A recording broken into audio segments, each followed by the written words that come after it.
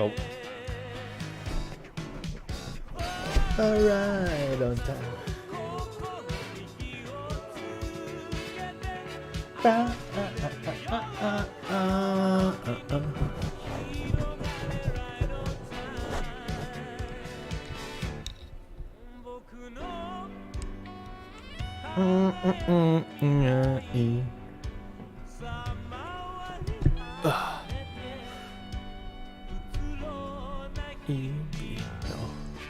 Subete ai ni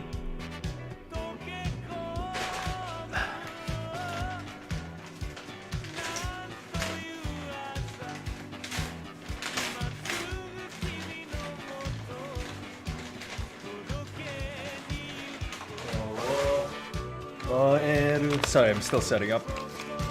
Just getting my snacks.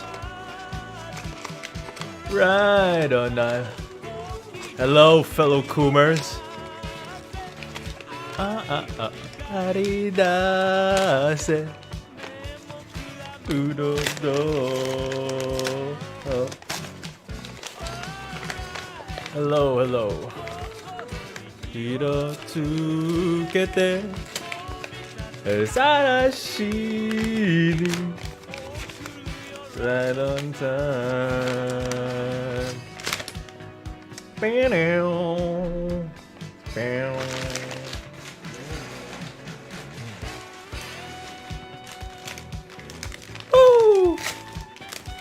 whoops.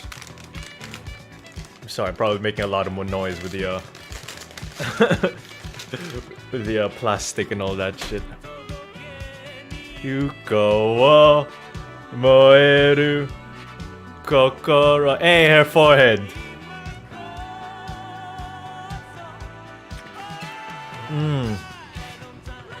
Hello, Crimson, Wealthy Bone, Sumuri, Jason Spencer.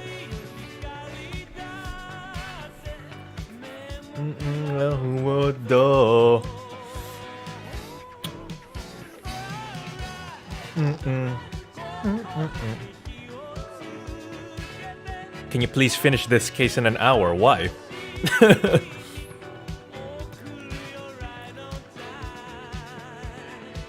Whoa, everyone just said hello all at once there. Holy shit. Yeah, I'm good, dude. No,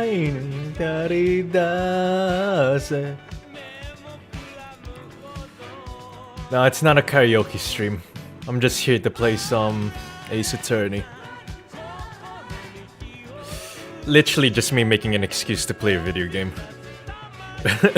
Like, the stream's monetized, but it's like... It's not like a very popular kind of game to play for a stream. But I don't really care about that because I just want to play this one game. Alright, I'm almost ready. Chillax.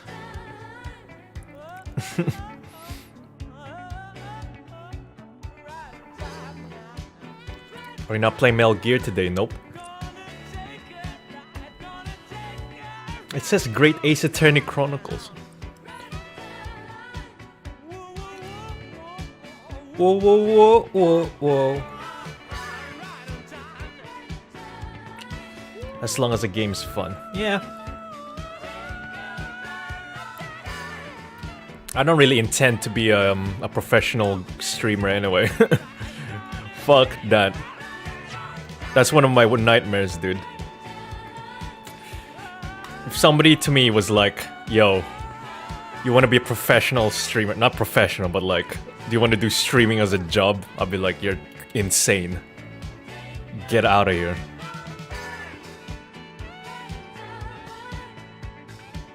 I was worried you cancel these streams altogether. No. I've already like... I'm planning it out. Alright, Thursdays, Fridays, Ace Attorney, right? And then... We've got... What was it? Monday, Tuesday, we've got Metal Gear Rising, because we still have the Blade Wolf DLC and Jetstream Sam DLCs. Hello, Samad. Hello, little Big Mac. What is it? Dude, you got some pipes though. What does that mean? I'll take that as a compliment. What was it? What was I saying? I got distracted. Let me just... Ugh. Gotta move my barriers.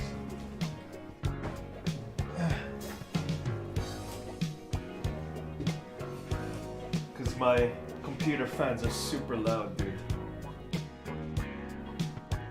Ugh. As long as you cover the second game, I ain't complaining. Okay. Alright, I think we're almost ready. Something about being a professional streamer and how it was a pain in the ass.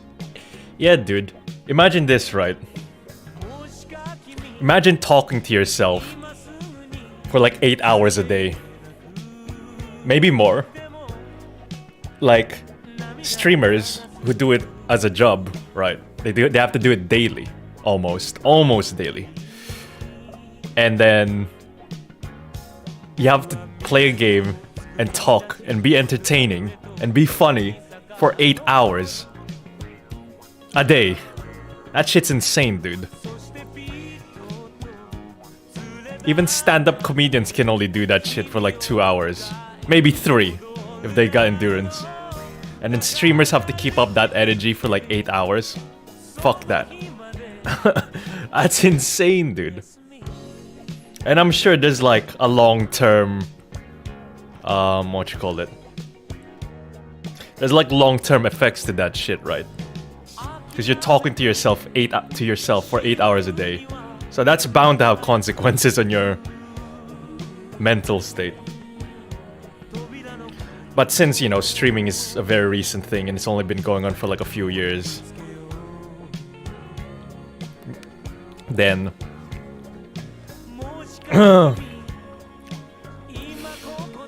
nobody really knows what it's gonna do to you. But I'm sure there's gonna be long-term effects in the future. Like maybe 20 years from now, I don't know, whoever the big streamers are, they're gonna have some problems in the future. I'm no doctor, but that's what I think.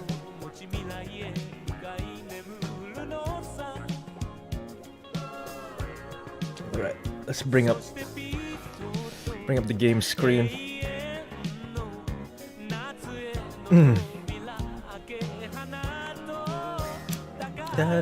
Sorry, Tatsuro.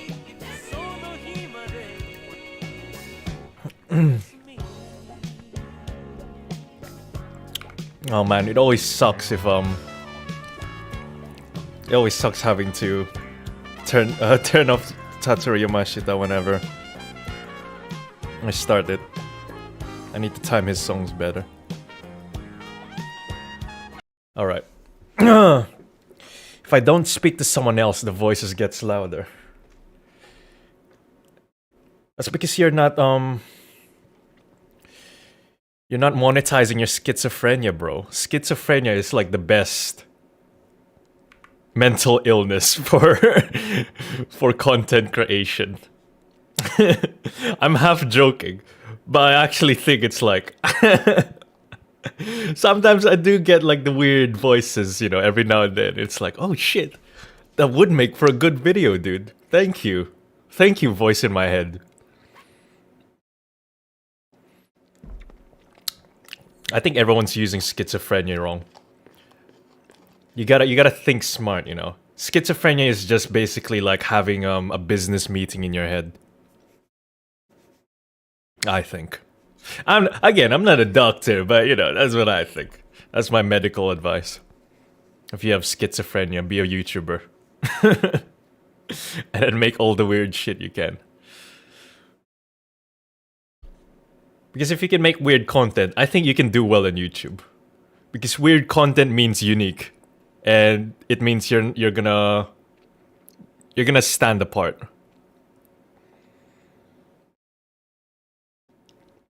You're gonna stand apart from all the fucking, you know, all the stuff people make on YouTube. Like comic dubbing. Alright, where were we? What happened last time? Let's get some music on. What happened last time? Oh yeah, last time, previously, in Ace Attorney. Give me your spine! What happened last time? I actually cannot remember. You hear the actual voices, not the ones in the head. Oh! As in, like, somebody's physically talking to you.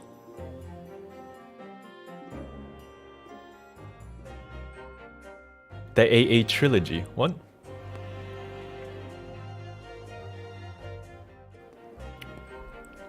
I'm kinda enjoying this, this double Ace Attorney thing.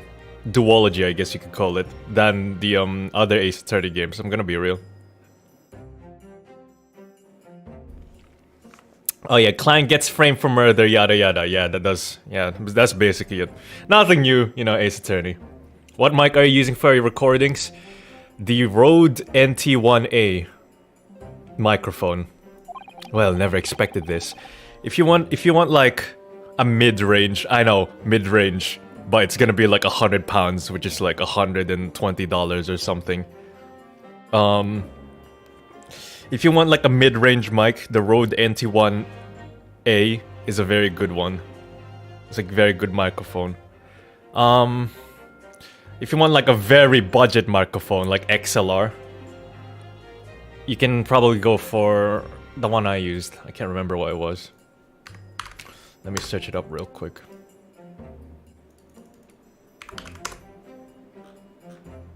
It was the...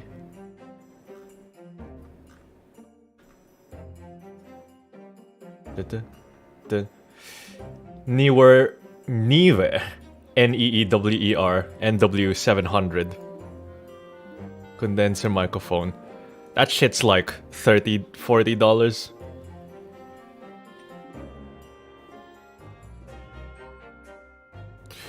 Who'd have thought we'd be back here again so soon? We are on a study tour of Great Britain with the intention of learning the country's legal practices. In order to research the latest court procedures here, we need as much court experience as possible.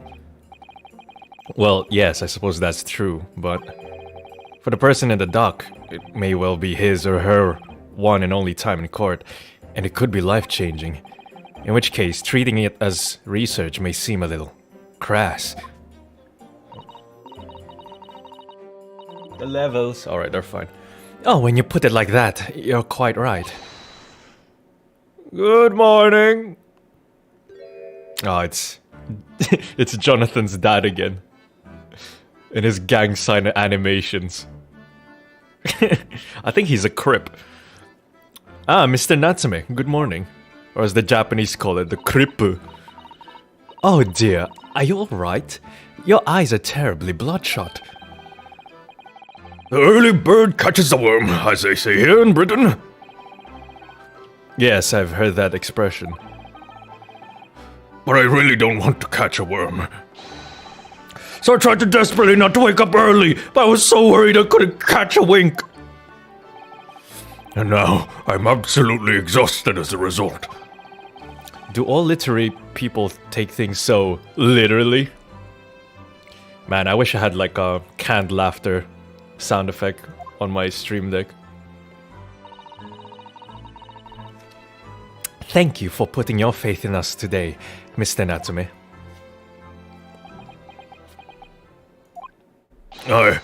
I wish I had 9 lives. My whole future hangs in a balance. Yeah, I'm not voicing the haiku.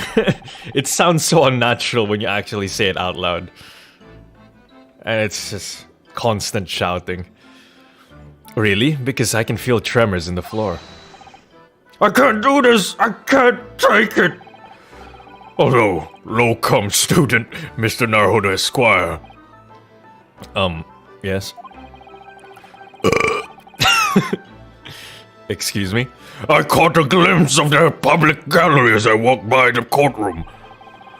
It looked like the opening night of the opera. There were so many people.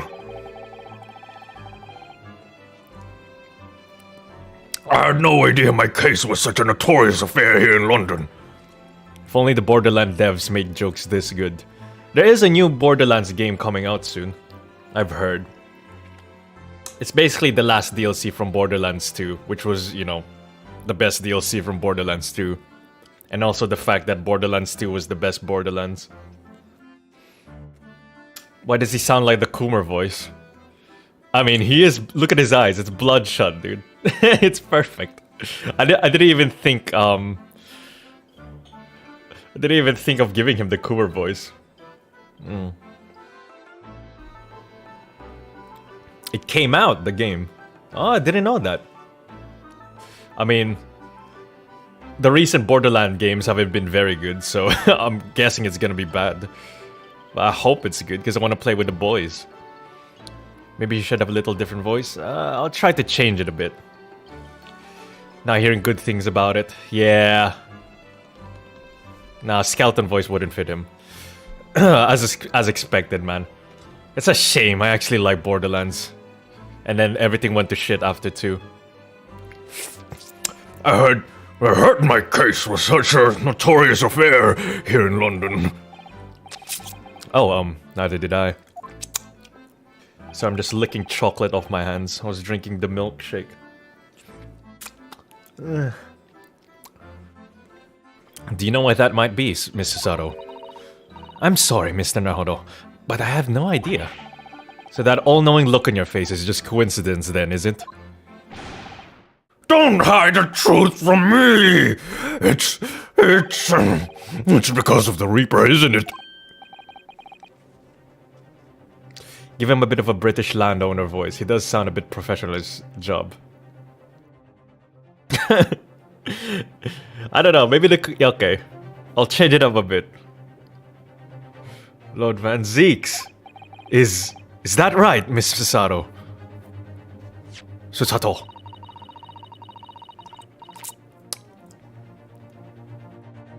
I purchased as many different newspapers as I could find this morning, and yes, Lord Van Zeeks is on the front page of every one.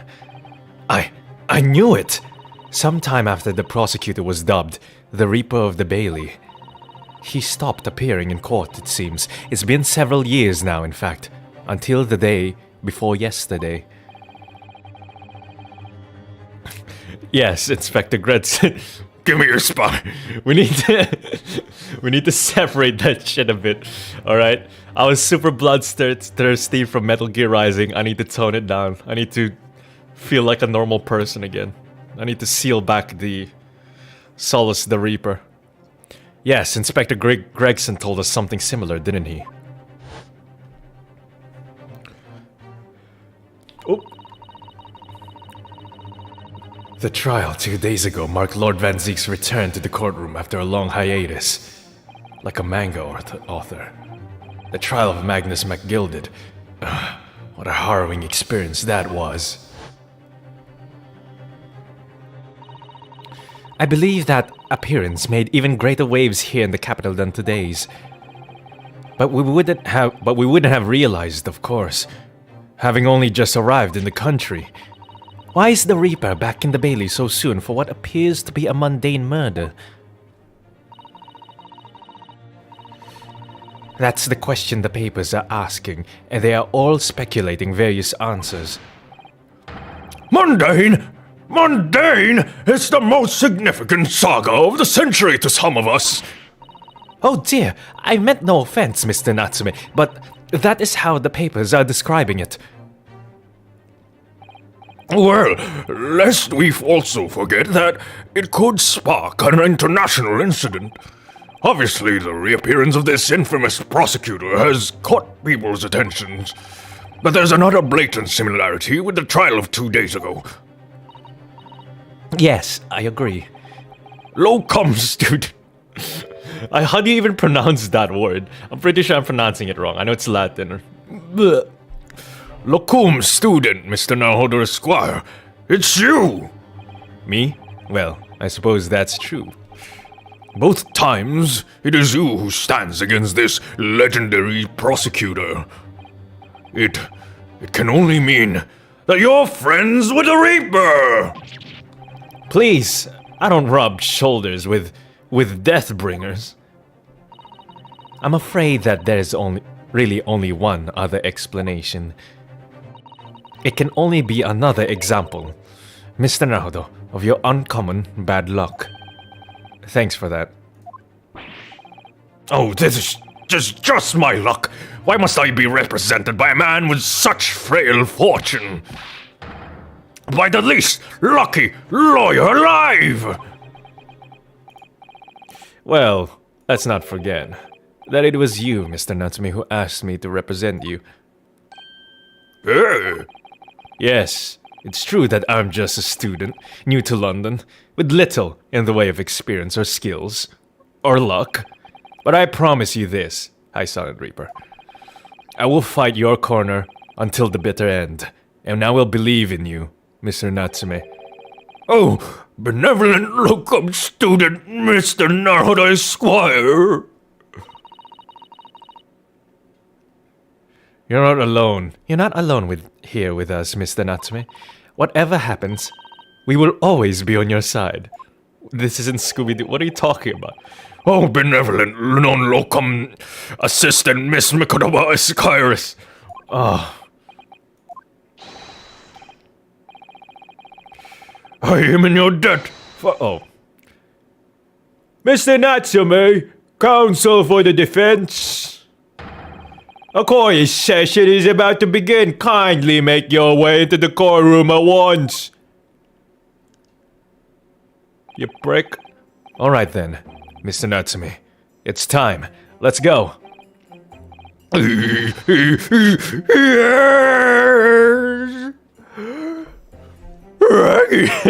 Alright. Yeah, he does sound a bit like Scooby-Doo. There's only so much range one person can have. You either have to really exaggerate it to make it sound like a different voice, or you just have to, I don't know, do a slightly different voice, but it's still kind of the same voice.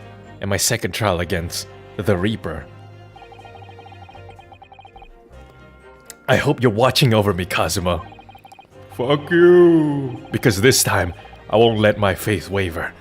I'll believe in my client to the last. Stop being such a pussy. Just like you believed in me. I believe I can do this now. I'm ready for this fight. Believe in me that believes in you, Ryunosuke. K. Can you do the Elden Ring intro in your own voice? Oh, the one where it's like, the loathsome dung eater.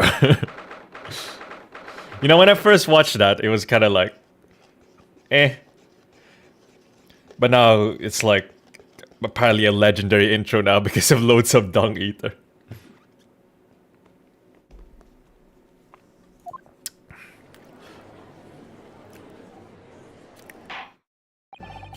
In the name of Her Majesty the Queen, I hereby declare this court to be in session. I now call upon the counsels of the prosecution and defense to declare their willingness to proceed. The prosecution is fully prepared, my lord. The defense is ready, my lord. Wow. I tripped those words hard. The Nipponese are a truly fascinating breed. Sorry, what? Lord Strongheart has told me all about you. That you are a student who arrived in London but 2 days ago. A mere amateur. Do you have a point? Being a compatriot, you feel compelled to try to help the accused, I suppose. Typical Nipponese arrogance. Forgive me, but I do not believe arrogance is an appropriate discussion. I love Van Zieks. Typical Nipponese arrogance. Susaru-san. After all, at our previous encounter, the defendant was found to be innocent. And then I killed. He went up in flames. Weirdly enough. Very true. And a most fascinating, if dark, trial it was too. The tragic conclusion came later, of course. Here's to the acquitted and his unfortunate, violent end. I killed him! Just confesses it right there. That's right, I burned the fucking wagon to the ground, and little Patty was banging on the door. It was music to my ears.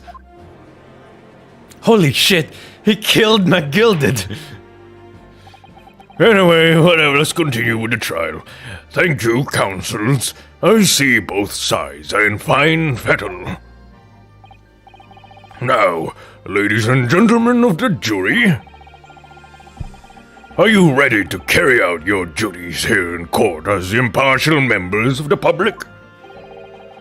Hello, Donkey Shin. Oh, it's Bruce Fairplay! What is he doing here? Are you allowed to bring like a former witness? As a jury? I guess? How did they even pick the jury? Did you just have like a lottery system or whatever? You never know where you might be down with your luck, but I believe in fair play for everyone. Oh, great. Well, I must warn you, I'm rather more ruthless than I appear.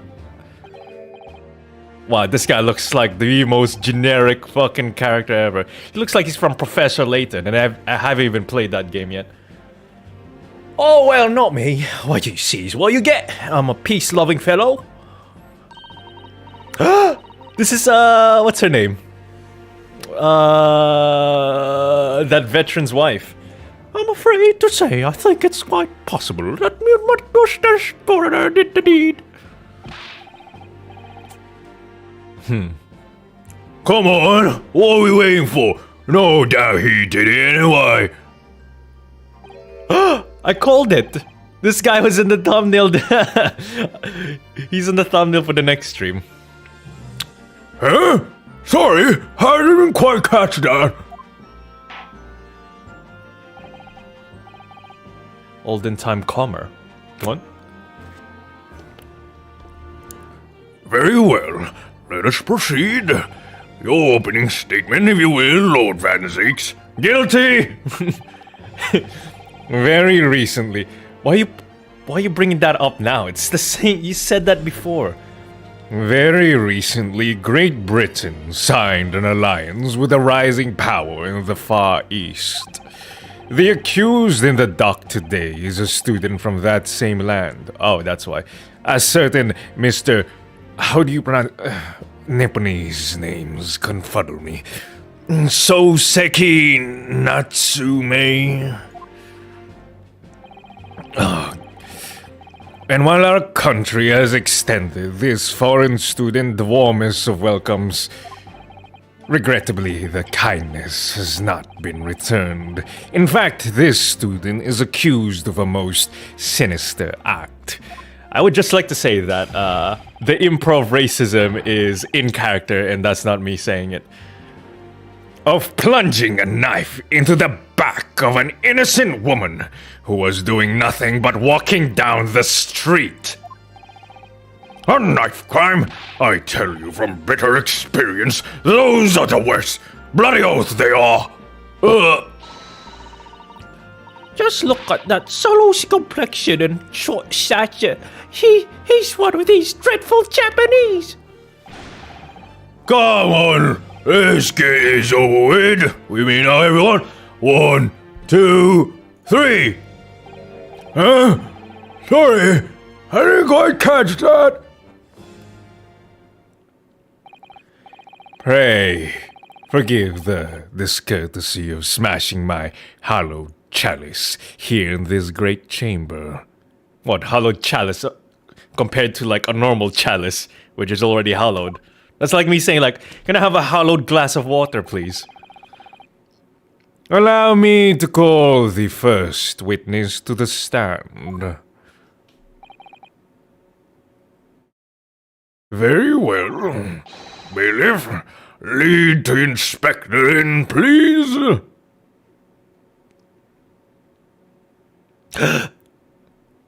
It's your boy. Your name and occupation, please. Yes, sir. Tobias Gregson, Detective Inspector, Scotland Yard. Would you please summarize the events of the case for the court, Inspector? The victim is thought to be a young woman in her 20s by the name of Olive Green.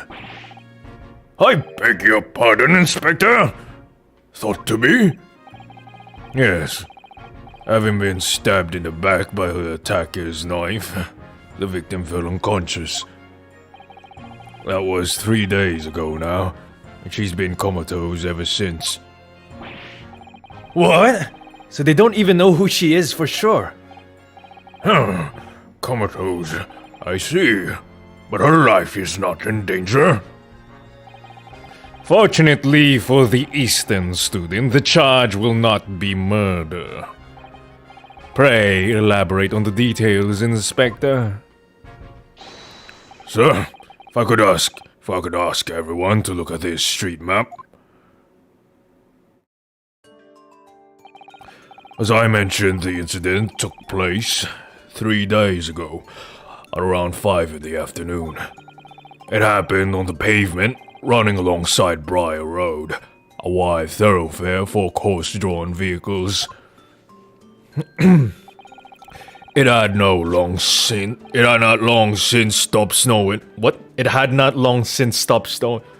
It had not long since stopped snowing as the victim, Miss Green, was walking down the street. Boop. Out of the blue, she was approached from behind by the accused and stabbed in the back. Shickety shanked.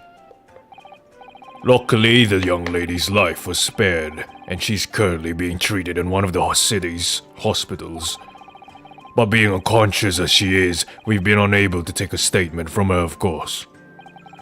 This is the case file with everything we know about the victim so far. Thank you, Inspector. The court will accept the documents as evidence, if you please. Lady got shanked. That's about it, really. Guilty. What of the weapon that was used? Sir, I have that here. It was removed from the victim's back. Ouch. That big thing is starting to make me scared to walk down the street now. With a heavy blade like that, almost anybody would have been able to stab the poor woman. I mean, she was also quite plump looking. It's pretty hard to miss that big of a hitbox. Even the scrag-looking Saseki-san, I suppose. A common or garden jackknife, I would say. Rather nondescript.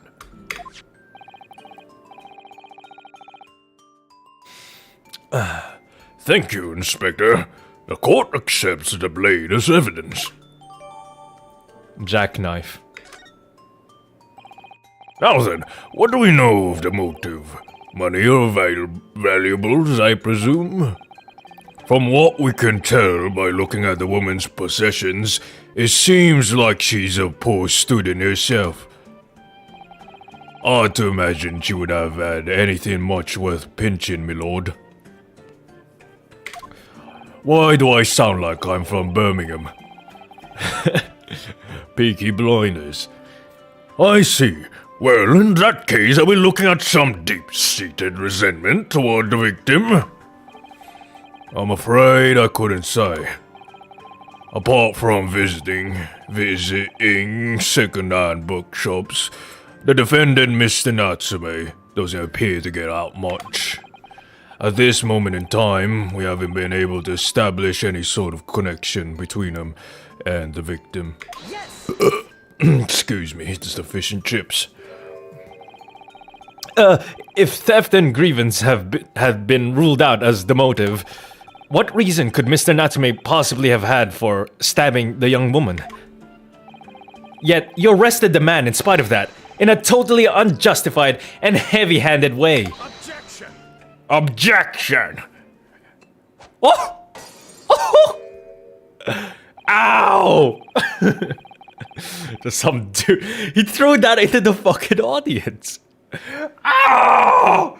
Oh my god! Pray forgive the discourtesy of flinging a freshly uncorked bottle into the public gallery. Ain't the detective from something Scotland? I don't think so. I just gave him like a, I don't know, northern accent. But your words have soured its hallowed bouquet. For it is you, my learned friend, who is being heavy-handed here. Nico made that same joke. What?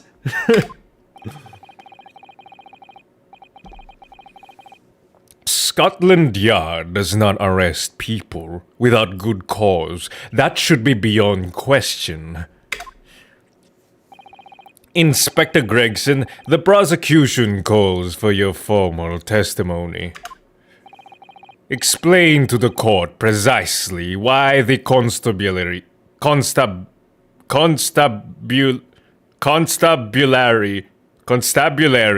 came to arrest the Nipponese student. Yes, sir.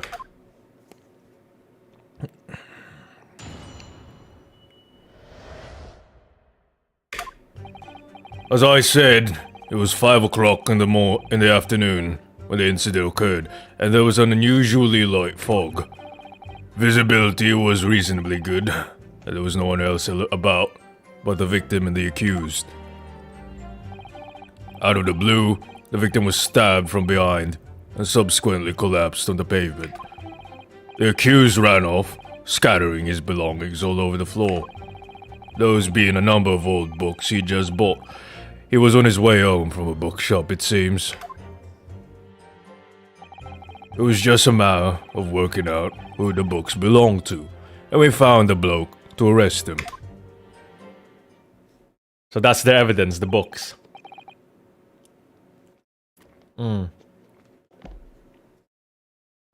Old books, you say? Oh, look at that whale. Looks like a beached whale over there. Yes, my lord. I have a photograph here of the scene of the crime, taken immediately after the incident. Ah, yes. I can clearly see the books to which you are referring. Fucking hell, she's a beached whale. I will take that photographic print as evidence, please, Inspector. What do the books have to do with Natsume? Because he's an English literature guy. So it makes sense that the books would belong to him.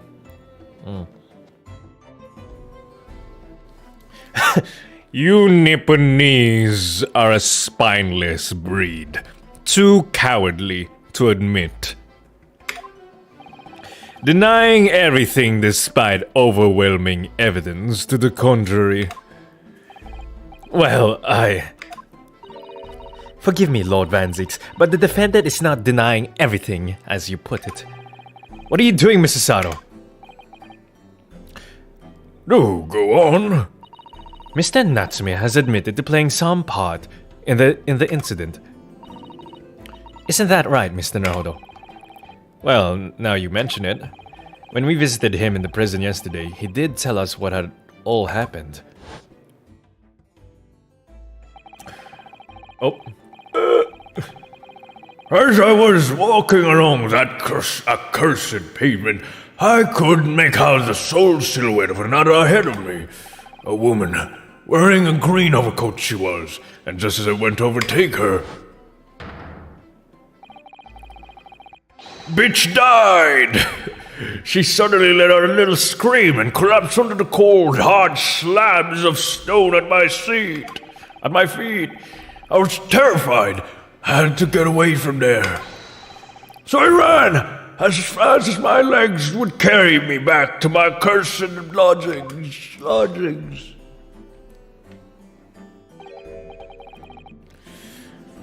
A green overcoat? Well, that's exactly what the woman in that print is wearing. Oh my, a photographic print in full color. What will the world come out with next? The defendant... Wait. They have colored prints by now? I didn't even know that. The defendant has nothing more than admit he fled the scene of a terrifying incident. That does not mean that he's guilty of the heinous crime of stabbing the woman in the back. There was nobody else there at the time, just the two of them, the victim and the accused. In other words, there is nobody else who could possibly have stabbed the woman. A fact that the accused concedes. It seems this cross-examination could prove to be pivotal, counsel. Proceed, please. Yes, my lord. Nothing for it. I have to use this cross-examination to turn the tables here. It's our only chance.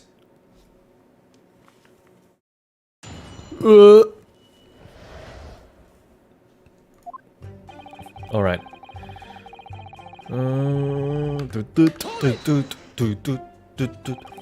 A light fog, you say? Well, like for London, you could see the opposite side of the street for once. Not much farther, though. That's light, is it? Around these parts, yes. Not something I expect a Japanese fellow like yourself to know, of course. I've read that London is famous for its fog. But in my country, people usually imagine that gives the city a rather beautiful appearance. How quaint. Yeah, well, it's not something us Londoners tend to romanticize, as I expect you can appreciate. I see. BTFO'd. At this time of year, the fog causes a large number of accidents, especially when it's heavy. Sometimes you can't even see your own hand at the end of your arm. Indeed, the other day I was nearly trampled by horses before I could see the carriage they were pulling. Sasada-san and I should definitely remember to stop, look, and listen. However, on that day that concerns us, the fog was somewhat lighter than usual. A fact no doubt lamented by the accused.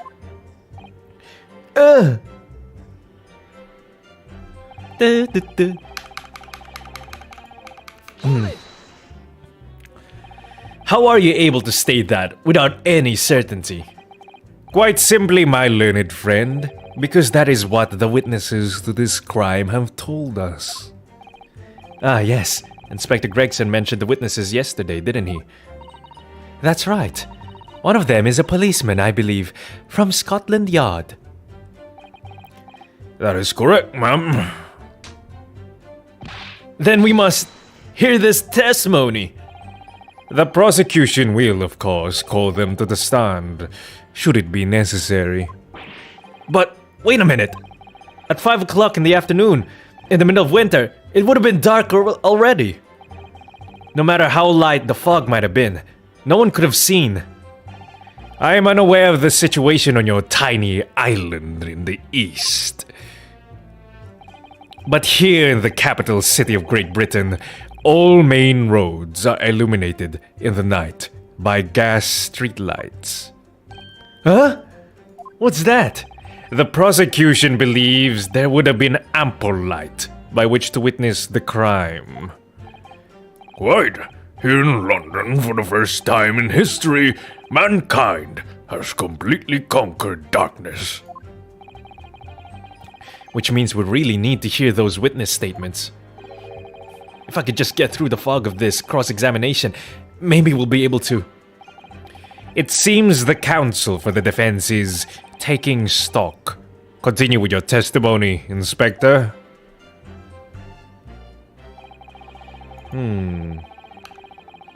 The victim was stabbed from behind, subsequently collapsed on the pavement.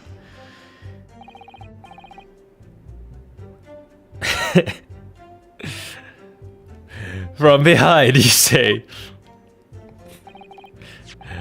That's right. As you can see from this print.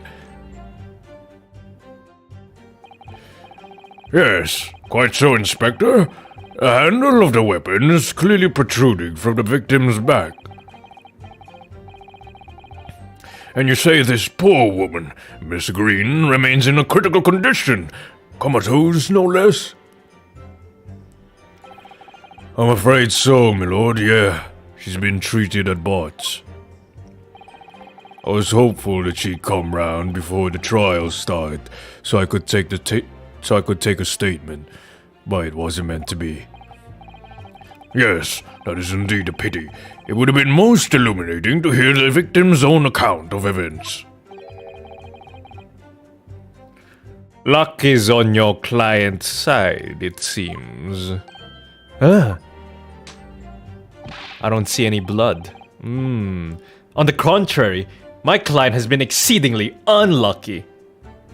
I do not give a shit. Your force of tone is seriously undermined by those disturbingly wide eyes, I'm afraid. I thought you Nipponese had less wide eyes. The accused ran off, scattering his belongings all over the floor. Oh, whoops. Oh, whoops. Wanted to press on that.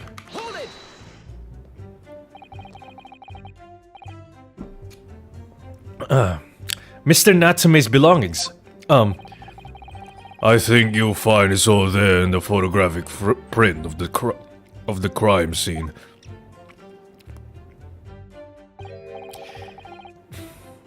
Yes, the 3 books on the floor. That's right, my lord. Second-hand books, they were irreparably damaged after falling in the snow, of course. The accused could easily have carried all 3 books in one hand, which means his other hand would have been free to wield the knife, for example. He's very clever, isn't he? God, he's so handsome. What do you mean? He's just so Giga Chad. He's made it extremely hard for you to assert that Mr. Natsume had his hands full with his books.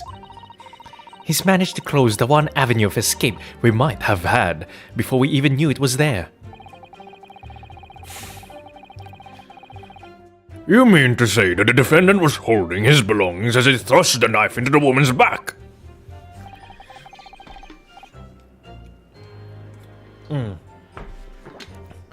That must be what happened, my lord, yes? Those being a number of old books he just bought. The defendant apparently visits a second-hand bookshop on a daily basis. Yes, so I understand. A shop full of old English literature. I commend the accused on the lofty subject matter for his scholarly attention. The bloke's room was stacked floor to ceiling with those musty old books. Can you tell us more about the bookshop in question, please, Inspector? Well, if I must, I'll have to ask you to look at the street map again, I'm afraid. Oh yeah, where is the bookshop? Oh, Jesus, that's close. A closest second-hand bookshop to the accused's lodgings is this place here, Bourbon Books. A little place at the corner of Briar Road and Meerschaum Street. As it happens, the accused is currently living in lodgings on the other side of Briar Road at the opposite end. Which means it doesn't take a genius to work out the route he would have taken home. Something like this.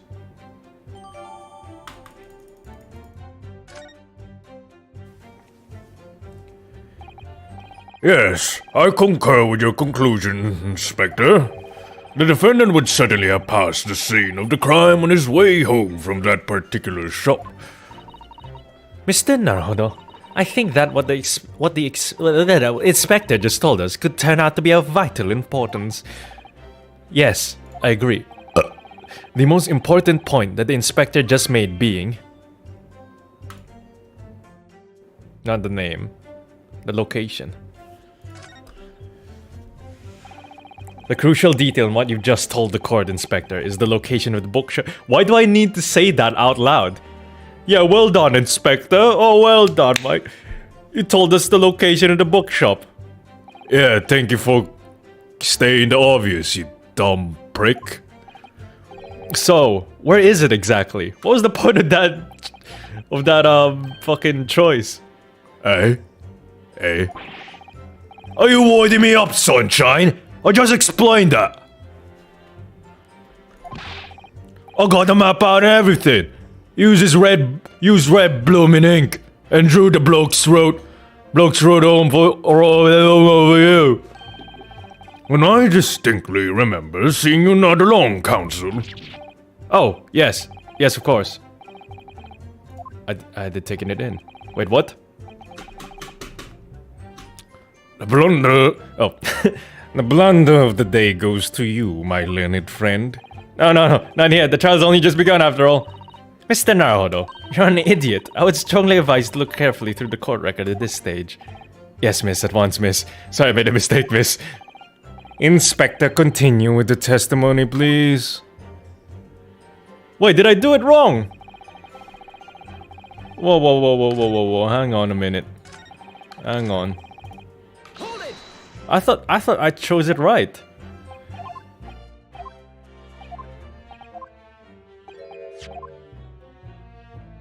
Did I do it wrong?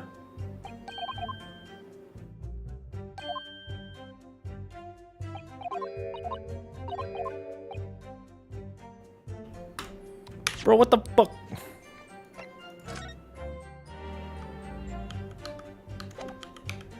Oh, whoops.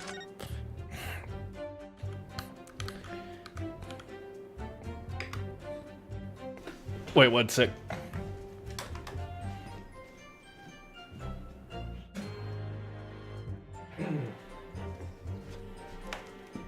I always get a blocked nose whenever I play Ace Attorney.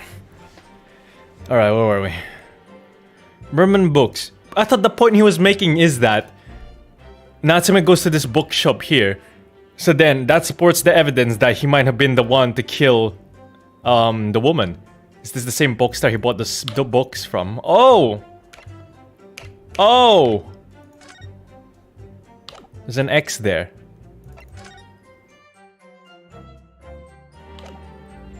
Wait, what's the name of the books he went to? I can't remember.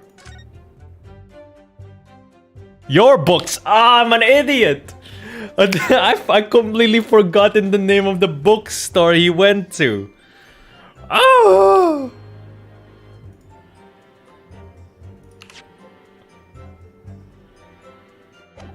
I thought the point. I looked at that shit. I was like, whoa, what's the? There's nothing wrong with the statement there.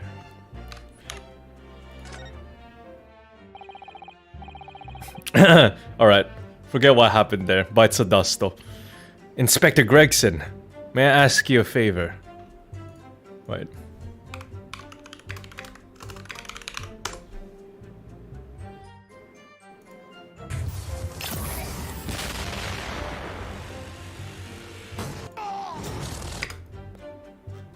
Oh, where's the one where he shots bites the dust though? Oh, there it is. Bites the dust though. Alright, there we go.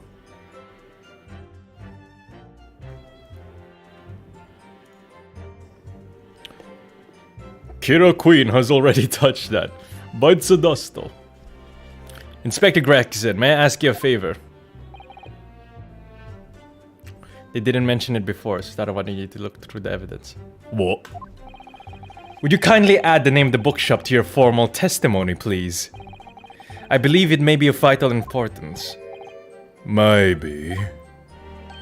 Oh, well, you know, I mean, yes, it could be a very important clue. Haha, wink wink, nudge nudge. Very well, not that I can see it being of any great significance. But please revise your testimony accordingly, Inspector. Yes, sir, my lord. Whatever you say. Could that man be any more sardonic?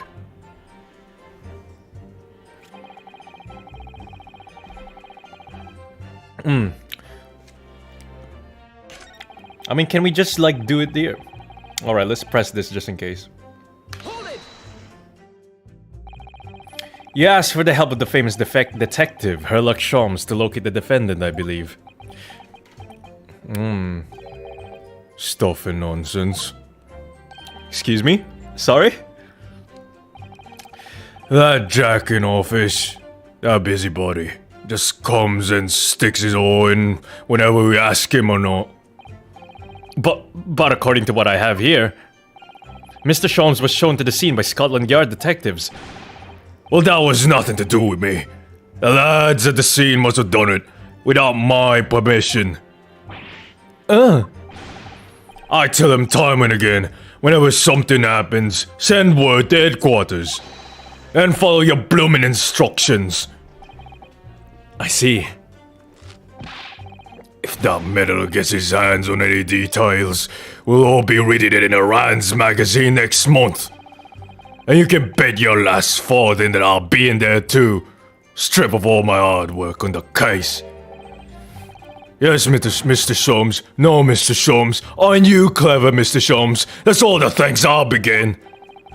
Inspector, if the man is proving detrimental to the Yard's activities, perhaps I should step in and deal with him. What the fuck's a prosecutor gonna do? Ah! It appears Inspector Gregson is lost for words. Yeah, oh. Yes, the Reaper's words carry a lot of weight, obviously. Anyway, the point is this. That little Japanese bloke's already admitted it. He's admitted that those books all over the pavement on the scene were the ones he bought that day. Oh.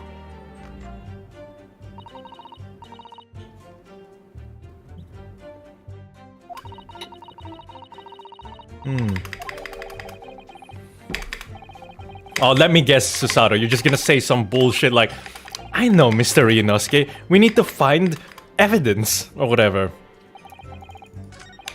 Yeah, well, how about you? Shut the fuck up. I couldn't think of anything. Alright, let's just present this shit. Objection! If I could just stop you right there, Inspector Gregson. What is this, sunshine? I'm a busy man, you know. This is a receipt that we found in Mr. Natsumi's room. It was issued on the day of the incident and details the purchase of 3 second-hand books. And you found in the accused's room, did you? Why is that so weird to say? Yes, but the point is not where the receipt was found, but the name of the shop printed on it. Go on. This receipt was issued from a bookshop called Your Books. Get it? Your books. Y-O-R-E, I presume. Yes, my lord. So Mr. Natsume did indeed purchase a number of books at a second-hand bookshop that day. However, the bookshop in question was not Bourbon Books. Huh? What? Inspector, do you know of this other bookshop? Yes, sir. Your books is another second-hand bookshop not far from Bourbon Books. It's just that, well, it's such a small place, I didn't think the accused would have known about it. That's not good enough. When in fact, that is the bookshop which the defendant visited on the day in question. And this receipt proves it. Objection! Yes, for what difference it makes. Wherever the man purchases his musty tomes, it makes no difference in the final analysis. I disagree.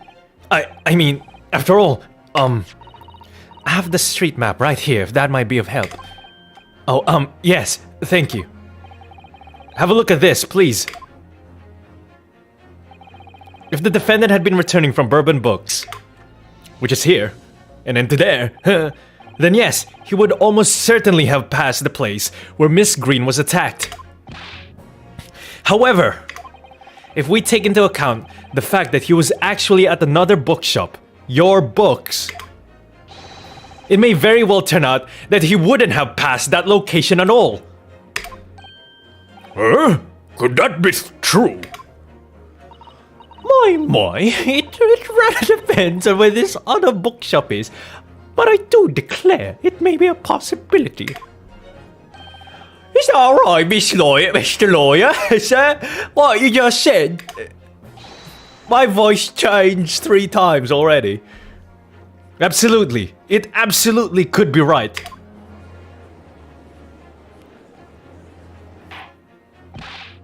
Inspector Gregson, where is this Your Books establishment? Well, obviously we looked into that. It turns out that Your Books is just here on the next corner of Meerschaum Street going east. Then he could have taken it from Calabash Road and then down left. Oh, and there you have it, as you can clearly see now. Oh. Oh look, I have another hallowed chalice in bottle. My learned Nipponese friend is obviously in training to be a clown. The way he regales us with such witticisms.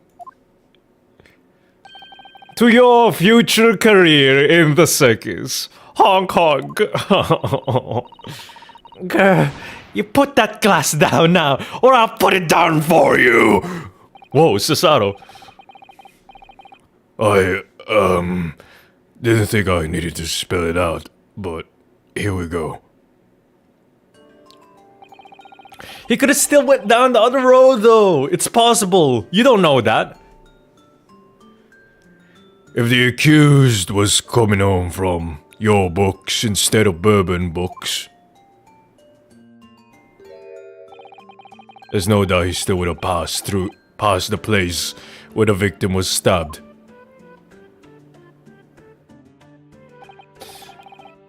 Yes, thank you, Inspector.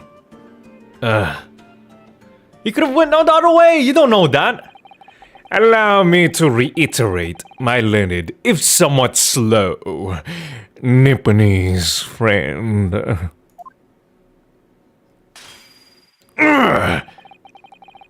Wherever the man purchases his musty tomes, it makes no difference in the final analysis.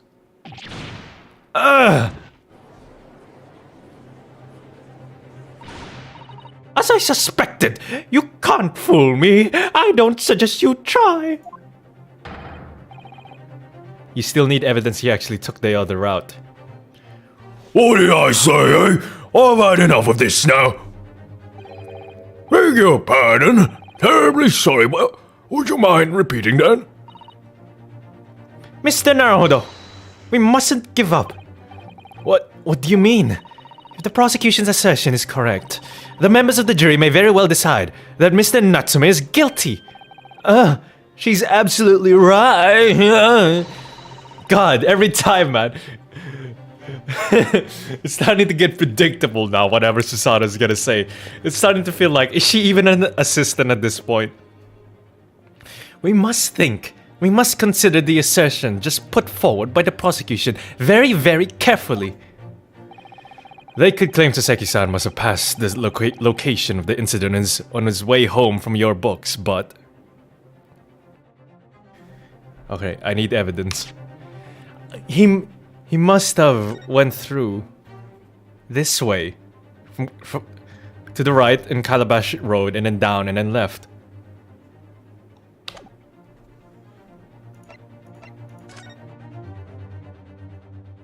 Okay, 4:45 p.m. What time was the stabbing? Okay, that does. There's the autopsy. That's what I want.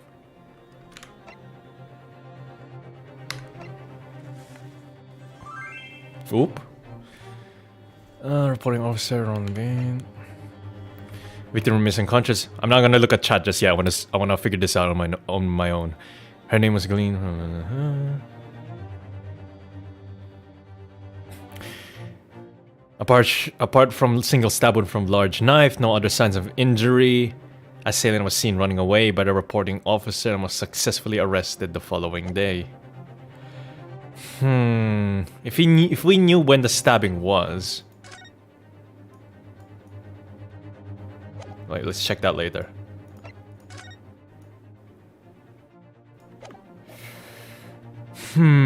What time was it?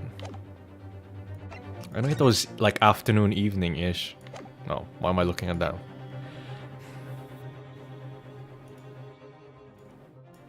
The main problem is that his books were found at the scene of the crime, which means he did took that route in question.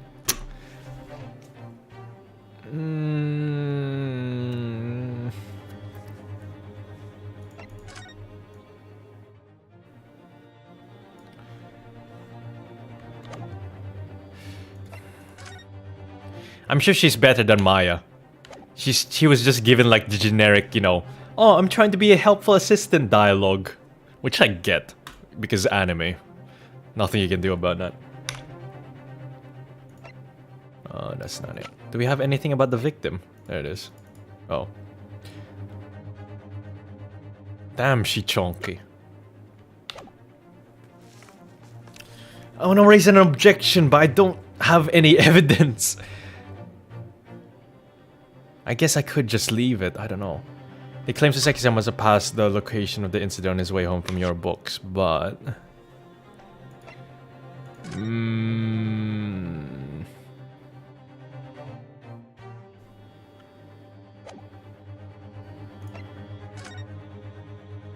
I don't have any evidence at all.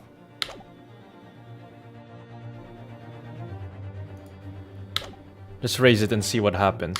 Yeah, sure, why not? I'm sure the game's gonna clown on me, as usual. Oh, you raised an objection without any evidence to back it up. You fool.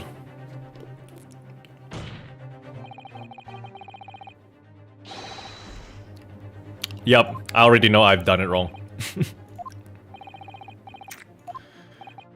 Yeah, hold on. You can see what I mean on this map.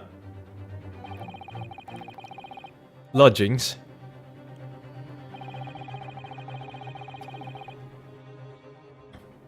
Mr. Natsuki could have followed the route suggested by the prosecution. However, that isn't the only conceivable route to take between the two places. Yeah, see, that's what I was thinking. But I don't have any evidence to support that. If the defendant used these streets, look what happens. He arrives back at his lodgings without passing the location where the victim was attacked. Talking back to a clown is a fool's errand, of course. However, I feel compelled to point out that route is what is commonly referred to as the long way around. On a cold winter's night, why would any man choose to take a longer route home? Well, it's not that long. The answer is extremely simple. He wouldn't, in other words.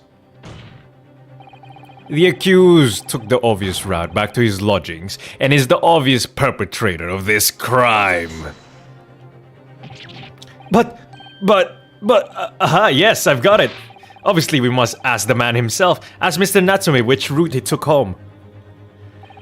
I have already informed the court of the accused's response to such questioning. He claims he has no recollection. That's right. As I said, the bloke seems to spend his time outside wandering aimlessly from A to B. That day was no exception. He says he doesn't remember where he was or which route he took home. What the fuck, dude? I don't believe this! That doesn't make any sense. I thank you, my learned friend, and suggest that we do not waste any more of the court's time by wandering aimlessly around this subject. Pray, what say you, insightful jurors? But even if that is the case, the defense still... Oh shit! Everyone's like, shut the fuck up, dude.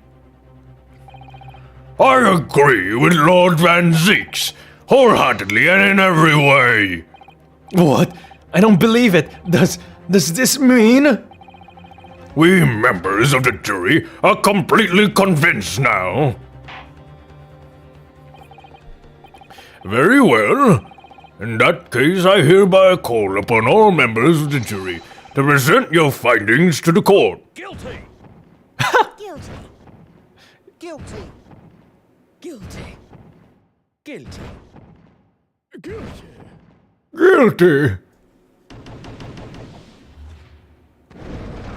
Oh no!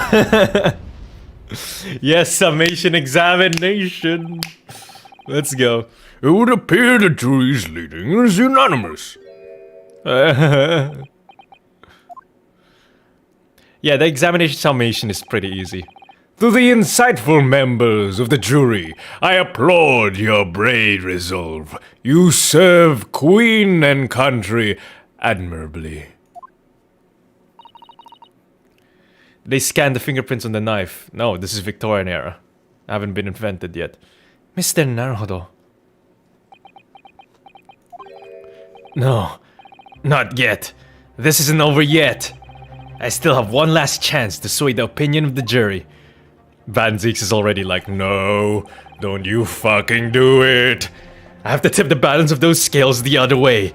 I have to turn this around. It's turnaround time. Somehow. Don't you fucking do it. Those are the eyes of a quarry, not yet willing to give up and die.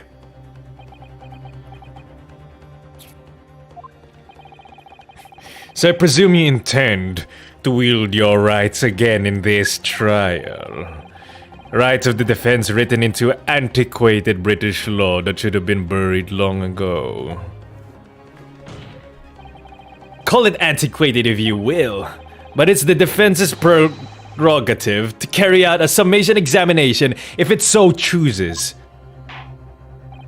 Very well, counsel.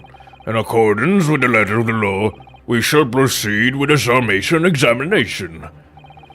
Are the members of the jury ready, Mr. Foreman? Of course we're ready. I'm all too familiar with that Nipponese whippersnapper and his uncle's refusal to throw in his alley. Very well, then.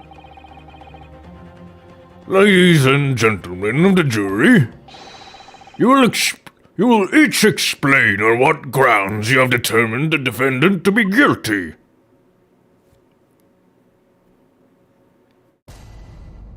Judicial findings.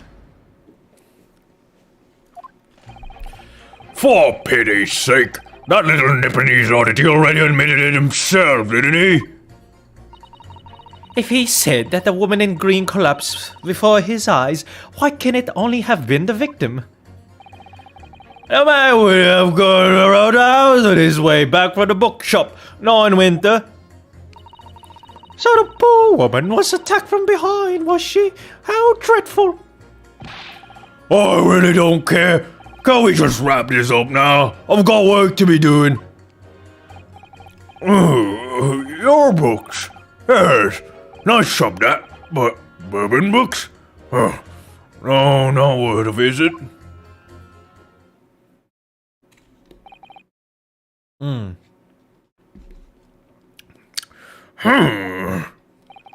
With only minor exceptions, the reasons for finding the defendant guilty are all too clear. When the stabbing occurred, the only two people at the scene were the victim and the accused. And the accused himself has admitted to seeing the victim in her green overcoat sink to the ground before his eyes.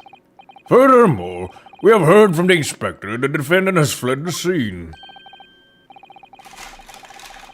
Oh, that's not the thing I'm looking for. I must say, I would have apple glad to convict this man already. Sorry, I'm just getting my dinner. My dessert. Oh dear, even the judge appears convinced of Mr. Natsume's guilt now. For real, and none of them provided any, good reason. Why did they have to run away like that? And how are we supposed to believe in some phantom attacker that nobody could see? This is impossible! How can I possibly make a case for the defense? We're doomed! Ooh. Mr. Naruhodo, there is no time for grumbling. This was a terrible idea.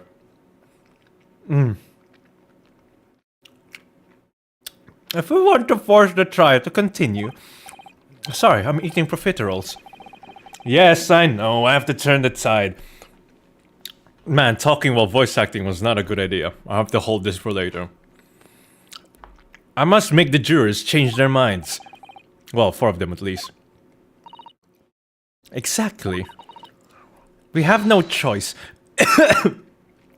but to but to forge forward. Wait.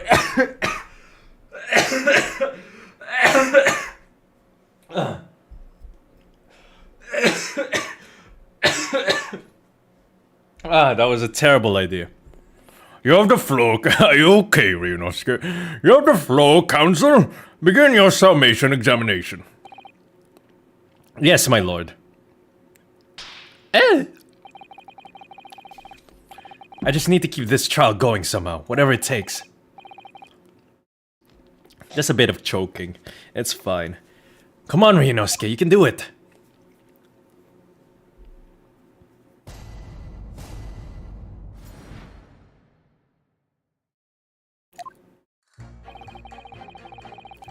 Alright, we're just gonna pit them against each other. What even is the point of pressing these?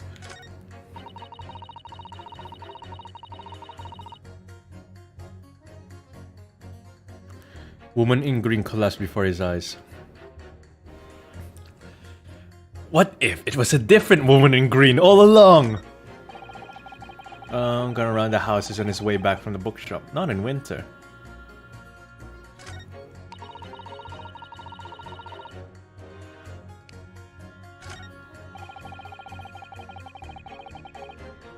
Okay, useless.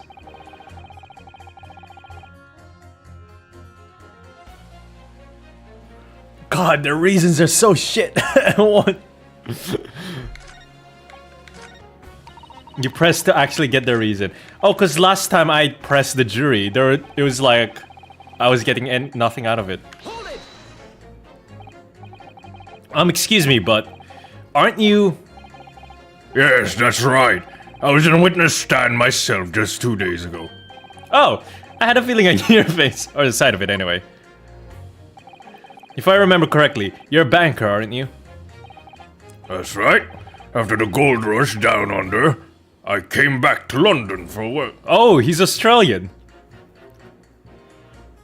Oh wait, no, he could just be a businessman who just went to Australia. And it was all going swimmingly until you started fossicking around.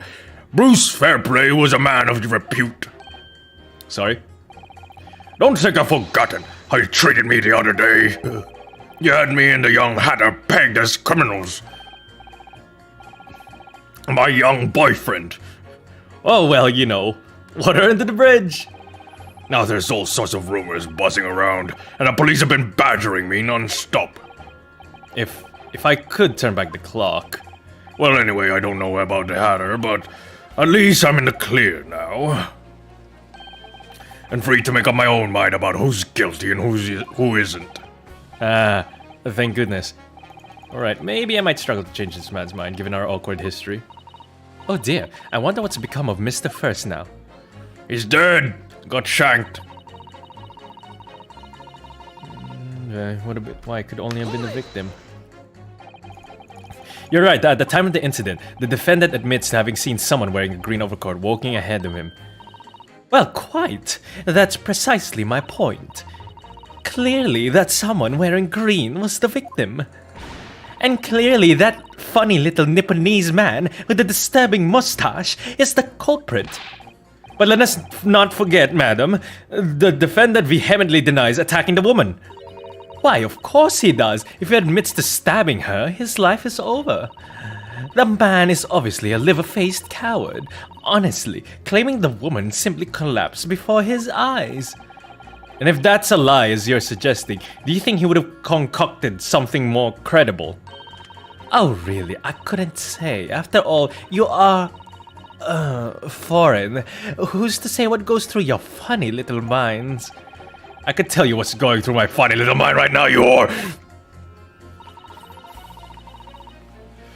How about you hop on this Japanese dick? I do declare the man has already made the admission.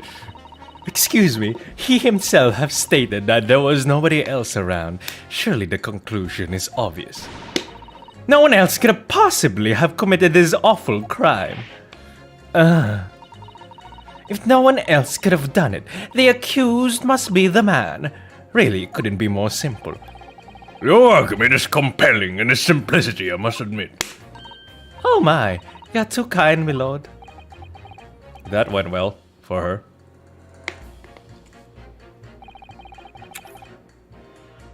Hold it!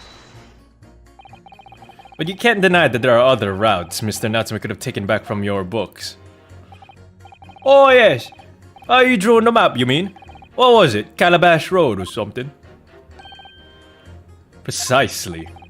But it seems to me that, well, I was just whether the Japanese fellow actually went that way or not. Well, yes, that's true. At a moment, there's no proof that shows he did, is there? Well, yes, that's true as well. And as I understand it, the accused himself doesn't remember which way he went, does he? Well, yes, that's annoyingly true. Winter nights are dark and cold, so the way I see it, you'd want to get home as quickly as possible. Well, yeah. Why is this true? So really, the only thing that makes sense is that you went home along Briar Road. I'm supposed to be convincing you here.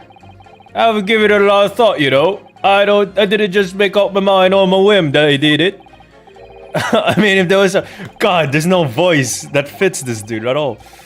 I mean, I reconsider my position in that case. Honest, I would.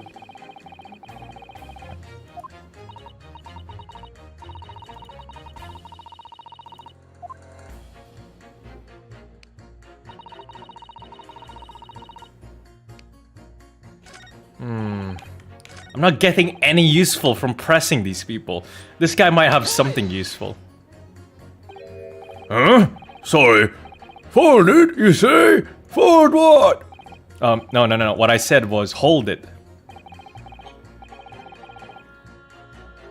What I wanted to ask was, do you visit your books often? I like the old books every day, yes. I enjoy reading them over a nice cup of old tea. That's my daily routine, you see. Same thing every day, including the day you're all talking about. And what time did you visit your books on the day in question? Well, I was picking over books in there all afternoon, and it would have been just before 5 that I left. That's my daily routine, you see. Same thing every day, including the day you're all talking about. Just before 5, you say. Exactly when the victim was attacked. Are you sure about the time? Oh yes, no mistake there. I remember it well. I'm not about to forget that day in a hurry. Not after the dreadful time I had. What do you mean? The old man is also wearing green. Oh no! Well, I was walking down Calabash Road when I slipped on the... Oh! Rowan, you called it! Oh my god, that's enough evidence to turn the entire case around. It's always worse after the snow stopped falling. That's when it's most slippery. Knocked myself clean out, I did. I really thought my number was up. Wait a minute. Let me get this straight. This happened on Calabash Road. That's right. I live in Cornpipe, you see. Heading down Calabash Road is the quickest way for me to get back from your books. Oh god. This is also another similar voice.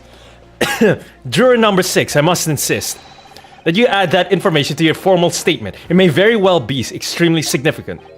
Huh? Sorry, extremely sick? No, I'm quite alright now.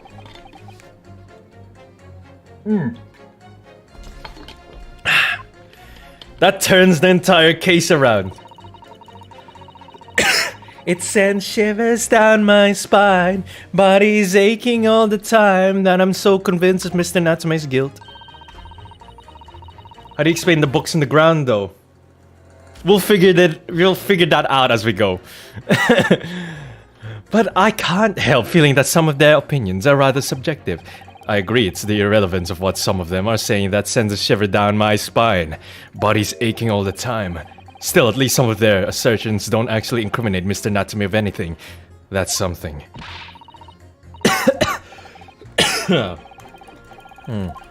Alright, blah blah blah. Let me present the evidence! Pit them against all.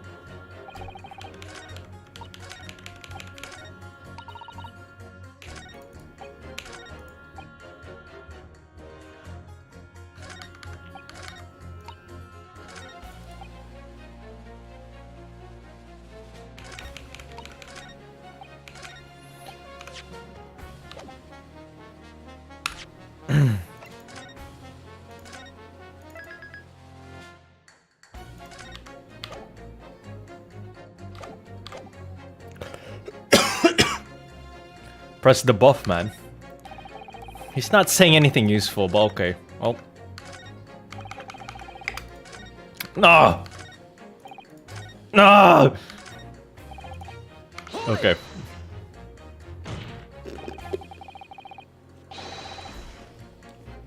A man's life is on the line here, sir. This will take as long as it takes. Don't get clever with me now, son. My life is on the line too, and so is my family's.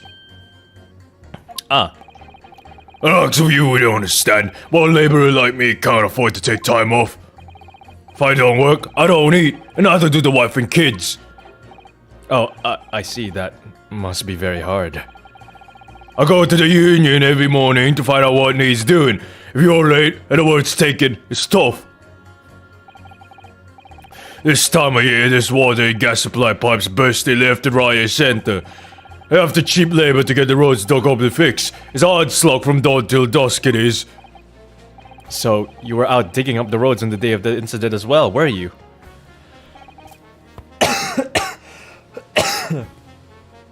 That's right.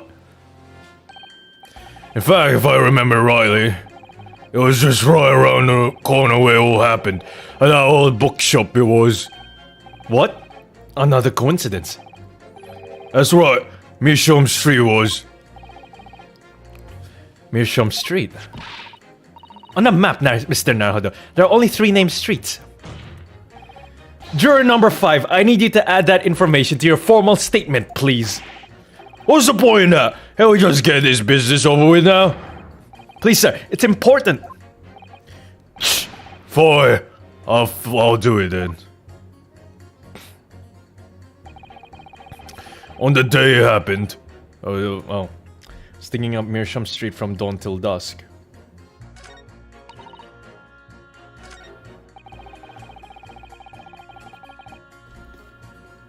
I have a little question. Are you Baalbuddy? No. We have a disclaimer on the start of every comic dub video that says we are not the artist. It's in the description. There's also a disclaimer saying we're not the artist. We're not Baalbuddy or Centurii. We stated a lot of times that we only do the dubbing and the editing and all that. Baalbuddy is a separate person. And Baalbuddy does know us. Where were we? We can compare the receipts of the thing. Must be trying to keep saying that, yep. Nobody fucking reads the disclaimer.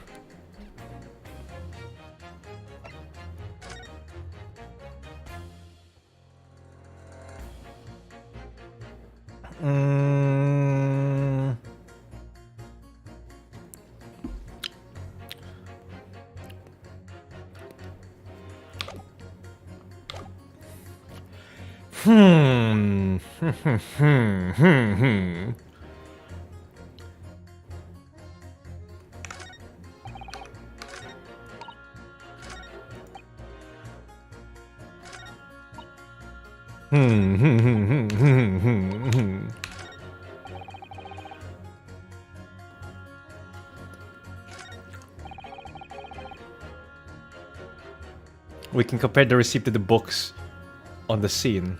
What? Yeah, he bought it at 4:45. Wait, what time did he say it was again? Hold it! 5 o'clock.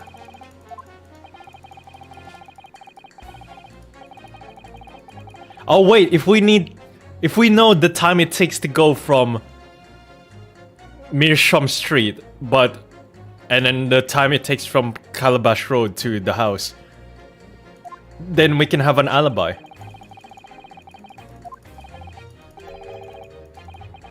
I'm not sure I can remember. It was 3 days ago. Try dredging your memory, please. Oh please, this could be important. Well, let's see. It was especially slippery around. Ah, yes, I remember now. It was just in the corner here. Oh! Which means... What happened to you then? Were you alright? Well, don't get too many people down Calabash Road, you see. No one around. No one around when I knocked myself out. No one around when I came to again. And no one around when I sneezed. So I picked myself up and went back to my nice warm house where my grandchildren were waiting for me. A sad and lonely picture you paint, sir. You were fortunate not to have frozen to death. I'm calling it now. The victim who was stabbed is his grandchild. Yes, how lucky that he wasn't more seriously injured. True, it sounds like it was very nearly another hospital admission. Or worse. Ah yes, one more thing. Were you wearing that same green overcoat on the day in question? Absolutely, it's the only coat I have. It took until this morning to dry out properly. Good job too, or I have nothing to wear here. So count your blessings, I say! Ho, ho, ho, ho. Yeah, Buffman was doing construction work at Meerschaum Street. Which means he could be a witness. I just need to get his testimony to see if he saw Natsume or anyone else. Please say something. So, if I understand correctly, you're a day laborer and you were doing road maintenance that day. That's right. Like I said, you get a lot of best gas and water pipes out of the ground in the middle of winter. It's the only time of year fellows like me can actually make a few bob, and I'm missing out today. And when you say from dawn till dusk... Well, the work has to be completed within the day, see? No coaches or pedestrians can pass while it's happening. I wonder if I could trouble you, sir, to mark on this street map the exact location of the works you were carrying out. Give it here then. Let me have a look. Come on, come on, come on. Right, let's see then. Oh! Here we are, Measham Street. Yeah, it was just here, like. It was a tidy dig, I can tell you. We had to get through all the drifts of snow that are frozen solid. And at what sort of time did you finish the work? Well, we started in the morning, and we kind of finished before gone 6, I'd say. The snow had stopped coming down, but it was long past dark for sure. That means the roadwork was still going on when Miss Green was attacked at around 5 o'clock. Roadworks on Measham Street, huh?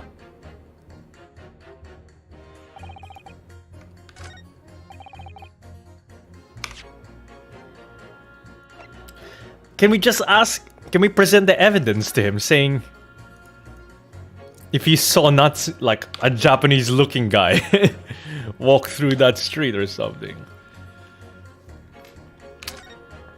Or should we pit these two guys together? But it wouldn't make sense to pit them.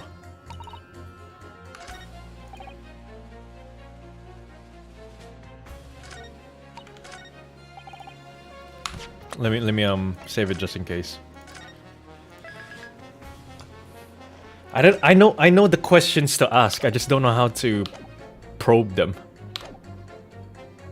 Come on. Oh, no pedestrians could pass that street while he was working.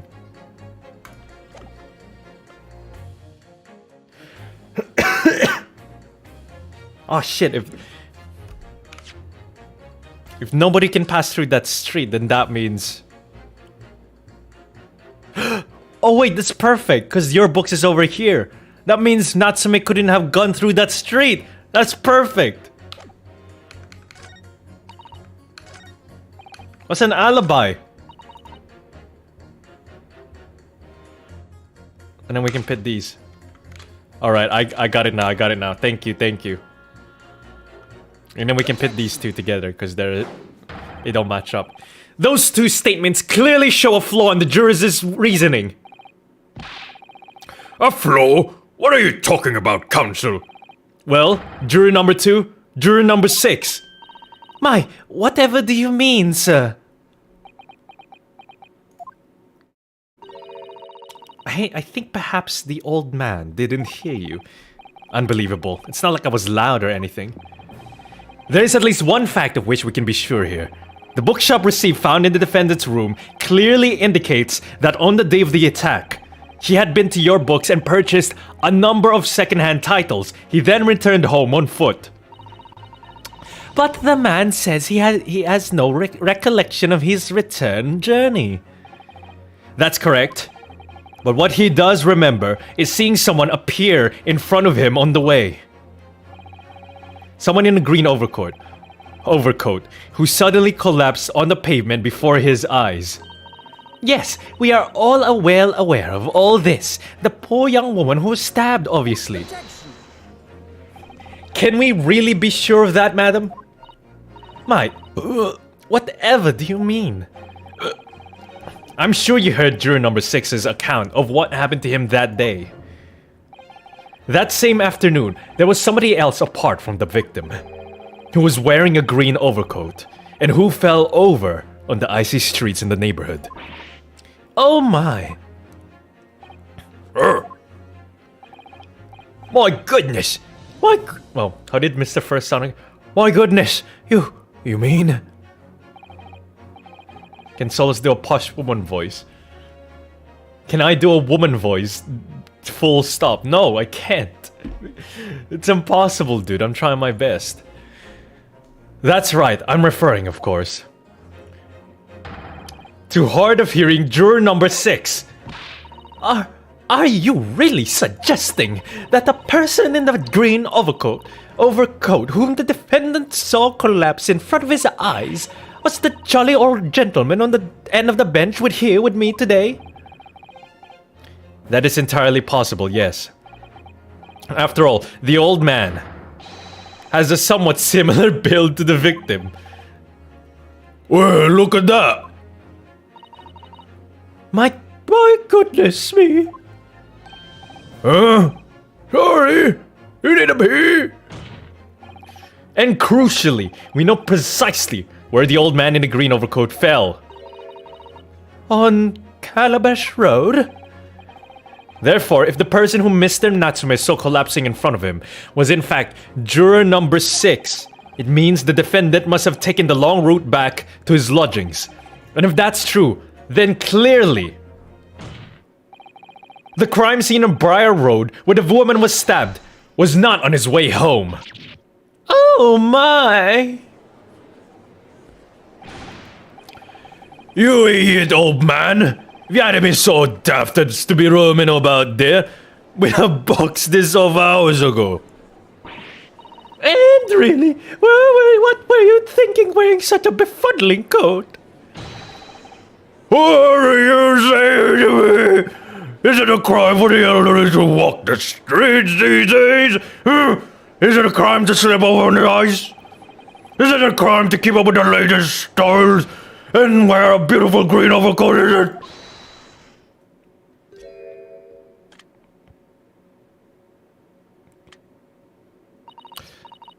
Me lord, I do hope it won't cause any inconvenience, but... You'd like to change your leaning, I presume? I do declare. When she says the declare, she said that the first time. I just think she has like a southern accent now. She's a southern belle. I do declare that I should like to call for a verdict of not guilty. Thank you. And I would too. I do declare. What?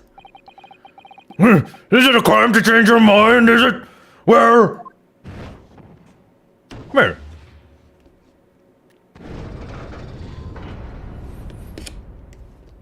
Why, I do declare, sonny boy.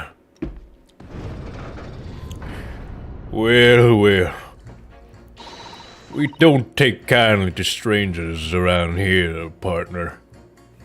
Oh, well done, Mr. Nahodo. That was wonderful. Well, we've managed to change a couple of minds at least. It strengthened our position somewhat.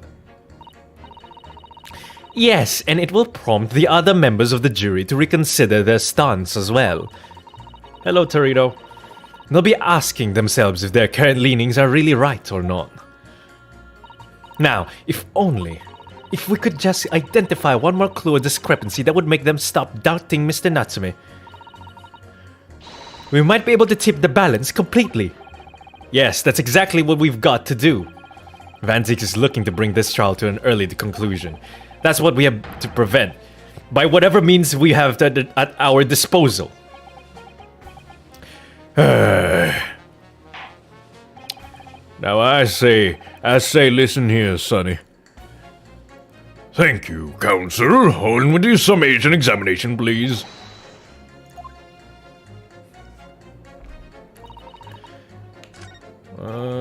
Man would have gone around the house on his way back from the bookshop. Oh. Yeah, I get it. Chill. Objection. He couldn't have been able to go through that. Those statements are clearly at odds with one another. At odds, counsel? Explain yourself. Please, don't put it wasn't me, I swear. Whoa, what? What? Oh, I just want to get this done and dusted. Well, juror number 3. Me, sir. What do you mean? Juror number 5's words just now are extremely significant. Let's take a moment to consider the implications of what's been said on our map of the local area. On the day in question, Mr. Natsume visited this bookshop to purchase a number of second-hand books. And on the same day, we now know that there were works being carried out on Meerschaum Street, making it impassable. Which means that the defendant's route home could not have taken him along Meerschaum Street and down Briar Road. Oh, yes, of course. What do you think, sir?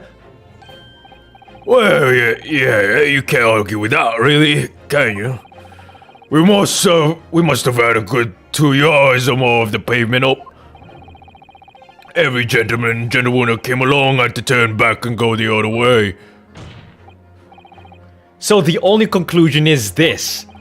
That the defendant must have taken the longer route back to his lodgings. Yes, I suppose he must have. I suppose that must be right, eh?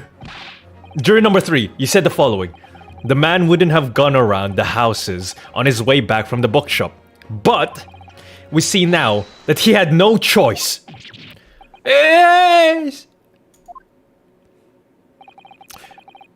My lord, Mr. Judge, sir, if I may.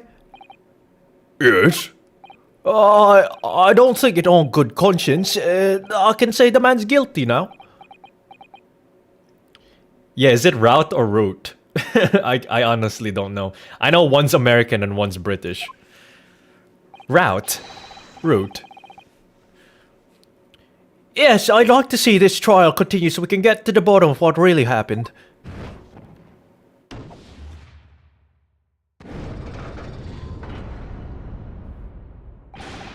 What about you, sir?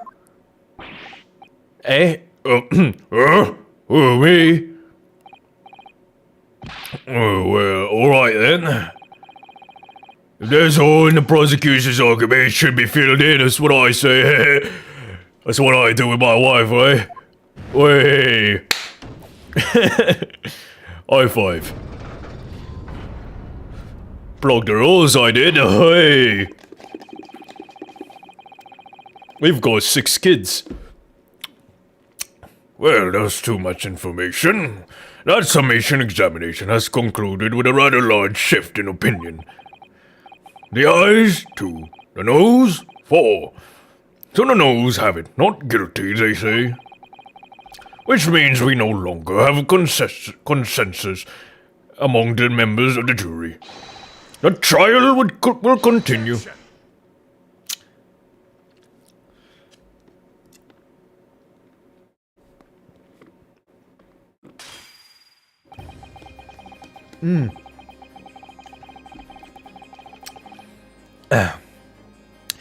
Could it seem churlish of me to drink from my hallowed chalice moments after raising an objection?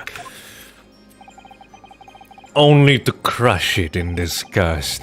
Pray forgive the discourtesy. Lord Van Zeeks. It seems I must retract my earlier remark. What do you mean? I mistakenly credited these jurors with intelligence by describing them as insightful. Yet we have just witnessed them falling for a cheap trick performed by an Eastern entertainer. Eh? Whatever do you mean? I haven't tricked anyone. Everything I've said is the truth.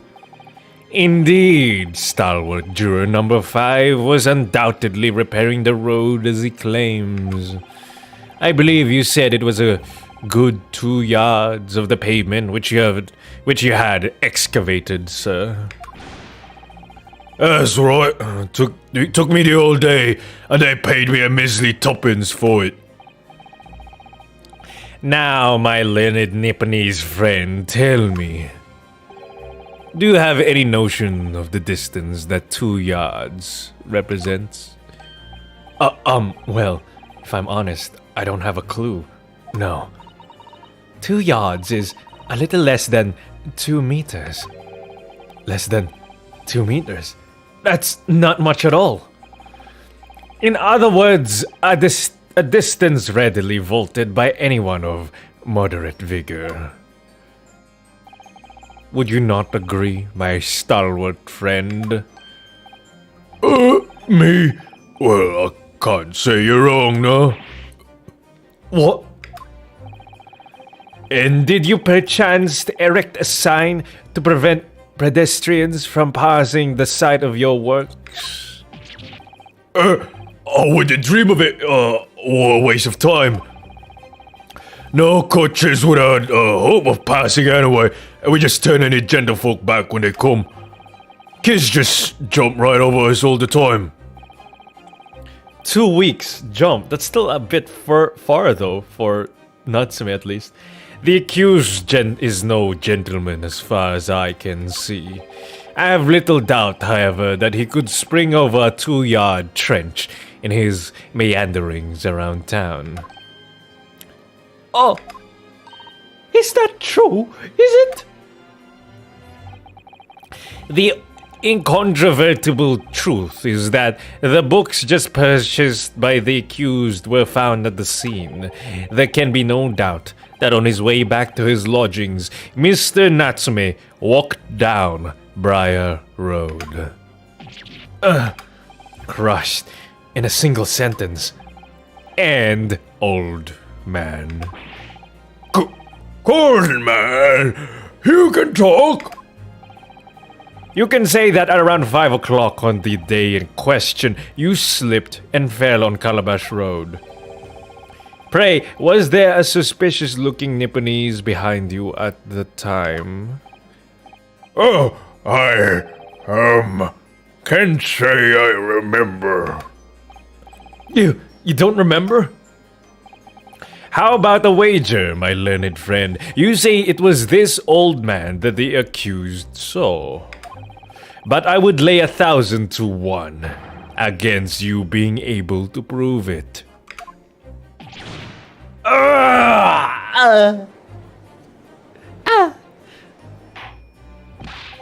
Order! Lord Van Zeeks, explain yourself. My lord, If you had such a trenchant argument up your sleeve, what in the world did you not proffer it up during the summation examination? I wanted to give this young foreign student the sightseeing experience he no doubt came for. I wanted him to see for himself how the opinion of the jury is so readily swayed.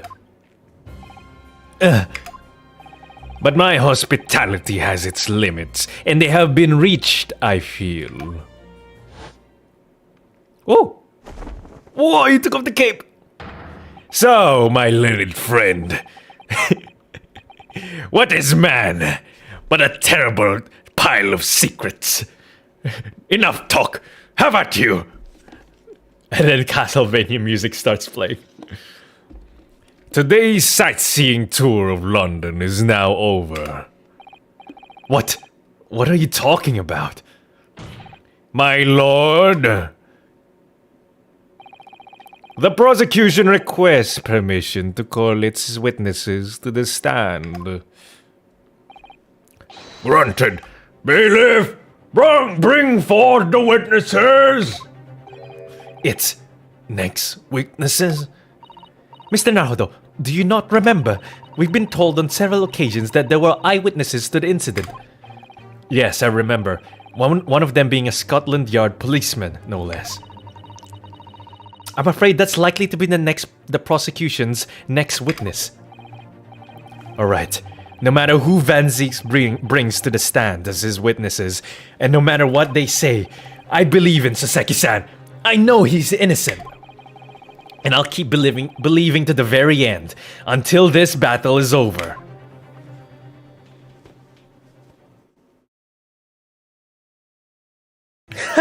That's the policeman. Witnesses, please state your names and occupations for the court.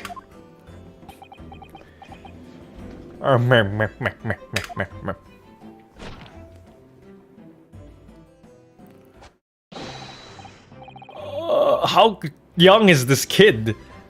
Constable Rolling Piete, sir. Nothing to report on the street, sir. Oh, me. And I'm Mrs. Oh. And I'm Mrs. Pete. Wait, they're married?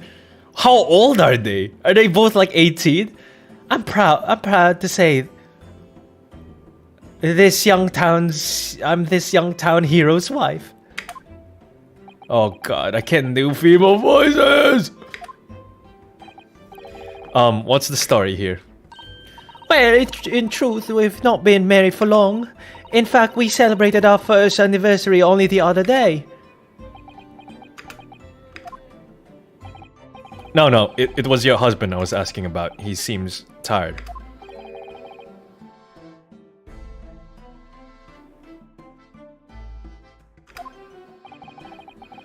Oh shit, I missed that part. I was reading chat. Hardly surprising. Whilst being an honorable occupation, patrolling the beat is the most demanding work in the world. Oh, really? I'm sure I've heard that before, actually. Indeed, apart from rare days off, our gallant officers trudge some 20 miles a day, you know. They patrol boarding houses and pubs, collect taxes, survey the streets, check the meters are reading true. And they're responsible for keeping the streets clean and lighting and extinguishing our street lights. I don't think they do all of that. I'm pretty sure they have specific people doing street lights. It's Victorian era.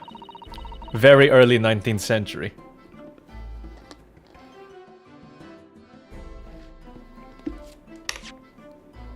I'm sure they're like 18. Let me check.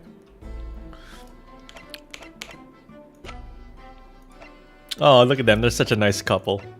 23? 21? No way. They look like kids, dude. There are a number of items on that list that don't sound much like policing duties at all. I wouldn't just be falling asleep on my feet. I'd have collapsed long ago.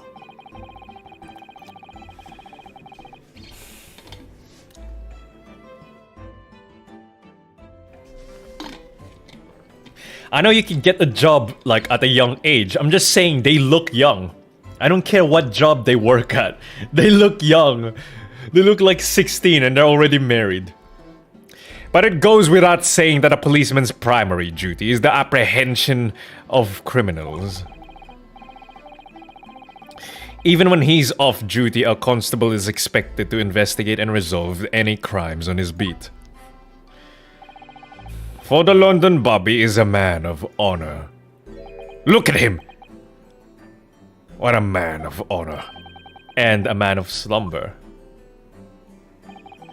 On the day in question, this man and his wife were walking down Briar Road in the opposite direction, and they witnessed the incident as it occurred. Is that not correct, Mr. and Mrs. Beate? Beate? That's right, sir. Isn't it, Rolly?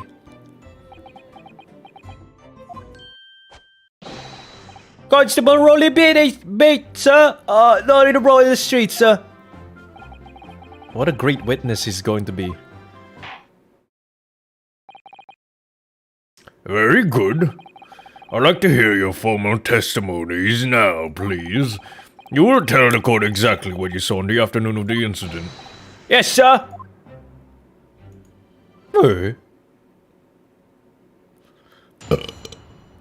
Excuse me. It was our wedding anniversary and Rolly was taking me out for a meal.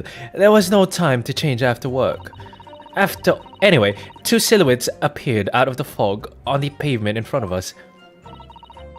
All of a sudden, one of them just collapsed on the floor. Then the other scattered something before running off. We ran straight over, of course, and then went for help at the nearby police box. It was definitely that Japanese man in the dock. Rolly and I both saw him clear as day.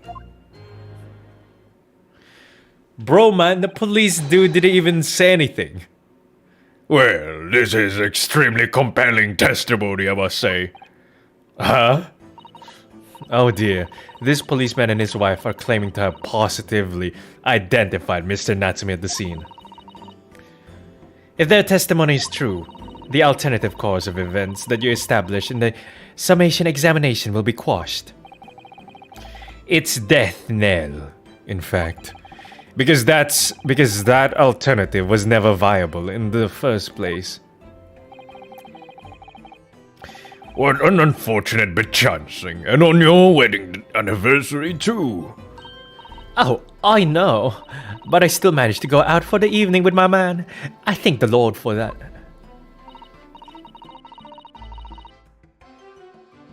Hey bro, I love you too. Gosh, the life of a London Bobby sounds very hard indeed. Indeed, however. This cross-examination will be over in minutes. You may well have time to rest this afternoon. What do you mean by that? My learned friend, the witnesses saw the face of the man fleeing the scene. They are testifying under oath that it was without doubt the accused, Mr. Soseki Natsume. Ooh. And one of these witnesses is a policeman, no less. So you appreciate the gravity of this situation, I'm sure. Ooh. Except that the man's so tired, his wife has to do all the talking. Enough preamble. Counsel for the defense, commence the cross-examination, please. Yes, my lord.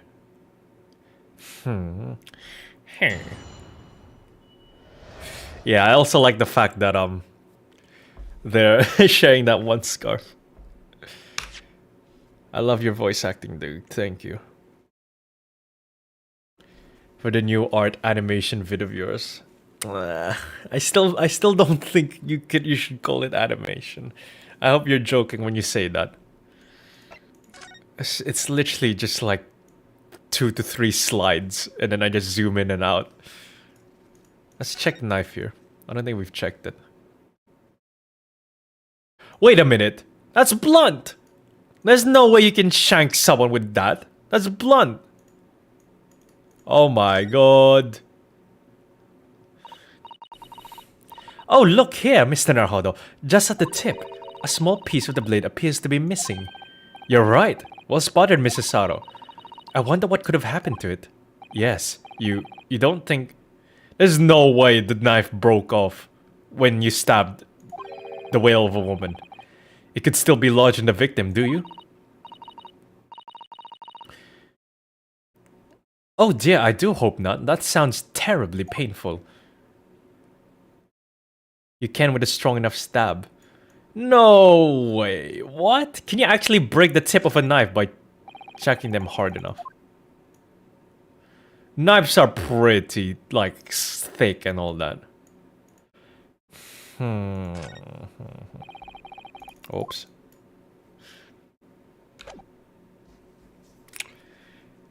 How fat is this victim that I managed to break a knife? Jesus.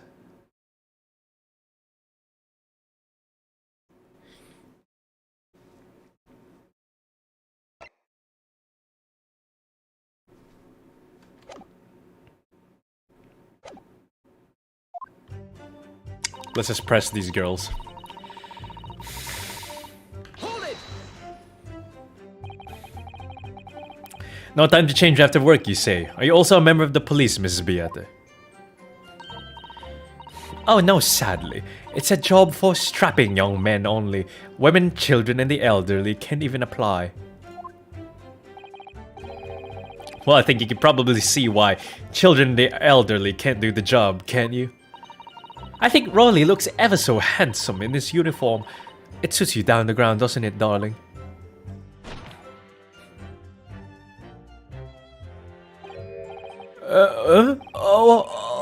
I just finished my beat. Pat and I were heading back to the station. I was actually planning on getting changed there. Is he talking in his sleep? This is creepy. Oh no, Rolly. I much prefer you in uniform. Sometimes I don't recognize you when I see you in plain clothes. Oh dear, that doesn't seem healthy. Jesus, yeah. Kindly adhere to the point. You were going for a meal after you had finished your beat for the day, right? Correct? That's right, sir. Yes, although I was fit to drop, to be honest, after spending the whole day on my feet. But policing is my life, sir. As long as I'm proud owner of this, I'll serve my city and my queen to the end. What's that now? My warrant card, sir. Proof that I'm a London copper. It has the noble founding principles of the force written on it, as a reminder to all us policemen of our sworn duty. To patrol the streets of London town and uphold the peace of the common man. Sir, and for such a noble cause, I cover 20 miles every single day without fail, without grumble, sir. Because I know that the plodding of my boots is all Londoners need to hear to feel safe and secure. So, fighting crime doesn't appear to come into it then? But sir, just on that one particular day, I was looking forward to celebrating my wedding anniversary. Mrs. Beata put... How do you even pronounce that? Oh! Mrs. Beata puts up with a lot being married to a bobby like me. I wanted to show my dear wife how much I care. Oh, Pat. Oh, Rowley. Let's give him like a deep voice when he, you know, tries to be all smooth with his girl. Oh, what a charming couple. Their young love is such a joy to behold. If a little over the top, perhaps. Beat. And then, kindly describe what happened next. You know what? This kid, you know, he may look like a kid, but I think he's just like, he's just trying his best for his girl, and I can appreciate that. Nico never did that in his voice. Well, you know, I don't want to brag. I don't want to, you know, toot my own flute. You know, yeah, you know. Anyway, two particular silhouettes below. He's sleepy. Two silhouettes. That's right. They were coming towards us, walking up Briar Road in the opposite direction. There was a rather plump figure, followed by a scrawny, thin-looking man. That does sound exactly like the victim as pictured in this print, and like Mr. Natsume. Yes, unfortunately it does. And you're certain that at that time there was nobody else nearby? See a Silent Reaper. Oh yes, quite certain. It was dark, but there are street lights on Briar Road, you see. There was nobody else around at all. Isn't that right, my darling?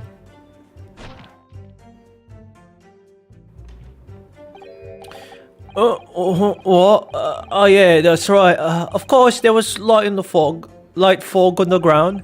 But Briar Road is dead straight. You can see a fairly long way down the pavement. And then there's the street lighting as well. I didn't see any other pedestrians.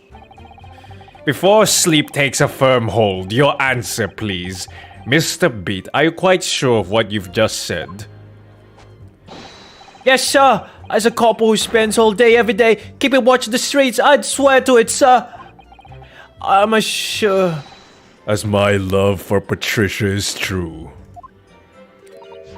Oh, Pat. Oh, Rolly. They're still maintaining there was no one else around other than the victim and the attacker.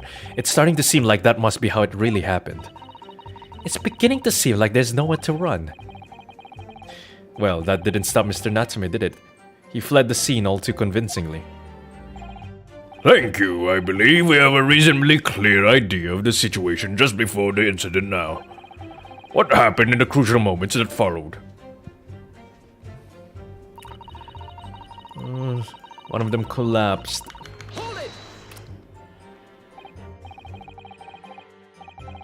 Their two testimonies conflict. Scattered something. What do you mean by that? Oh, well, I couldn't quite make out what it was at the time. But when we got closer, we realized what it was. Didn't we, darling?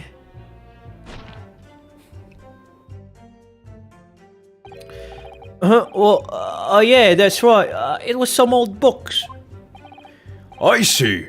Old books? Yes, sir. The culprit had dropped a number of them, and all around where the victim lay on the pavement. Indeed, as clearly pictured in this photographic print.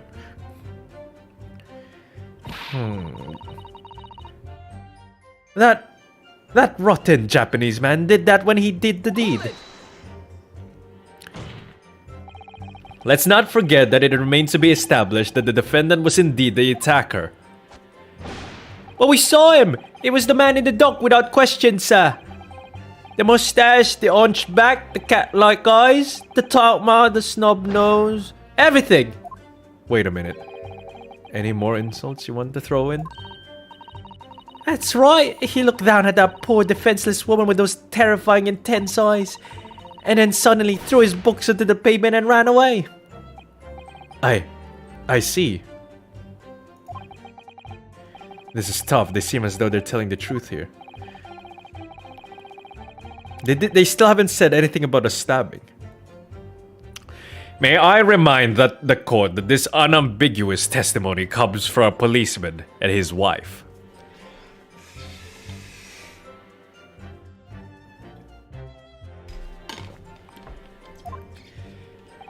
Now, please continue. Yes, sir. Hey. Hold it! Was it your husband who went to fetch help? No, I went. I may not be a police officer myself, but I am the proud wife of one after all. Isn't that right, my darling?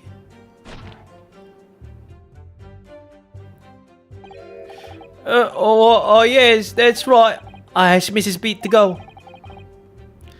I was off duty by that point, but Bobby's never truly off duty, of course, so I felt obliged to stay and guard the scene. Very laudable, Mr. Beat. Preserving the scene of a crime is a task of considerable importance. That's why I sent Patricia, you see. I told her where to find the right police box. Forgive my ignorance. But what do you mean exactly by the right police box? The right police box? Depends on the crime's location, you see, as to who deals with it. Where the woman was stabbed was actually on my beat, so I told Patricia the way to the police box for the beat that incident fell under, so she could go report it. I ran there as quickly as I could and asked for help from the Bobby and Judy. There's nothing more important than a young couple in love working together, you know. And thanks to your swift response, the case was quickly resolved. The actions of two model citizens. Oh, please, you're making us blush. Isn't he, darling?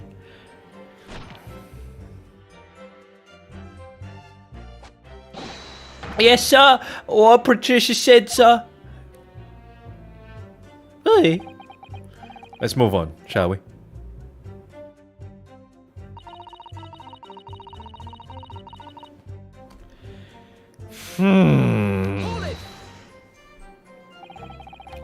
But surely, you wouldn't have been able to see his face by the light of the gas street lamps, would you? Whoa! We absolutely could! Us Londoners have exceptional eyesight, I'll have you know.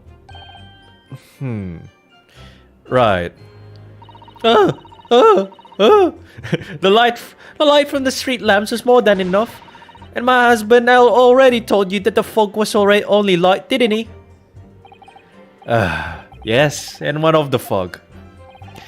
We're famous for it across the globe, I believe.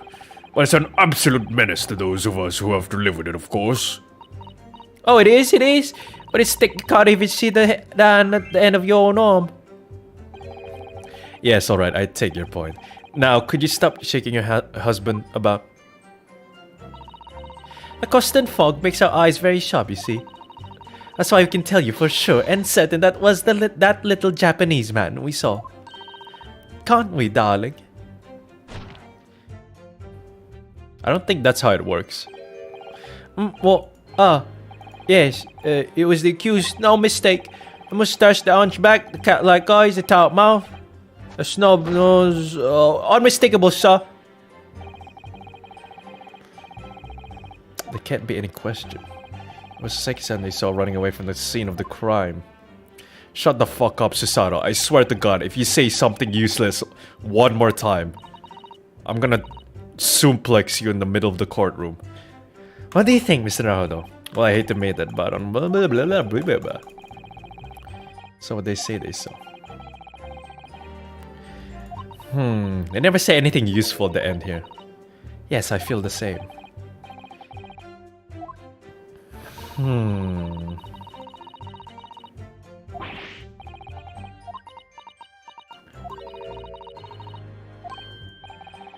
What are you trying to say? Yeah, no shit, Susato. That's what I'm trying to do.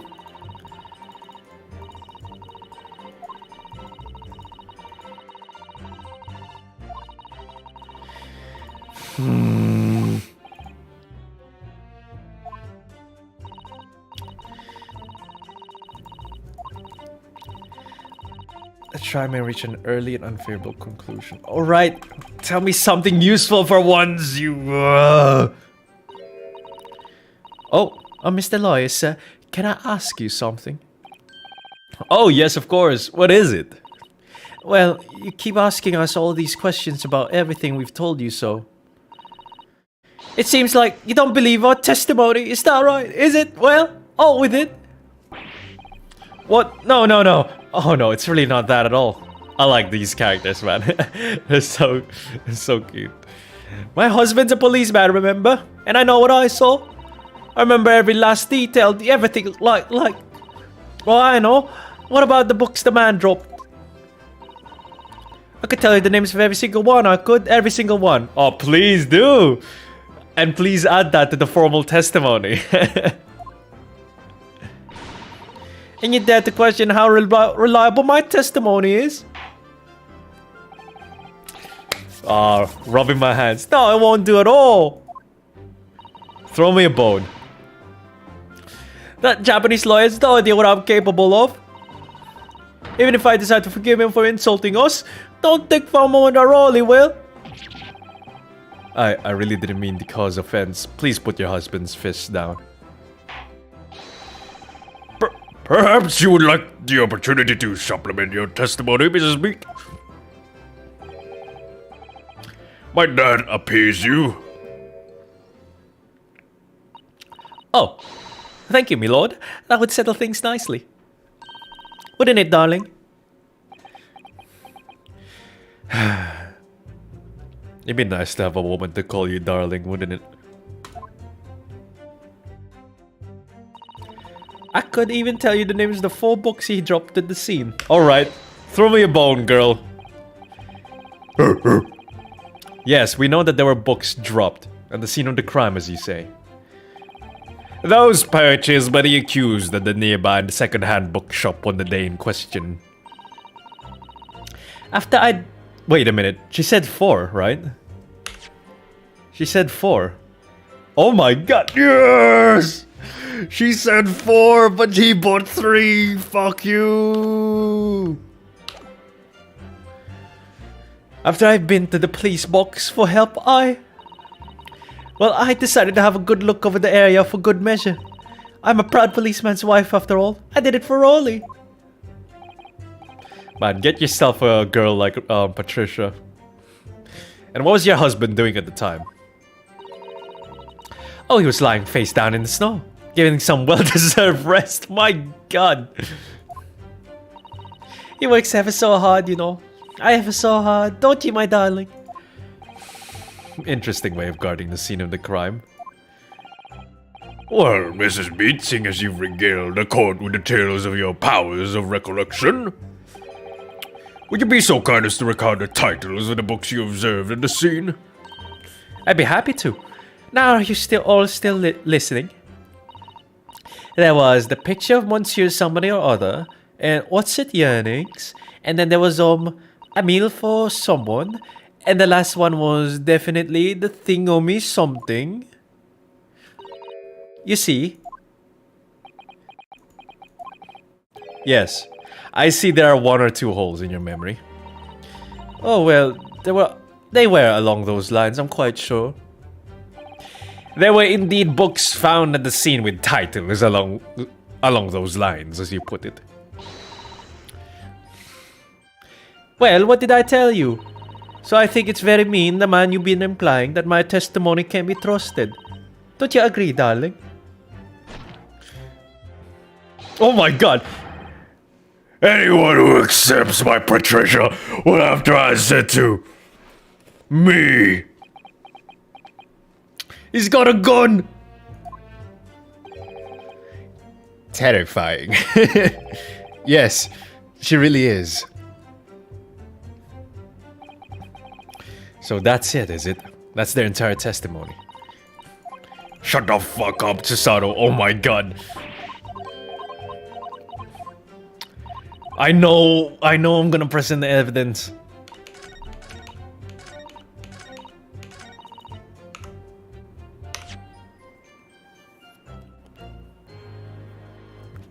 Yeah, but you can't pull out a gun in the courtroom, Sam. You can't do that. Oops. There we go. Objection. Easy. This one was easy. So, you're saying that there were 4 books? That's right.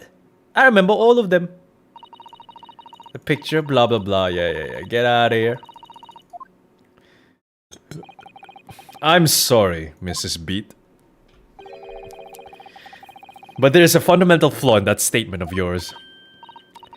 Oh no! What flaw? Simply that at the scene of the crime, there were only 3 books, not 4. What? This is the receipt from the bookshop where the defendant bought his books. Your books? Yes, and it details Mr. Natsume's purchases that day. But as you can see, only 3 books are listed. Only 3? But no, that can't be. I remember seeing them. There are 4 books, I tell you. 4 dirty old books. Oh, really? Have a good look at this photographic print of the scene of the crime. As you can clearly see from this evidence as well, there are only 3 books. My nose is blocked.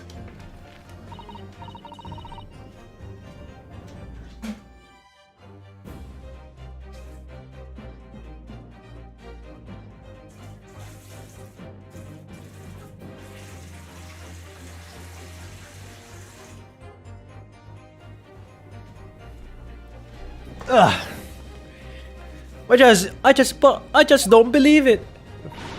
I saw them there. I swear it. I saw them. No, madam. I'm afraid your powers of observation cannot be relied upon. Grr. So it cannot be denied that though you say it was the defendant you saw, you could very well be mistaken. Oh no. Oh no. I don't want to do feeble voices anymore. Hey. Toilet. It's plainly evident that it is your powers of deduction that cannot be relied upon, my learned Nipponese friend. What? What cannot be denied is that these 2 witnesses saw the accused running from the scene. A fact that you know very well you have no hope of disproving. So you've striven to avert attention from that dint of some inconsequential discrepancies. Would that be fair? He sees right through me. But your plan has somewhat recoiled against you. What are you talking about? It's quite simple. Let me explain with a toast. To the policeman's wife and her entirely accurate testimony in every respect. Oh. You see, the matter is not up for debate. At the scene on Briar Road, a total of 4 books were most definitely found. Objection. I just said, you dumb bitch! But what about the photographic print? It only shows 3 books. Quite right, only 3 can be seen in that print. That print, you mean to say? Allow me to present another. One that shows the victim's hand. What is this shit? This is literally the same. This is literally like. Oh, I've updated the police report. The autopsy report. Oh my god. Oh, he's Edgeworth, but in everything but name. Ah, I don't believe it.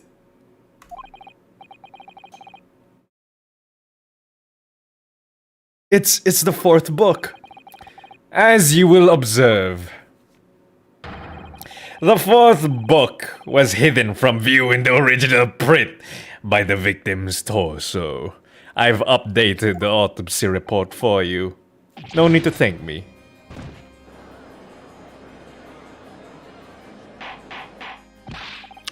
Order! Order! There, you see? Look at that, look. Yeah.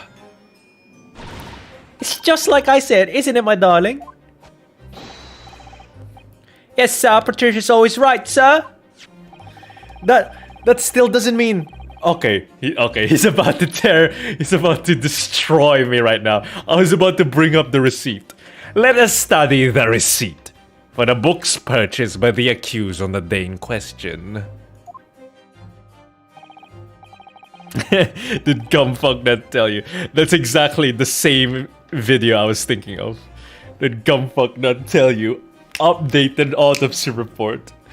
Mrs. Beat, the titles, once again, if you please. Oh yes, of course. The picture of Monsieur somebody or other. The picture of Monsieur Lecoq. What's it, yearnings? Canterbury yearnings. A meal for someone?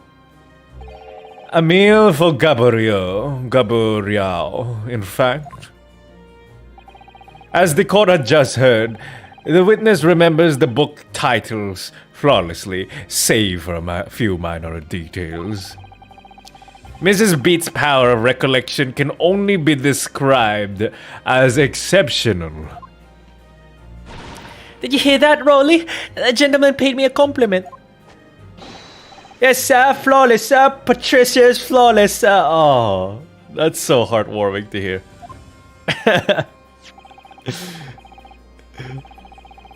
Come on, why didn't we get a reaction from Patricia in there? But there are only 3 books on the receipt, and Mrs. Beat mentioned 4. There's nothing surprising about that. Clearly, the 4th book is that which is shown in this photographic print. I'm sorry, Counsel, but does that not seem odd? Why should the 4th book be omitted from the receipt? It's not odd at all, my lord. As the photograph clearly shows, the 4th book was found in the victim's clutches.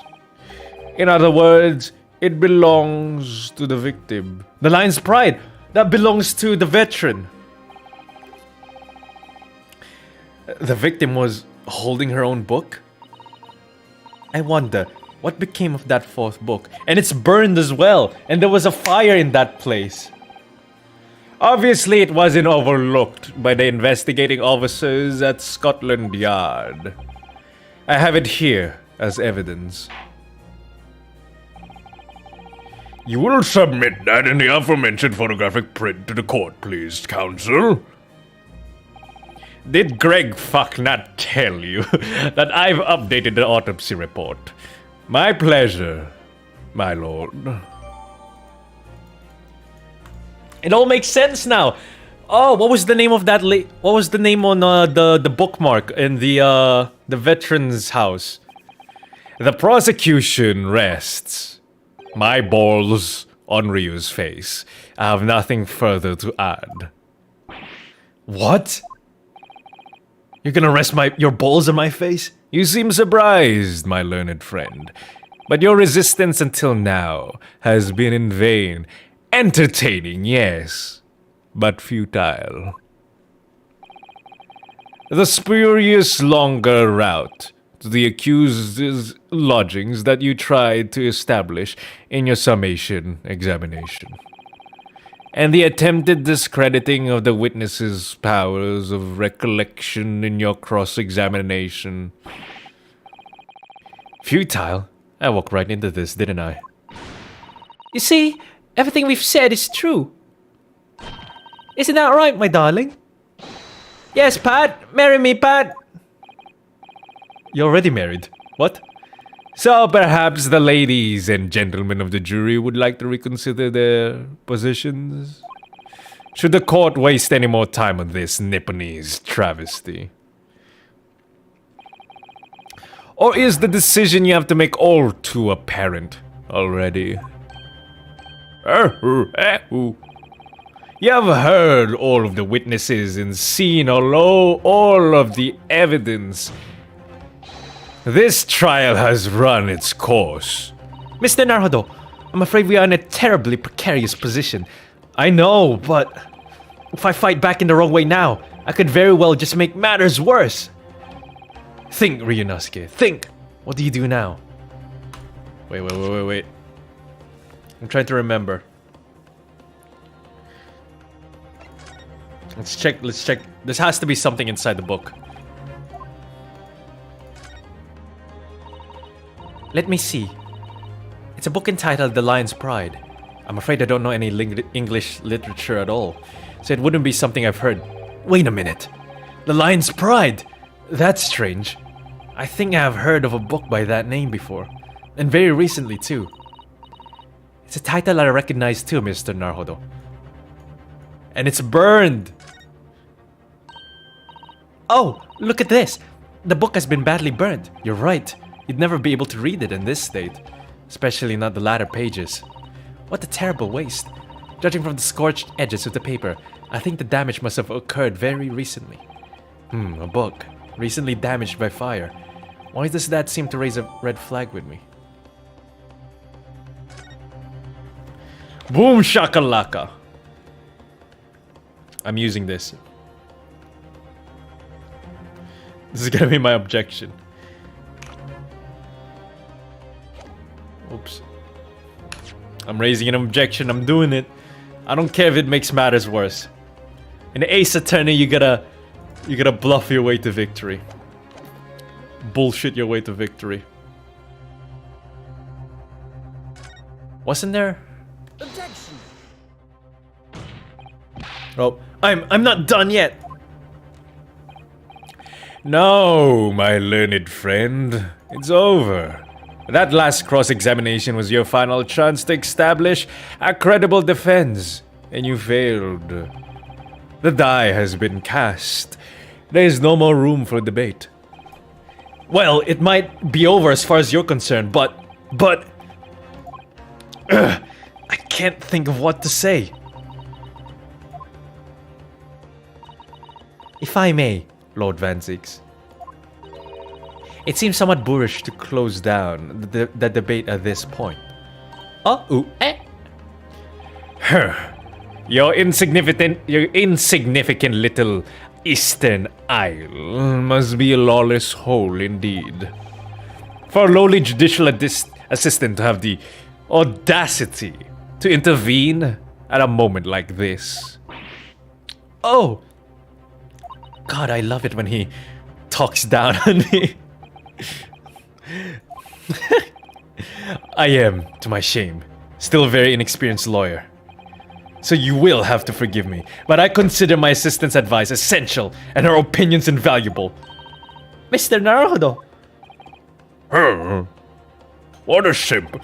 One of this land's great guiding principles is tolerance. So, a court will hear you, madam. Go ahead, Mrs. Sato. Please. Very well. Pray, what insight can you give us? What have we all overlooked in this matter that you see fit to pursue further? Well, the court has been presented with new evidence, but only after the last cross-examination finished. I see. And you believe that this new evidence wants further examination, do you? Mr. Naruto, what do you think? Is it just possible that this new evidence might be the decisive proof we've been waiting for? The judge is sure to ask the members of the jury to announce their leanings in a moment. And of course, he's sure to ask you to explain what the crucial piece of evidence is and why.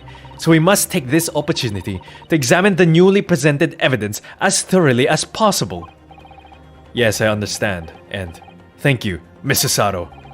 This is it. Susato-san has managed to win us one last chance here.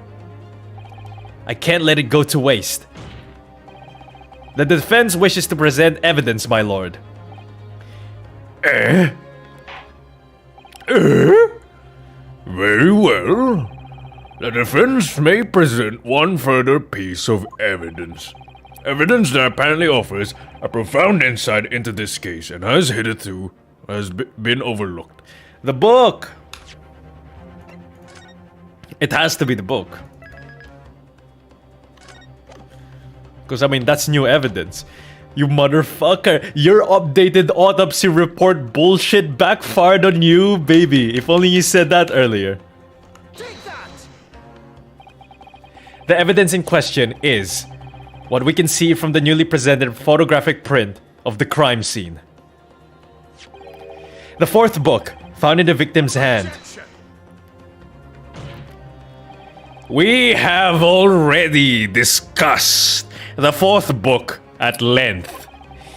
Other than it being in the victim's grasp at the time of the incident, no significance has been attached to it. Pursuing the matter further would be a flagrant waste of the court's time, as you well know. Yes, I'm afraid, counsel, I must concur with the prosecution in this matter. When I afforded you this opportunity, you led the court to believe that the evidence in question contained a hitherto undiscovered clue. So I must insist that you elaborate, counsel. You will identify this clue at once. Do I make myself clear? Oh, yes, my lord. It's, Mr. Naruto. I believe the prosecution is trying to avoid a thorough examination of the evidence, which means you may very well be on the right track. Yes, I think you might be right. Yeah, it's the burns, bro. So, counsel, precisely where is the vital clue to this case which this fourth book conceals? It's the birds. Got it! Got it. I would ask the court to observe the back of the book in question. The back? What do you... God gracious! It's been burnt to a crisp. Damn! So we have to ask ourselves, why was the victim clutching what is clearly an unreadable book? It is undeniably an extremely unnatural thing for her to have been doing. Objection! Unnatural, you say, and what of it, my Nipponese friend? Oh. Were I to concede the point, if it bears no relation to the case, there is nothing to discuss. So should you wish to assert that this fire damage is some veiled clue as to what happened that day, pray, do enlighten us all. What truth does this charred book hide? A charred book.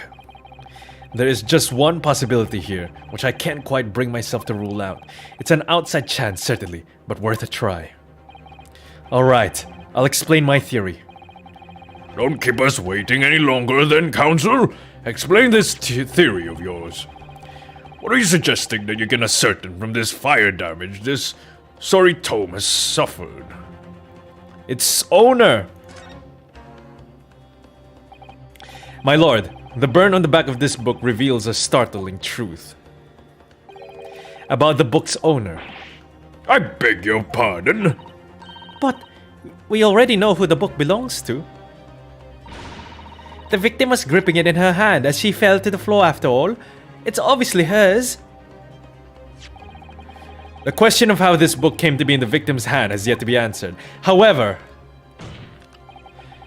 as to the questions of who the book really belongs to and where it originated, the defense has very credible answers. It's Moon Guy. Good gracious, how can you possibly? Very well, I play along with this futile attempt to delay your inevitable demise. But do remember, the members of the jury may very well burn you if your little gamble goes awry. Counsel, the defense's response is very likely to influence the final outcome of this trial. So tell the court, who do you claim is the owner of this burnt book? John Garrideb. Take that! I'm so glad I remembered that the line's pride was from the guy. Holy shit. The answer is that the book belongs to the couple who owns the house, where the defendant has his lodgings. A certain Mr. and Mrs. Garrideb. The landlords? And whether this is some extraordinary coincidence or some kind of fate at work, I don't know.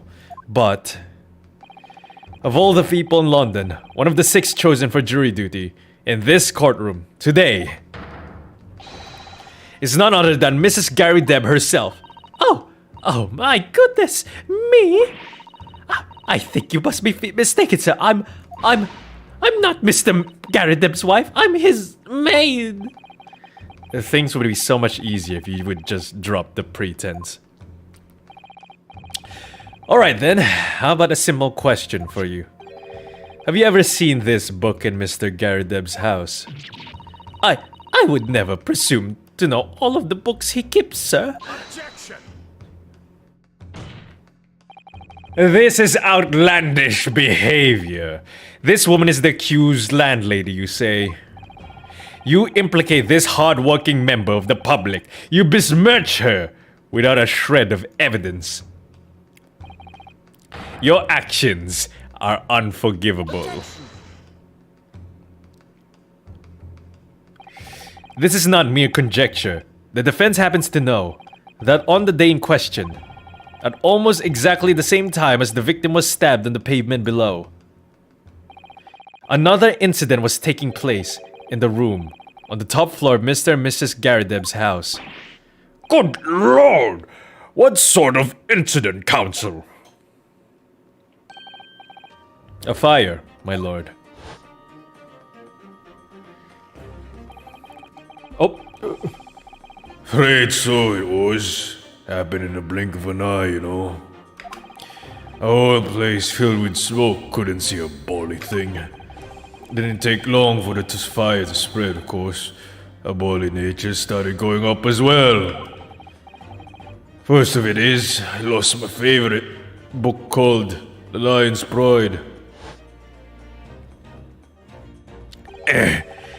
The Lion's Pride. Kisama. he looks like a super villain with that pose. But, Bacana. By Jove, the very same title as the subject of this debate. Oh dear me. Objection! This is risible. All you've told the court is that a book by the same name was involved in a fire, in which case it would be reasonable to assume that it was burnt to ashes. And entirely unreasonable to infer that it magically removed itself to the scene of the crime. Perhaps it would make more sense if I told you that the cause of the fire was marital discord. Without going into details, it appears that Mrs. Garrideb was considerably enraged. Apparently, she continued to attack Mr. Garrideb even amid the flames. Oh, how awful. I can't even imagine being so horrid to the one you love. Can you, Rolly? Absolutely not, sir. My Patricia would never raise a finger against me, sir. At least she's into that, sir. I had all my favorite old novels in that case, but as soon as the fire got hold of them, that was it. Whoosh, up in smoke. And the wife started hurling things at me. There was I, back up against the window, under heavy enemy fire. Incendiary books incoming 10 to the dozen. A man had his back up against the window, and he had burning books thrown at him. Goodness gracious, are you suggesting that a book was thrown through a window and landed coincidentally at the scene of the crime? Objection! No, a thorough investigation of the surrounding area was conducted at the very evening of the incident, and there is no report of the Garridebs' window pane being broken. That's quite true. We also saw no sign of broken glass when we visited the Garrideb household. But is it not conceivable that the window was open at the time in not even remotely? Let us not forget the season and the chilling weather that accompanies it. No Londoner would ever leave a window open in the middle of winter. Does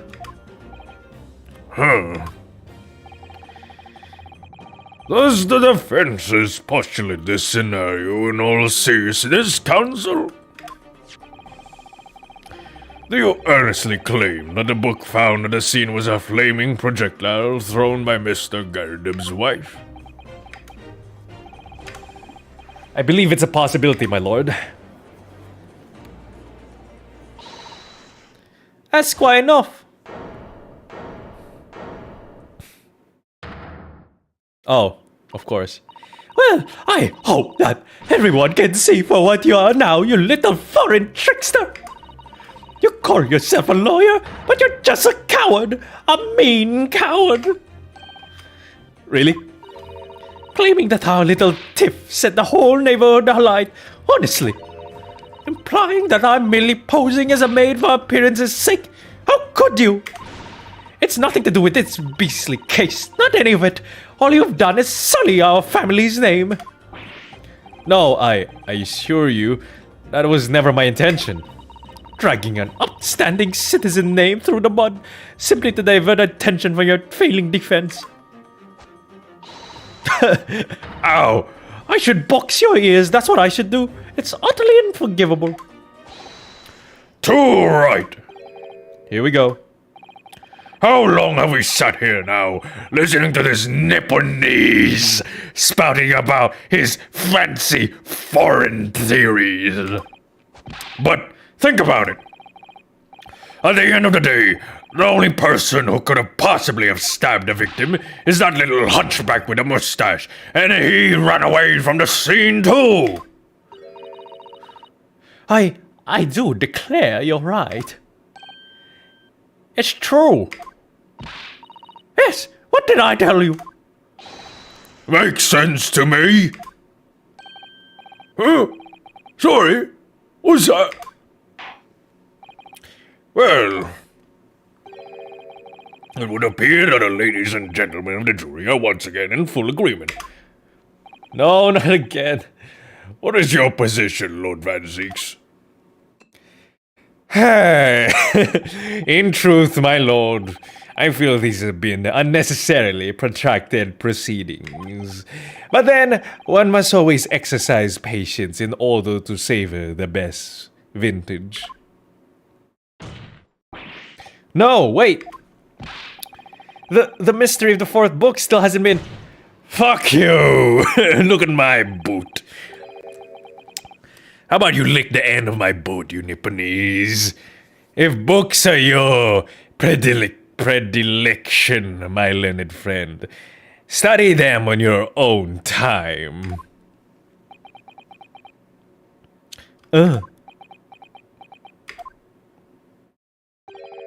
What?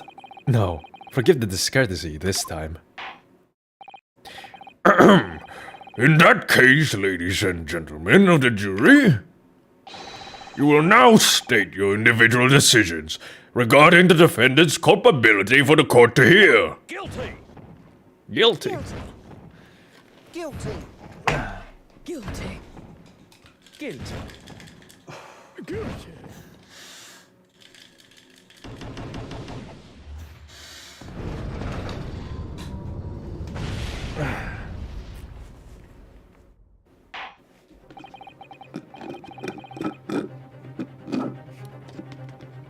Thank you for that unambiguous response. That's twice now. It's over. Mr. Naruto, don't give up. I swear to God, Susato. I'm gonna slap you. Mrs. Susato. That was all in my head. Have you forgotten? The battle isn't over yet. You're not suggesting. Yeah, I'm drinking a milkshake. Of course, the defense has the right to another summation examination at this point. You can still convince the jurors to change their minds. You have one more chance. My lord, the defense asks to exercise its right to a summation examination. You believe you still have tricks up your sleeve? Oreo, I don't intend to trick anybody. I intend to uncover the truth. There's no time to be downcast. As long as there's a chance, I have to stay strong and determined. Another examination summation. To be continued? Now we're finishing this case here. Get that shit out of here. Why would you do a to be continued part there?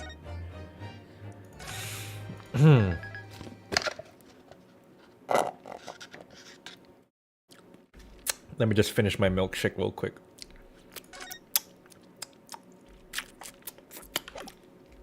Just to get it out of the way.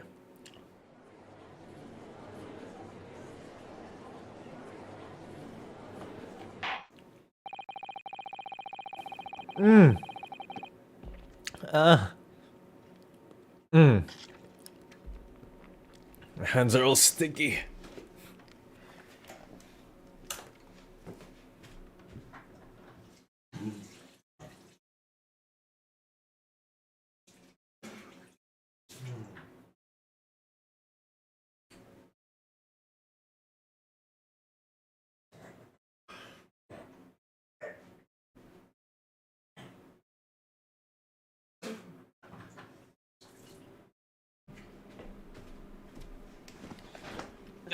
All right.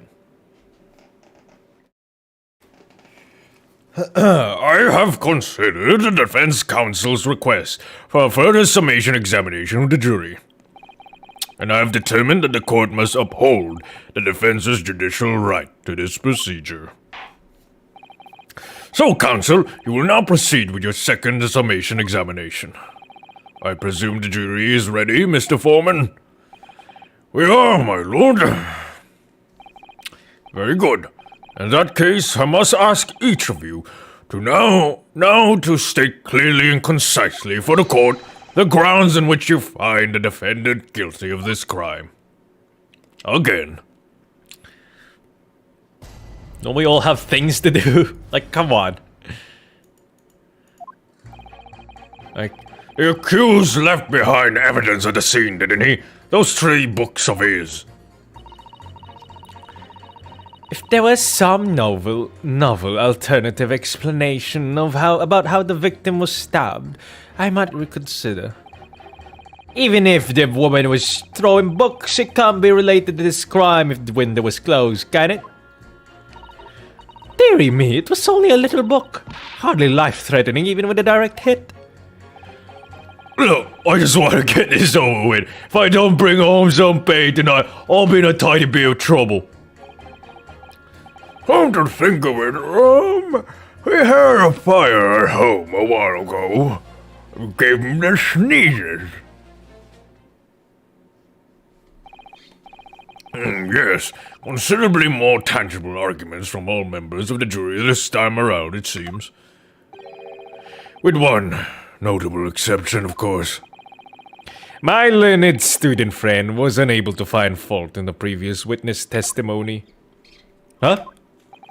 So the court must accept the fact that it was indeed the accused seen fleeing from the scene, and moreover, no one else was even at the scene to commit the crime. Well, if the eyewitnesses are correct, it would seem as if the conclusion is somewhat set in stone, get it? I fail to see how it can be argued any other way. 'Cause the bitch died in a slab of stone. That means, I'm afraid, that during the summation examination, it's essential that you establish some other tangible explanation for the facts. But how? What would even constitute a tangible explanation here? Isn't it obvious? Who stabbed the woman and how? Those two details are all you need to provide. Simply give us a name and a method by which the attack was conducted. And there I was thinking this might be hard. But Mr. Naruto, you have to do it, otherwise this really will be where the trial ends.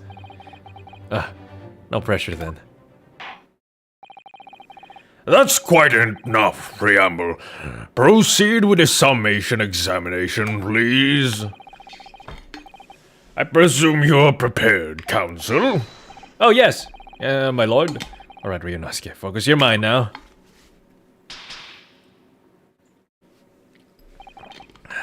Clearly, the key to this summation examination is going to be juror number 4, the maid, or should I say Mrs. Garadeb.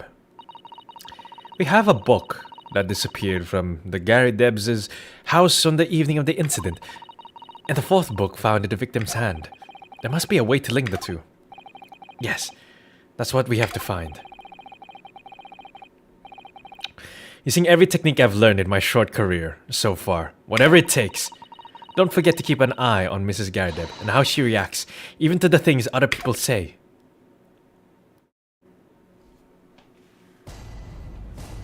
Hello, Costis.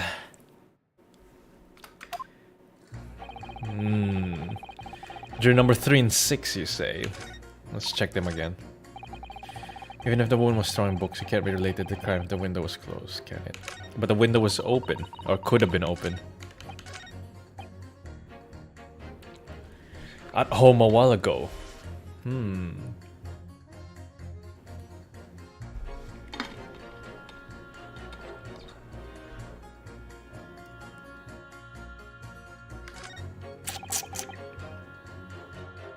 Let's check this guy. Maybe he has something else to say other than that. You just want to get this over with. How can you sit there and say something like that? A man's future is at stake here, and also that guy's wife and kids. Well, him and me both then, like I said before. What? I told you already, I'm a day laborer, alright? If I don't bring home some readies with me tonight, you'll find me floating face down at the Thames tomorrow morning. What? Yeah, and me. My missus isn't one to mess about, you know. She can be fish, believe you me. Another shining example of marital bliss then. A situation like this cropped up the other day. It was, well, Oh. you know, it's funny, but I can't quite remember. Sorry. It's too frightening. That's the thing, I must have blocked it out. Wait a minute. So the old man went unconscious. And he also went unconscious. I wonder if Mr. Beat will ever be dragged into the Thames by a scarf. Don't even go there, Mr. Sato. There must be some way to jog his memory about this.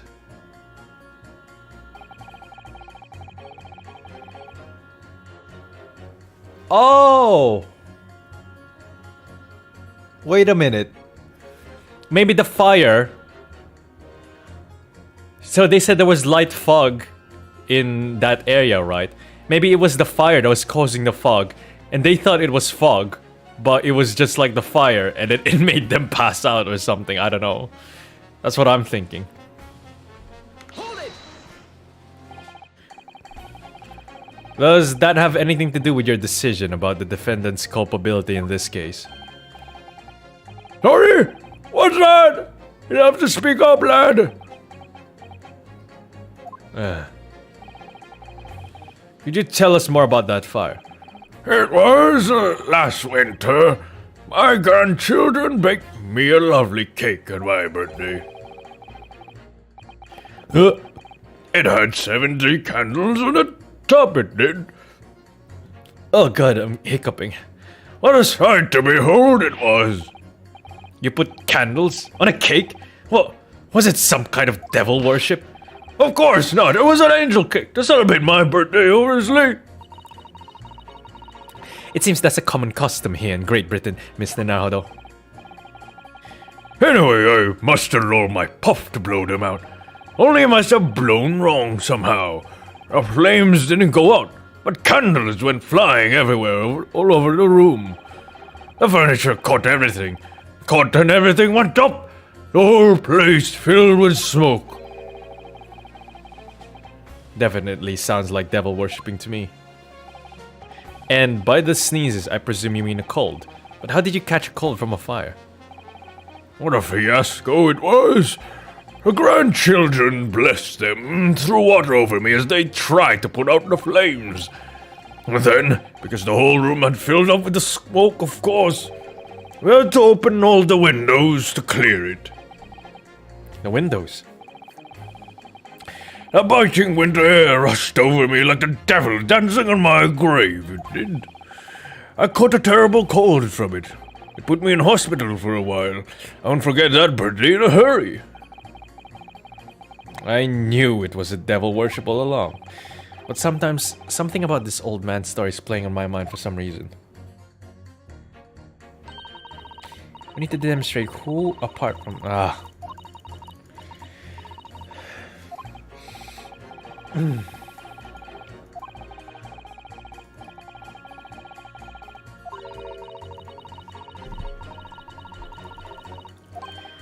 Yes, blah blah blah. They never say much useful things at the end.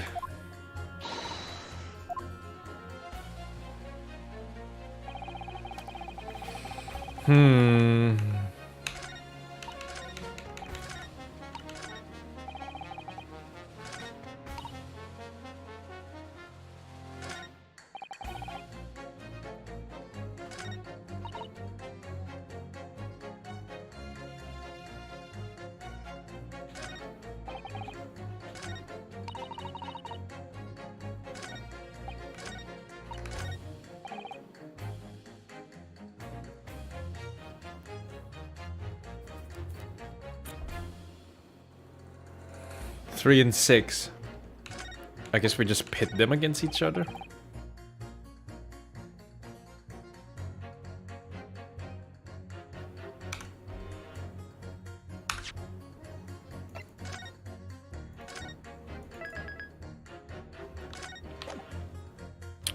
Well, let me check them again.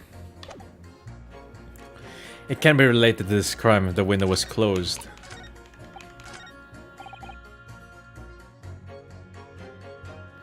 Well, let me just...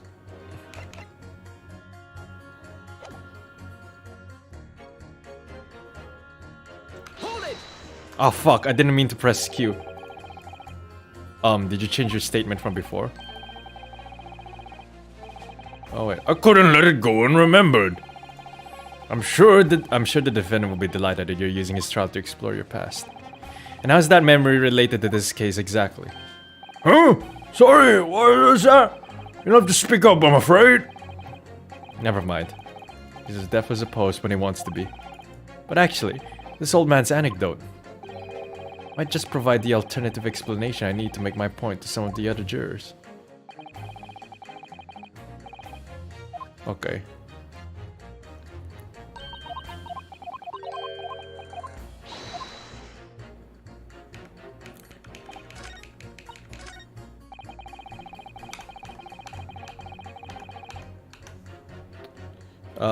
Oh, it's R. I'm a fool. Objection! Those two jurors' statements clearly contradict one another. They do? How exactly, counsel? Oh boy, me again! I told you it wasn't me! Huh? I say, speak up, lads, speak up! Juror number 3, do you see? Oh, me? See what, sir? Did you hear juror number 6's account of his birthday celebrations last year?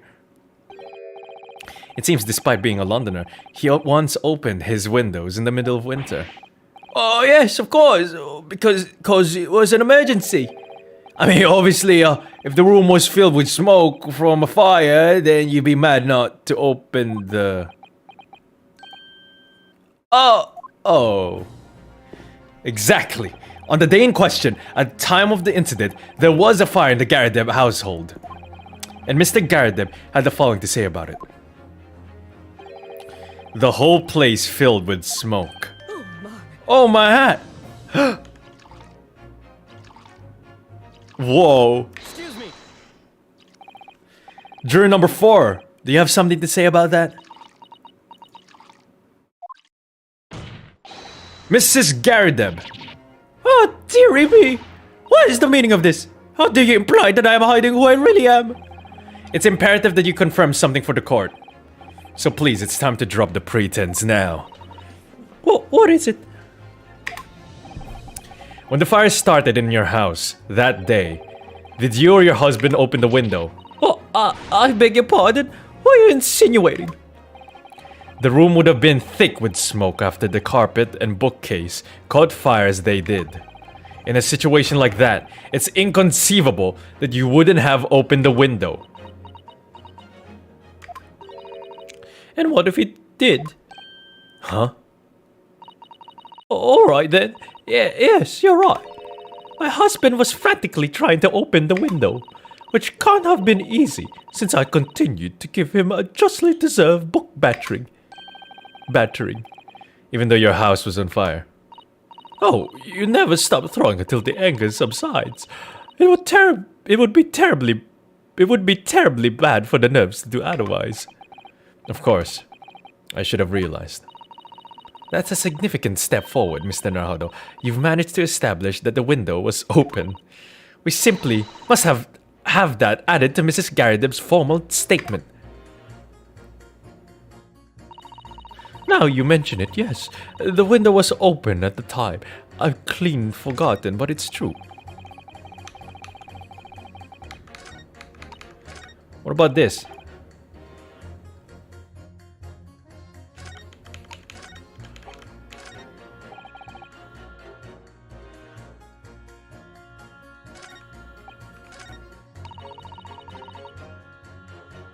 Hold it!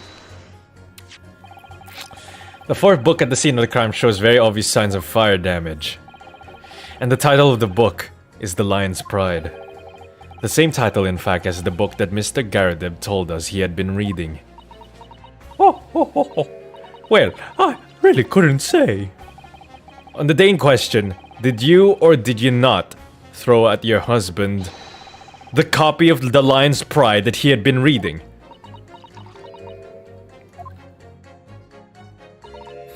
I did. Huh? It was the first thing I could lay my hands on, so I hurled it straight at him. And now you come to mention it, yes.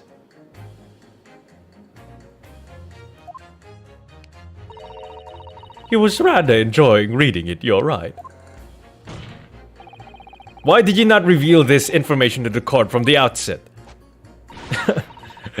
Because I couldn't, you insolent little man. I didn't remember. At times like this, you pick up and throw whatever you can lay your hands on as well, you know. I really don't. I barely noticed I was throwing a book. Boy, Much less the title of it. Whoa, what's happening? excuse me. Oh, that's why he went unconscious, because something hit him in the head. What is it, juror number 5? Maybe. You know something? I've remembered what it was. That memory I've blocked out. Ah. I was listening to what his granny was saying. Brought it all floating back. Who are you calling a granny, you cheeky little devil? I'm Mrs. Garadeb, or the maid, I'll have you know. The man doesn't even flinch. Please tell me that's not because he's so used to being hit all the time.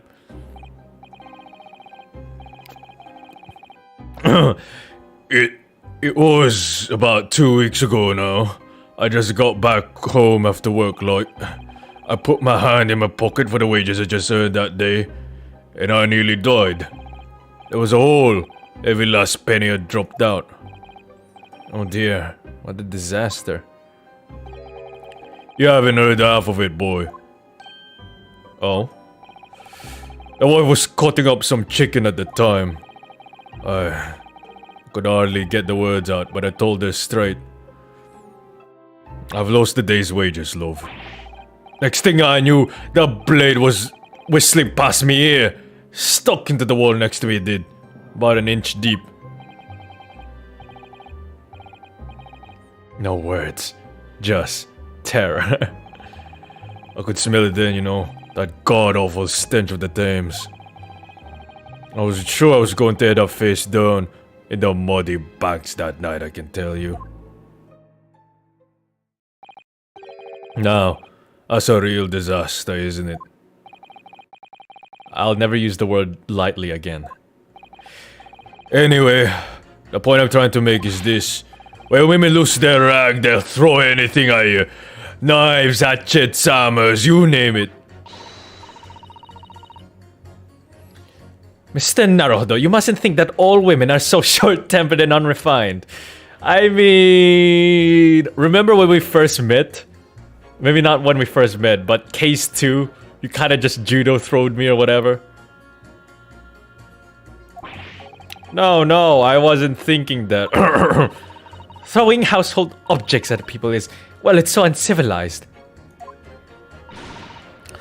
At least attack with honor, using a bow or the like. What? Attack? Who are you going to attack? Never mind. Anyway, this man's words could be rather significant, I think. Alright, we'll come back to the bow and arrow thing later, if I dare. A woman in a rage. A woman in a rage will hurl almost anything at you. And the kitchen knife really brought that home to me. Wait, kitchen knife? No, oh wait, no, that can't be a kitchen knife. I was about to say.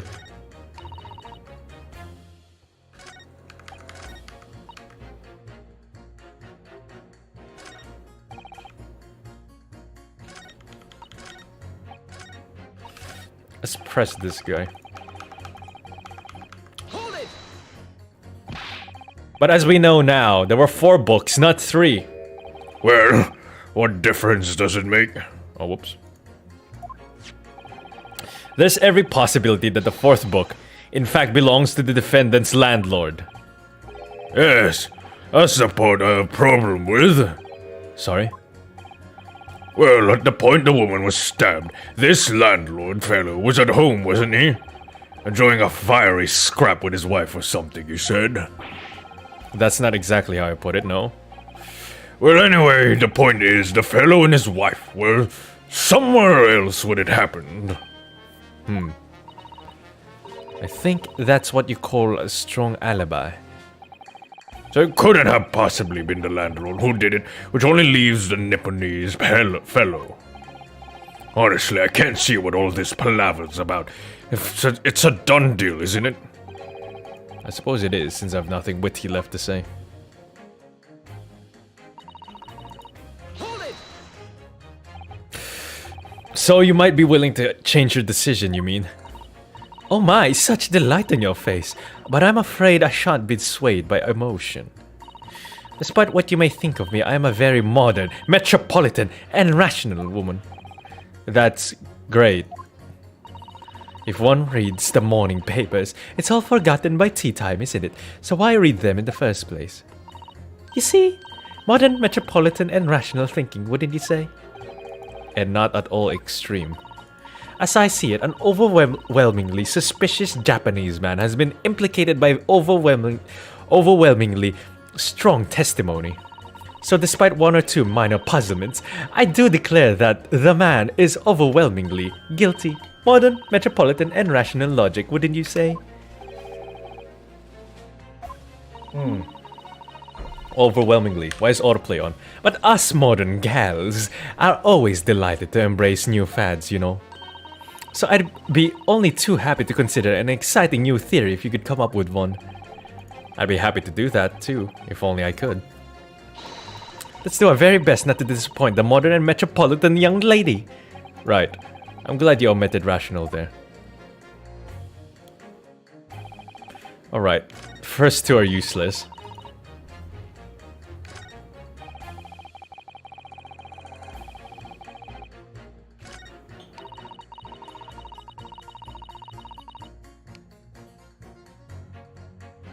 Would it be possible to pin the two women against each other? Yeah, we could pin two women against each other. We could do that. Yes.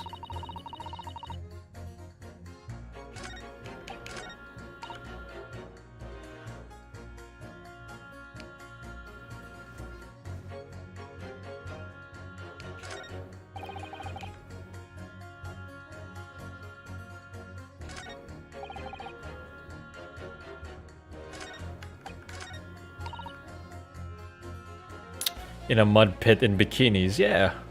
I don't know what I'm supposed to pit against, because like some of them are like agreeing with each other.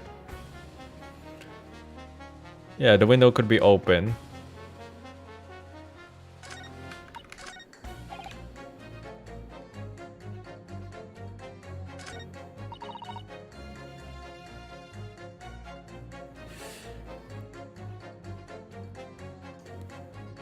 If there was some novel alternative, I might consider how the victim was stabbed.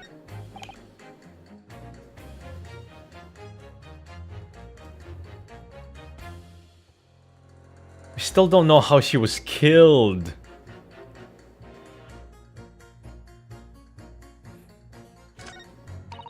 Three and six. Didn't we already pit 3 and 6 though? I guess we can try again. I can't think about what to... I can't think what to pit the second woman with.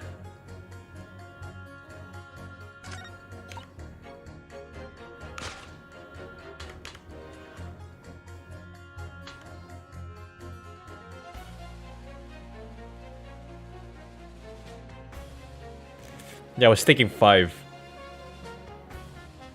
Objection. Those two statements clearly have a deeply significant connection. Good grief! You mean they don't contradict each other? Explain, counsel, at once! Juror number 2, do you think perhaps that this could be one such novel alternative? Oh my! Whatever do you mean? An alternative explanation as to how the victim was stabbed in the back. What are you talking about? We've demonstrated that the fourth book, The Lion's Pride, that was found at the scene of the crime, originated in Mr. Garadeb's room on the top floor of his house. Therefore, it's equally possible that some other object besides the book could have found its way from the Garadeb household to the street below. What's that now? After all, Mrs. Garadeb could have thrown any number of different objects at her husband. Isn't that right, juror number 4? Who are you insinuating now, you little beanpole? I'm beginning to think that, ever since the true origins of this book came to light, perhaps she's had a feeling this might be what happened. Now listen here, you Eastern Gala. As the foreman of this jury, I demand a straight answer. You give us this yarn about some other object making its way out of the house. But what about... What was it? I'm really taking a big gamble here. That was a bold accusation to make, but I haven't had any real evidence to back it up. The knife! The knife! But I'm certain that at the very least this warrants the further investigation. Alright, Mr. Foreman. I'll try to explain the defense's theory. The other object that found its way from the Garadeb household to the scene of the crime was this knife. Take that!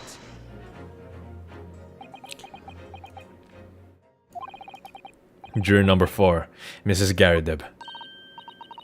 What now? I must apologize in advance for this. But I need you to confirm something else for the court. This knife. Have you ever seen this knife before? Good Lord, Counsel, what on earth are you doing? That's the weapon that was lodged into the victim's back, man!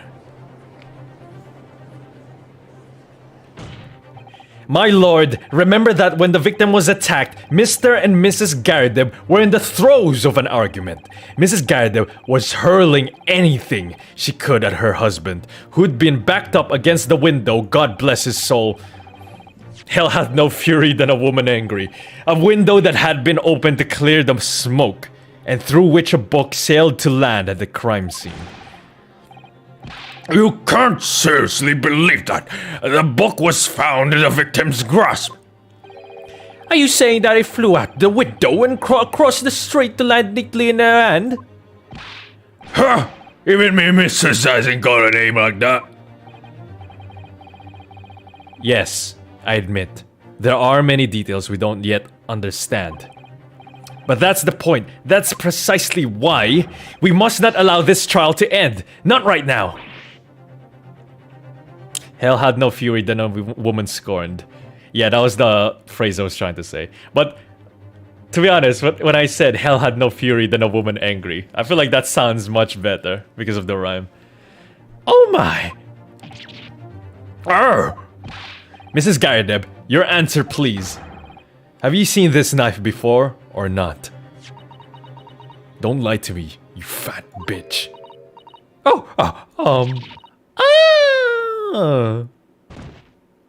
you whore. You fainted? Are you serious? My lord. Oh, my lord, I wish to change my decision. I'm a woman of my word, after all. When's the next rap video? It's hard to tell. I want to make one this year. So somewhere this year. Thank you, madam. Yes, I agree. I certainly didn't see this coming, but I just don't think it would be right for this trial to come to an end now with so many unanswered questions. Mr. Foreman!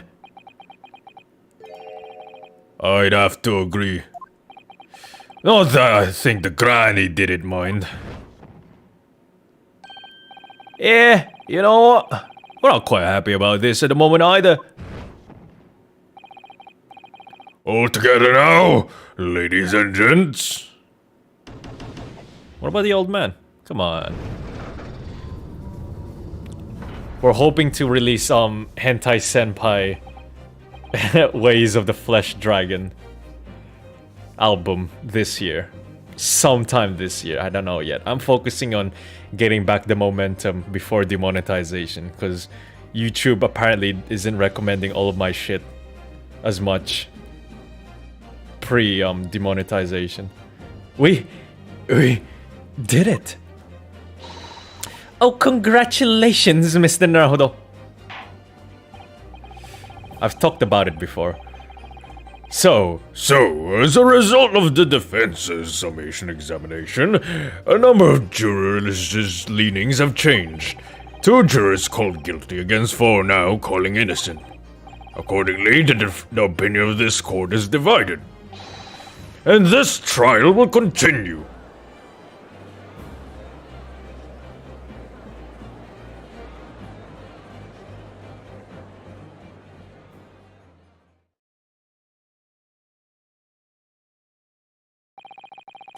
Now then, Lord Van Zeeks, how do the prosecution wish to proceed?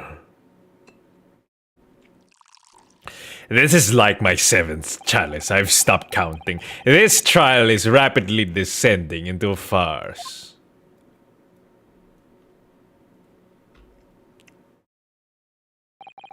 Like a corked wine, the first few sips are bitter enough.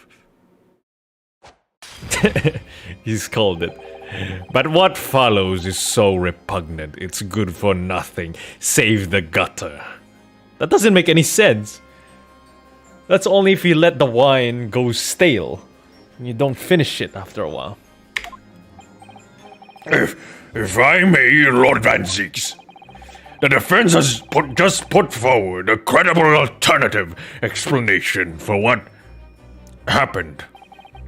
Credible? Is that your considered opinion, Mr. Foreman?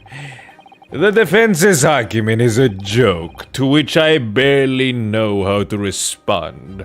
But let me start by insisting that you must all familiarize yourselves better with the relative positions of those places being discussed. What do you mean by that? What's his angle this time? It should already be more than apparent that between the crime scene and the Garideb household runs a rather wide street, Briar Road.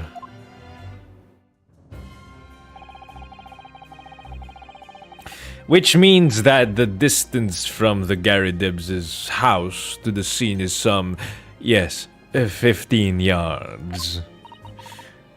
Let me see, 15 yards. That's around 14 meters. 14 meters? Oh, that's a little farther than I imagined. And as you ladies and gentlemen of the jury rightly noted as having portentous significance, the fourth book was found in the victim's clutches. In other words, the smoldering book wantonly hurled by the lady of the house traveled some 15 yards to land on the opposite side of the road, neatly between the collapsed victim's fingers and thumb. Is that your final conclusion, my learned and deluded friend? And did the jackknife follow a near-identical trajectory to plunge into the middle of the victim's back? This fantasy is somewhat stretching the notion of having a bad day for the victim, I think. Even those pathetic serialized detective stories have more believable plots.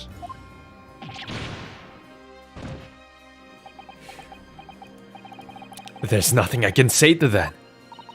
That prosecutor loves the sound of his own voice. I really do, actually. I love doing Van Zeek's voice. And he has the best lines. Mrs. Sato! Serialized detective stories are pathetic, are they? How dare he? Maybe let's pick our battles here. My lord, might I be allowed to speak? No! Women are not allowed to speak in the courtroom. As judicial assistant, you may speak with the defense, yes. Go ahead. The prosecution may consider the idea a fantasy, but what the defense has postulated was believable enough to persuade the jury to change its leaning. And as such, the court has a duty to explore this alternative explanation as thoroughly as possible. To that end, juror number 4, Mrs. Joan Garideb, must be called to testify and submit to cross-examination. Saints alive! A cross-examination of a juror? Woo! Order! Well, this is highly irregular. It is unprecedented for a member of the jury to be summoned to the witness stand. Only an ace attorney. Oh, God, not again! Why? And unnecessary. Lord Van Zeeks, you just killed a man. There are already witnesses in the stand whose testimony the defense may further cross-examine. If my learned friend's farcical theory has any truth in it, then both a burning book and a jackknife must have flown through the sky before this couple's eyes. And we must assume they would be able to testify accordingly. But Huh. Oh yeah, that's true. I guess that does work.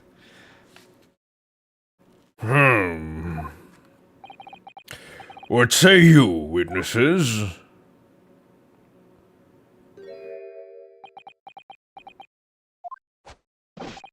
Yes, sir. Constable Rolly Beat reporting for duty, sir. Oh. Well, good morning, officer. Sorry for dozing until now, sir. I haven't slept for a month on account of a villain who's appeared on my beat, sir.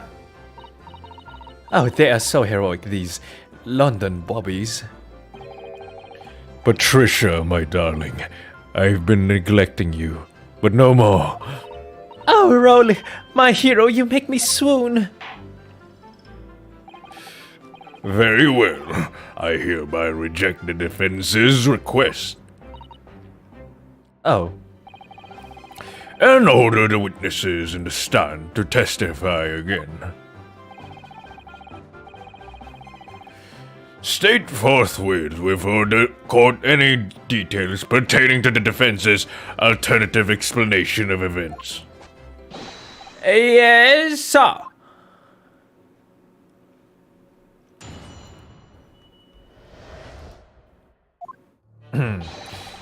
This case has nothing to do with Mr. and Mrs. Gardeb. Believe me, London Bobby's good for his word. Say, sir, the windows on the top of the floor of the Gardeb are top hinge casements. Obviously, if anything had been thrown out of the window, we would have seen it. I did leave the scene to go and fetch help, but my trusty Rolly was there to make sure nothing was disturbed. But he was sleeping. You literally said last statement that he was sleeping by the time he got back. I didn't take my eye off the crime scene for one moment, sir. Nothing more to report on that front, sir. You lying bitch. What do you mean? I mean, I like both of you as people.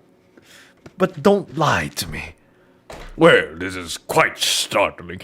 Top hinge casement windows. That detail was not in the police report, Constable. Oh, yes, sorry about that. I must have been a little drowsy. You cannot excuse your sins with drowsiness every time, Constable. No, sir. Sorry, but what exactly is a top hinge casement window? And you cannot excuse Your ignorance with such trite remarks, my learned friend. Oh, I remember, you Nipponese don't even have glass windows. You have paper windows. How uncivilized. Of course, sorry. I found it, Mr. Naruto. Cast your mind back to the windows in Mr. and Mrs. Gardeb's room. Alright, I'll try. Whoop, whoop, whoop, whoop, whoop. So the window opens in order to allow air to circulate inside the house. Yeah, we have these in England. But as it's a top hinge casement window, it swings open along the upper edge, you see. I'm glad you've rectified your ignorance.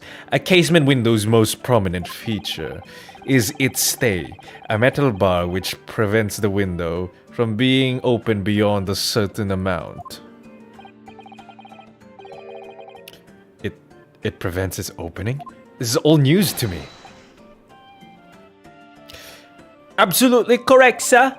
In other words, if a book or knife were to have been thrown through the open window, it would have clattered against the pane and fallen straight down to the pavement below. No! That's literally my entire argument. You see the problem then? Good. Your education in Windows is complete. There was never any possibility of either the book or the knife traveling 15 yards over the road. That is, unless the window pane had been shattered, something we've discounted already. That can't be. Did you see that, Rolly? That young Japanese man just collapsed in agony. Oh, yes, my darling. I saw it. I saw how he crumbled before me. Just like how you crumble before me before we make sex. Oh, Rolly, you're so strong. God, I'm a virgin. How is this happening? I haven't even started the cross-examination yet, and already my argument's been destroyed by facts and logic.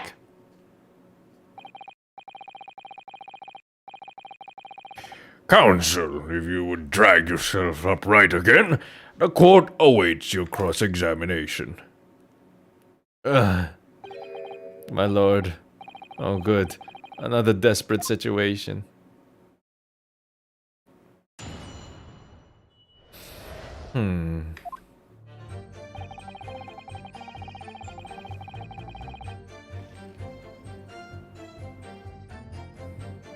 Hold it! How can you say that for certain? Very good question, sir. And the answer is this. It has the noble founding principles of the force written on it as a reminder to all us policemen of our sworn duty. He showed us that before, didn't he? Did he? I can't say I remember. To patrol the streets of London town and uphold the peace of the common man. It's what the job's all about. And that is why I can stand here today beside my long-suffering wife and tell you Bobby's good for his word. While rubbing me tired eyes, admittedly. Sir! Oh, Rolly, you're so manly. Of course I am, my darling Patricia. Oh, Pat. Oh, Rolly. No, none of this is what I meant.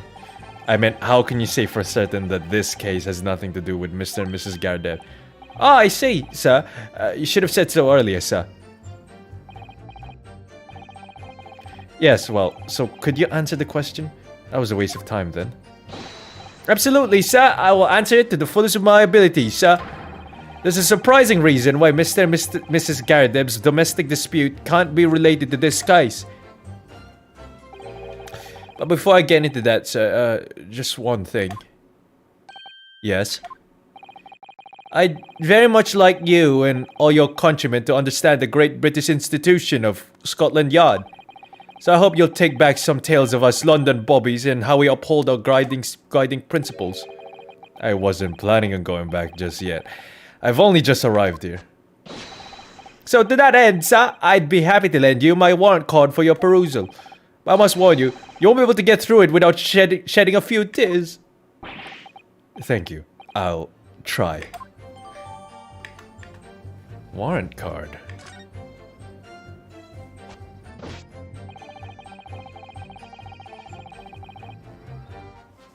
You see, sir. Oh. We should probably check that.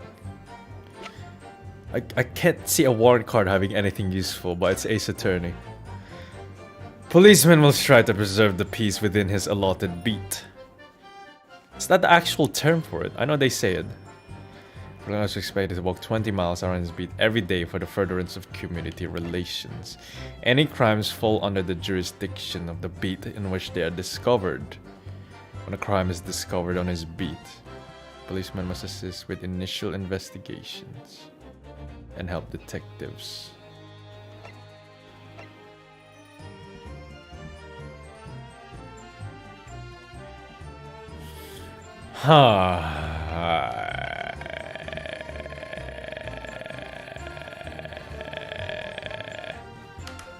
I'm sure we'll find something to present that against.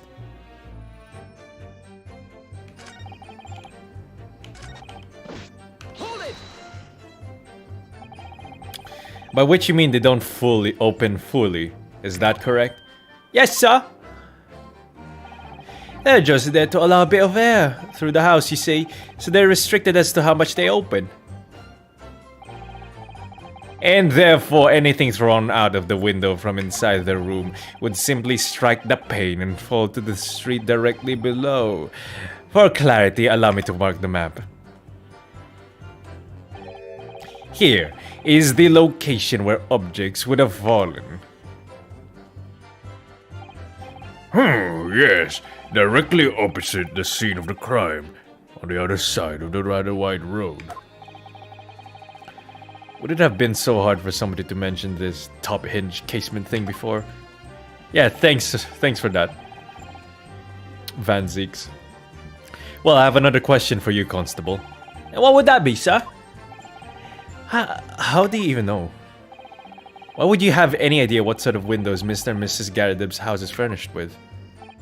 Well, sir, that's very simple. You see, I helped with the investigation yesterday. Oh, what are you laughing about? Excuse me. Why are you giggling? Do you have something to add, Mrs. Beat? Sorry. You look, well, delighted. Is there some particular reason for that? Oh, I was just remembering. That's all. You really were so lucky. Lucky? What do you mean? Well, of course, I feel terrible for the poor woman who was attacked. Don't misunderstand me, please. But we were just so lucky it didn't happen on Rolly's beat. It was so close. Wait. Okay. So close, you see. Oh, I hadn't realized. Oh yes, that street, Briar Road. That's the boundary between Rolly's beat and the next one. Isn't that right, my love?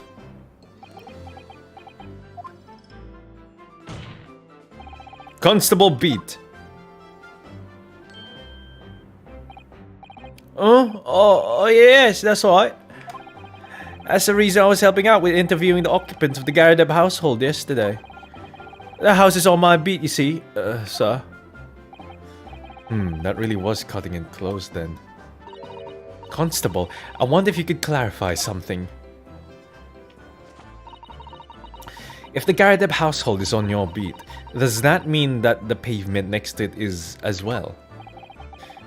Outside Mr. Garadeb's house? Oh, yes, ma'am. The pavement on that side of the road is part of my beat. I see. I was unaware of that. Just think, if the woman had been attacked just on the other side of Briar Road, we would never have been able to go for that meal to celebrate our wedding anniversary. But that's the life of a Bobby, after all. Extraordinary people, our bobbies, tirelessly working for the benefit of all Londoners. Do you know what I think? I think it was the good Lord's way of rewarding my Rolly for all his hard work. Don't you think so, my darling? That must be it, Pat, my love. That must be it. Huh, why did he say it like that?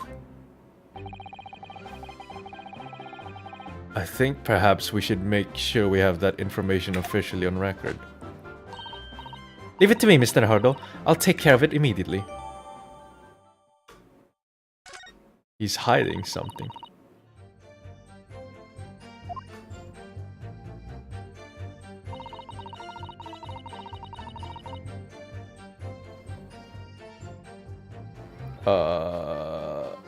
Mental note of what she said.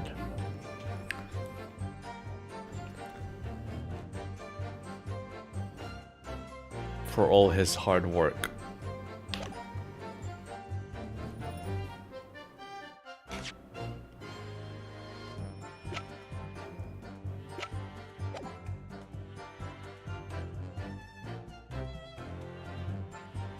But he got Pat to go report to the Bobby of that beat. It wasn't his beat.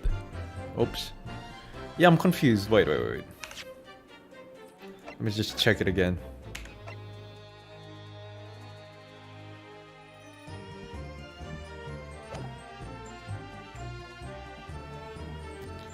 Yeah, right, that's what I thought.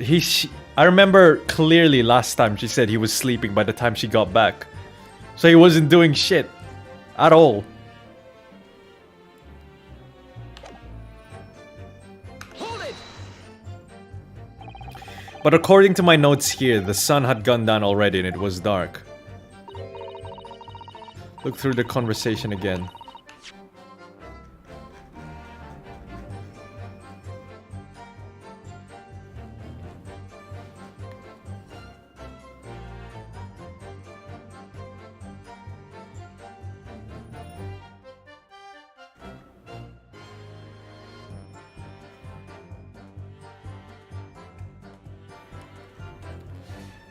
The pavement on that side of the road is part of my beat. Then we saw the poor woman fall to the ground, so we ran straight over to help her. Oh. Lagging. Oh, is everything alright? People said things were lagging.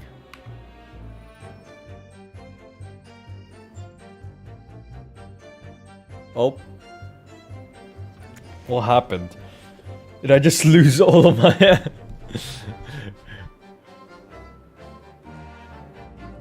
What the hell? My connection should be fine. That was weird.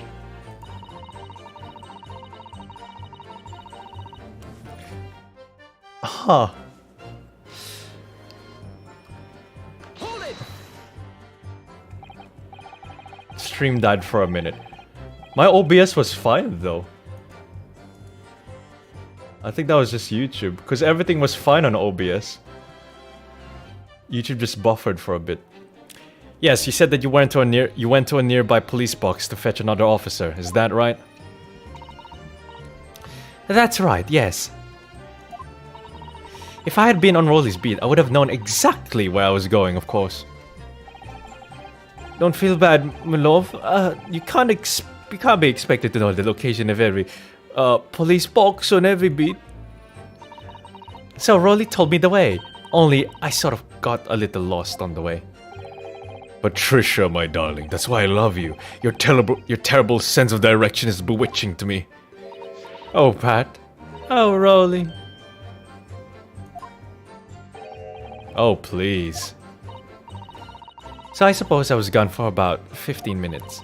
But like I said, my Rolly was at the scene the whole time, making sure nothing was disturbed.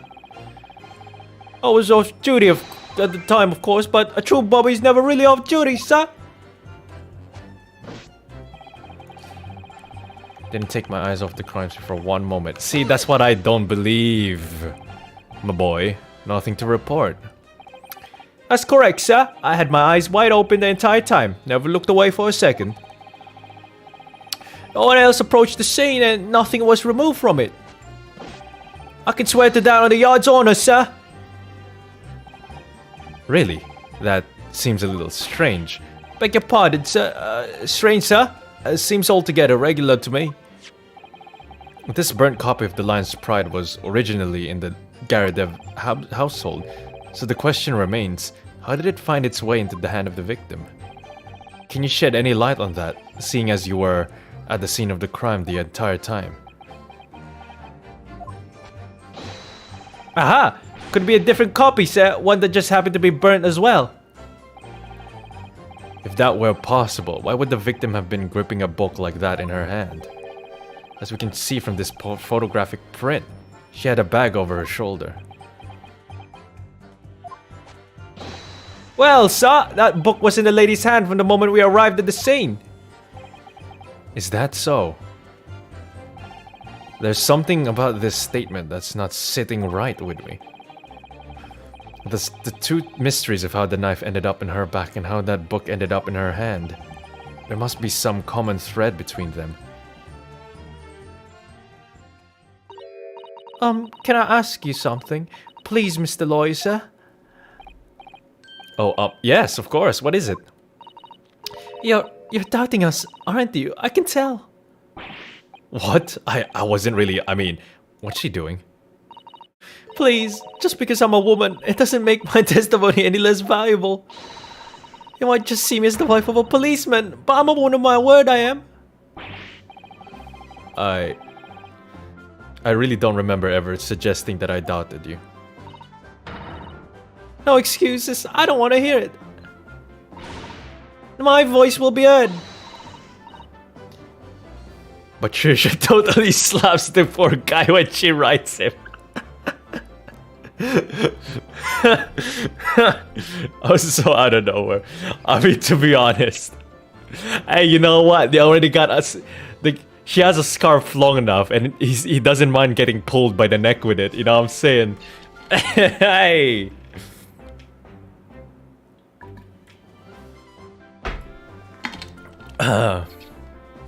I'm sure, oh fuck, what's his name? I'm sure Rolly's a good doggy, you know, every now and then. My lord, you let me speak, won't you? Yes, Mrs. Beat. I will allow you to supplement your testimony if you so desire.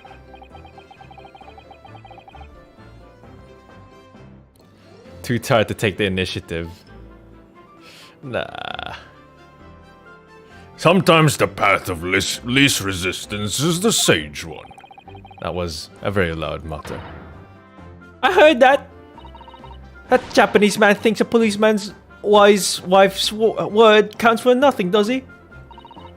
Well, watch out, sir. I might let you get away with something like that, but my Rolly won't. Duly noted, Mrs. Beat. Please, I humbly ask you to continue. What could she possibly be about to say, I wonder? You know what they say, what I saw. My eyes never let me down. My sense of direction is a little off sometimes, though. Hold it! Mrs. Beat, nobody's questioning what you told us. I saw it, I did. That evening, I saw it clearly. That little Eastern man with the whiskers and the funny curved back slinking away from the scene. And I know what I didn't see as well. I didn't see any flaming books or knives flying through the sky. All very clear. You also mentioned something about having a poor sense of direction.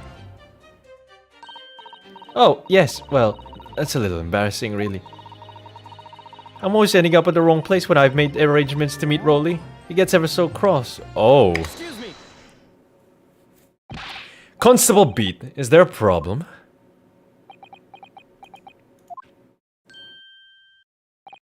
No, sir.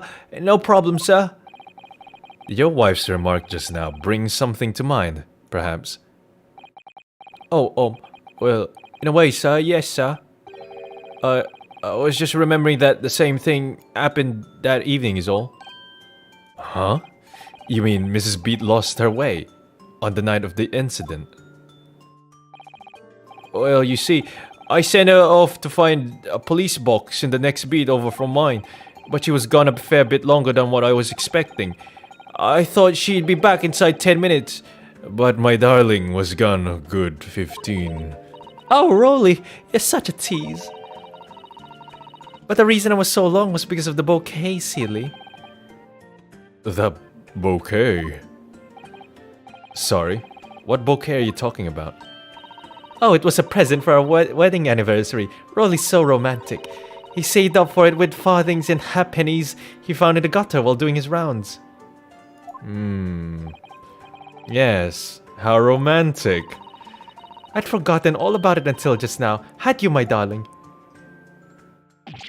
Oh, yes. Well, that was just between us. No talking about it to anyone else, darling. You have to promise. Really? Oh. What was that all about? Constable Beat looked very obviously troubled during that exchange. I'm afraid I can't offer any useful insight, Mr. Naruto. But I'm quite sure of one thing. We have to ask Mrs. Beat about the bouquet. Mrs. Beat, this bouquet you just mentioned. I'd like you to add details about it to your testimony, please. Oh, really? Yes, I'd love to.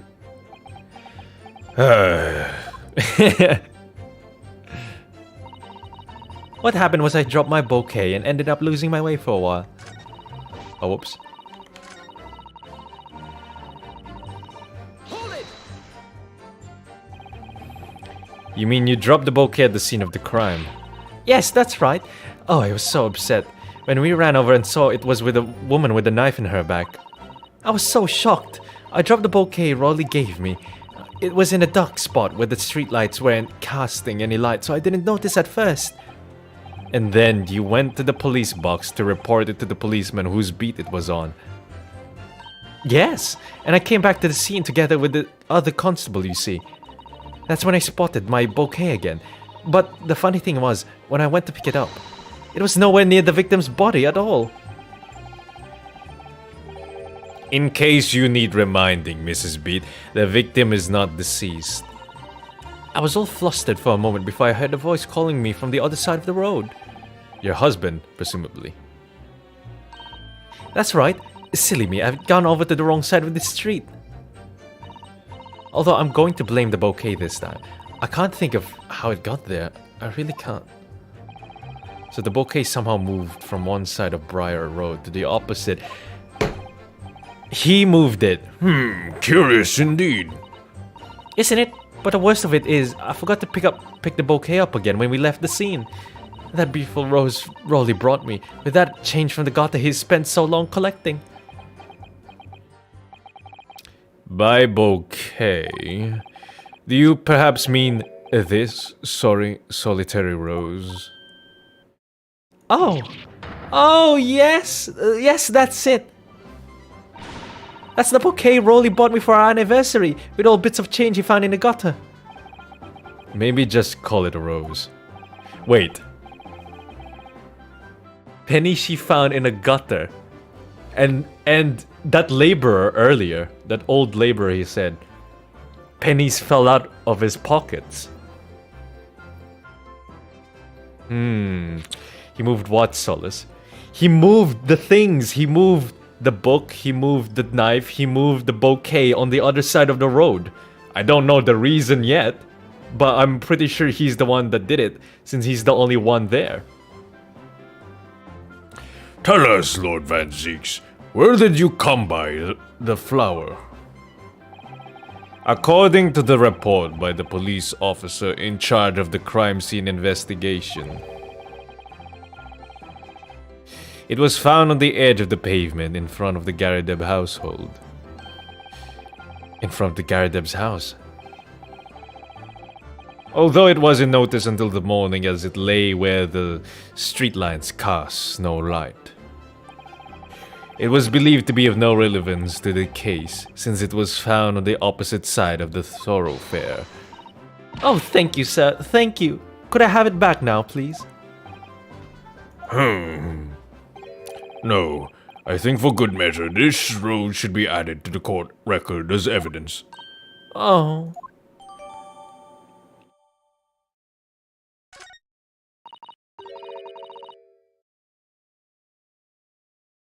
But it's a symbol of our love.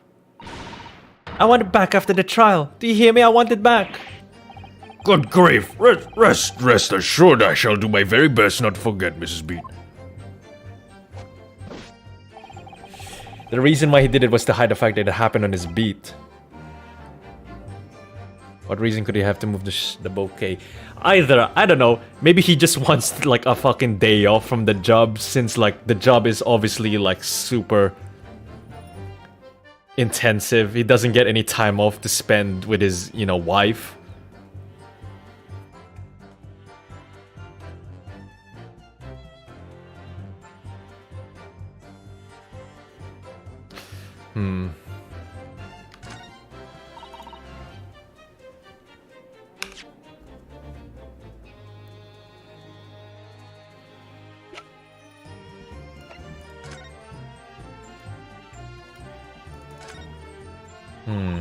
An English rose. It's such a beautiful flower. Ah, this is a rose, is it? I've never seen one before. Do you not take an interest in flowers, Mr. Naruto? I wouldn't say that exactly, but I do know 3 types at least. Gosh, 3? Yes, plum blossom, peach blossom, and cherry blossom. Perhaps you should consider branching out, learning some that aren't fruit tree based, for example. Is there something in here? It's a very stylish paper that flower's wrapped in, isn't it? It's just an old newspaper, Mr. Naruto. Oh, I suppose it's because I'm not used to seeing English print. It looks so exotic to me. Ah, I see. Is something wrong? Oh, no. I was just thinking that if you wrapped a stone-baked sweet potato in English newspaper, it might look like some sort of fancy cake. Ah, Suzaru-san, you do love your cakes. I also bet you got a nice fat cake down there. Oh yeah, we didn't press this part. Or did we? No, we did. Because at the end, that's when she spoke up. The age of her... Oh yeah, she's 16. I keep forgetting.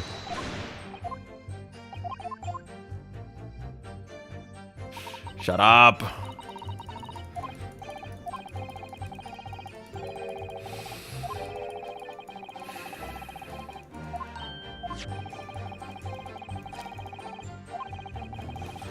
I keep forgetting she's 16, dude. She looks 18.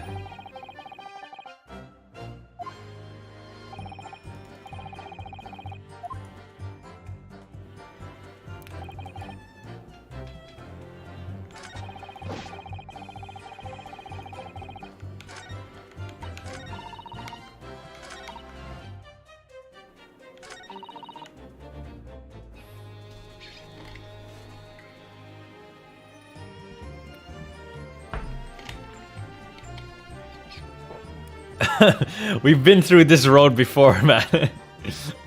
I keep forgetting she's 16. I'm not into that. Alright. I prefer MILFs, alright? That's my alibi. Your Honor, I couldn't have committed that crime with Susato. She's 16, and my preference is with MILFs and older women. Therefore, I'm innocent. That's my alibi. I did leave the scene to go and fetch up. Interesting.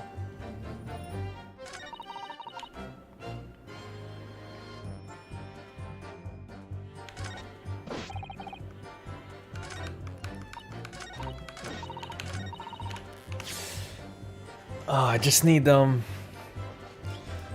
evidence. Oh.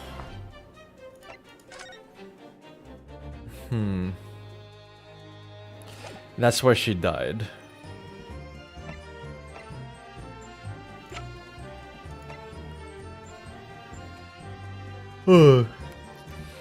Throughout all the conversation, you were flirting with her. No, I wasn't. What?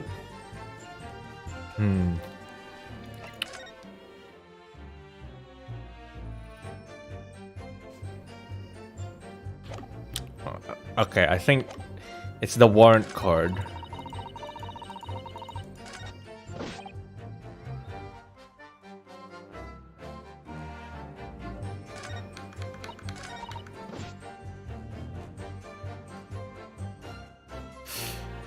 Yeah, shouldn't have been...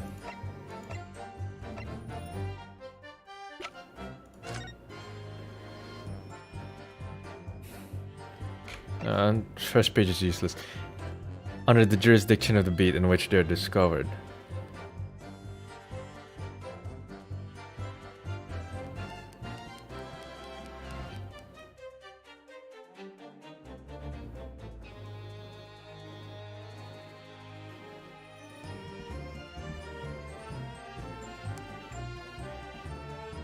The jurisdiction of the beat in which they're discovered.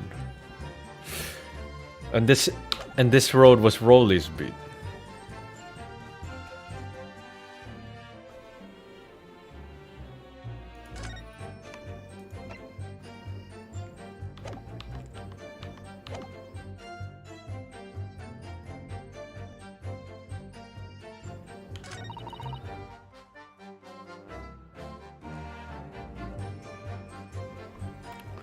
Huh.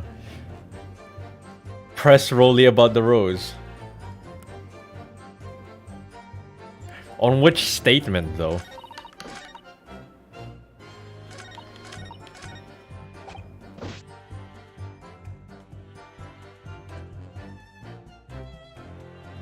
On this one, maybe.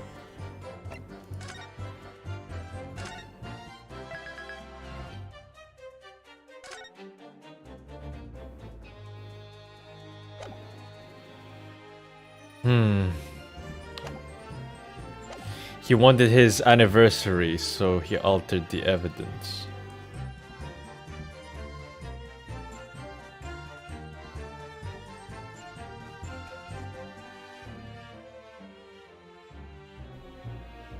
Wait. Where is it?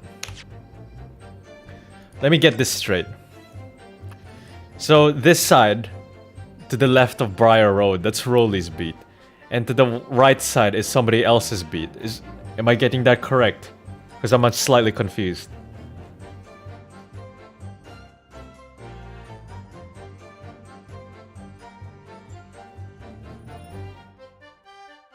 Am I getting that right? Because that's what I'm getting. Oh, okay. Okay, that makes more sense now. Alright, I got it now. So let's say he did move everything here because he didn't want to deal with the bullshit and work and all that. So he just want to spend time with the girl.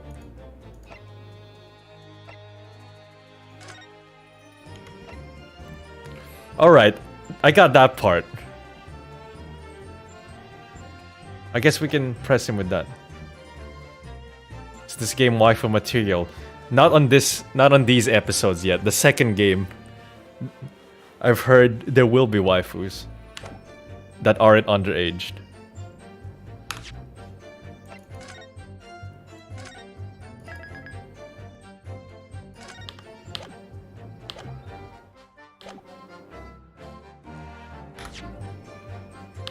Alright, I'm gonna press using...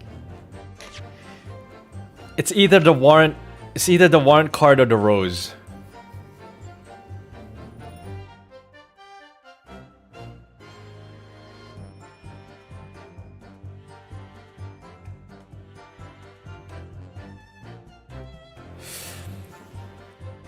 Huh.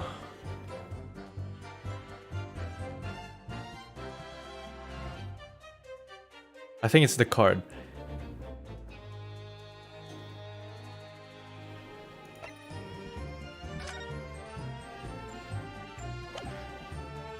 Because like what I'm getting, I think I got that picture now. All right, so victim was walking down this road. She got shanked. They were all on this road. Cause she said she dropped the rose on this side, the left side. So then, and then she said it was suddenly on this side. So originally the woman should have died there because the rose was the indicator. All right, I get it now. It's all clear in my head.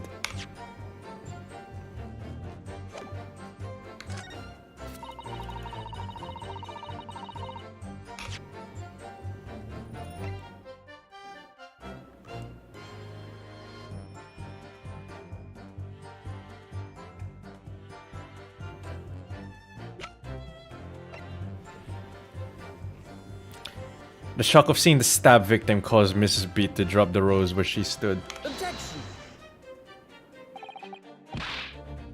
It's wrong.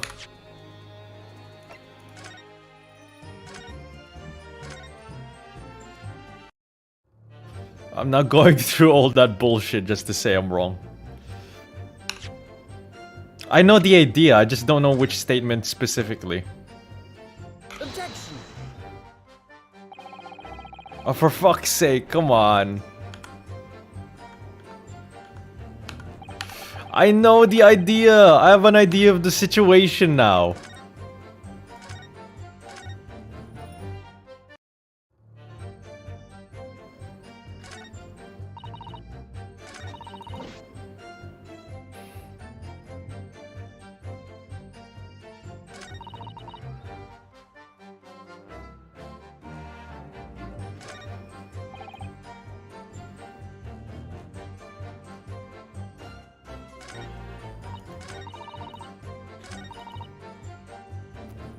I think it should be the map of the murder scene for this one.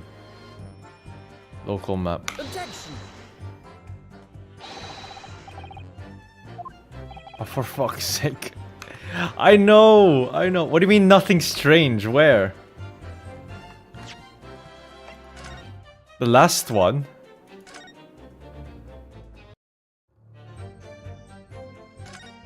Oh, accidentally clicked.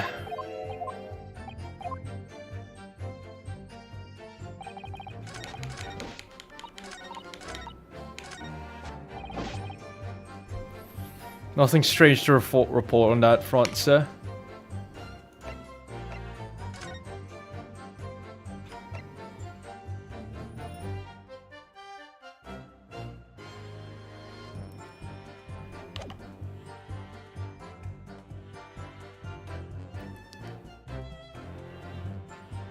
So should it be case file then, if it was nothing strange to report? Because a woman got stabbed.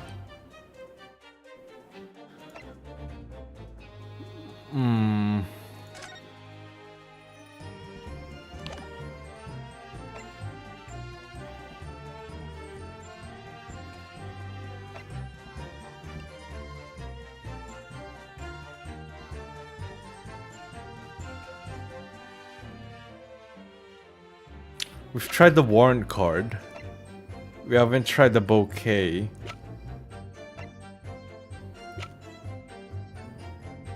I mean, we could present the bouquet since he definitely moved it as well. Since he just like moved everything to the other side of the road. Objection. Oh, it was the bouquet. You claim, Constable Beat, that there was nothing to report in the 15 or so minutes you were guarding the scene. But that cannot be. You can't sleep out of your way this one. What do you mean to say? In your testimony just now, Mrs. Beat, you explained to the court he didn't move it because he couldn't find it. Oh wait, he moved everything else but the bouquet. Oh, I was getting it wrong. That when you arrived back at the scene of the crime with the policeman assigned to that beat, the bouquet you had dropped at the victim's side was no longer anywhere nearby. Yes, on the opposite side of Briar Road to where the victim was attacked. But considering the size of that meager bouquet, if a single sorry bloom can be so described, no doubt it was blown in the wind across the street back into the gutter where it belongs. Amiga? Objection. But if that were the case, why did Constable Beat not testify to the fact? No one else approached the scene, and nothing was removed from it. Constable Beat swore to that on Scotland Yard's honor. But the bouquet belonged to me. It has nothing to do with the case. That's why Rolly didn't mention it, I'm sure. No, because sadly, it's not only your bouquet we're talking about here. See, Acostes, more than one thing in this case is mysteriously the wrong way around. What are you talking about? Think about it. Besides Mrs. Beat's bouquet, there's Mr. Garadeb's book. Mr. Garadeb's copy of The Lion's Pride, which was thrown out of the window by his wife, would have struck the pane of the casement window and landed here, on the west side of the street. And yet, it was actually found here, on the opposite side of the road in the victim's hand. Meanwhile, according to the testimony we've heard, Mrs. Beat's bouquet should have been dropped here, at the scene of the crime on the east side of the street. But in fact... Okay, I understand now. It was actually found here on the opposite side of the road, in front of Mr. and Mrs. Garadeb's house. There's no logical explanation for those things. Unless somebody deliberately moved them.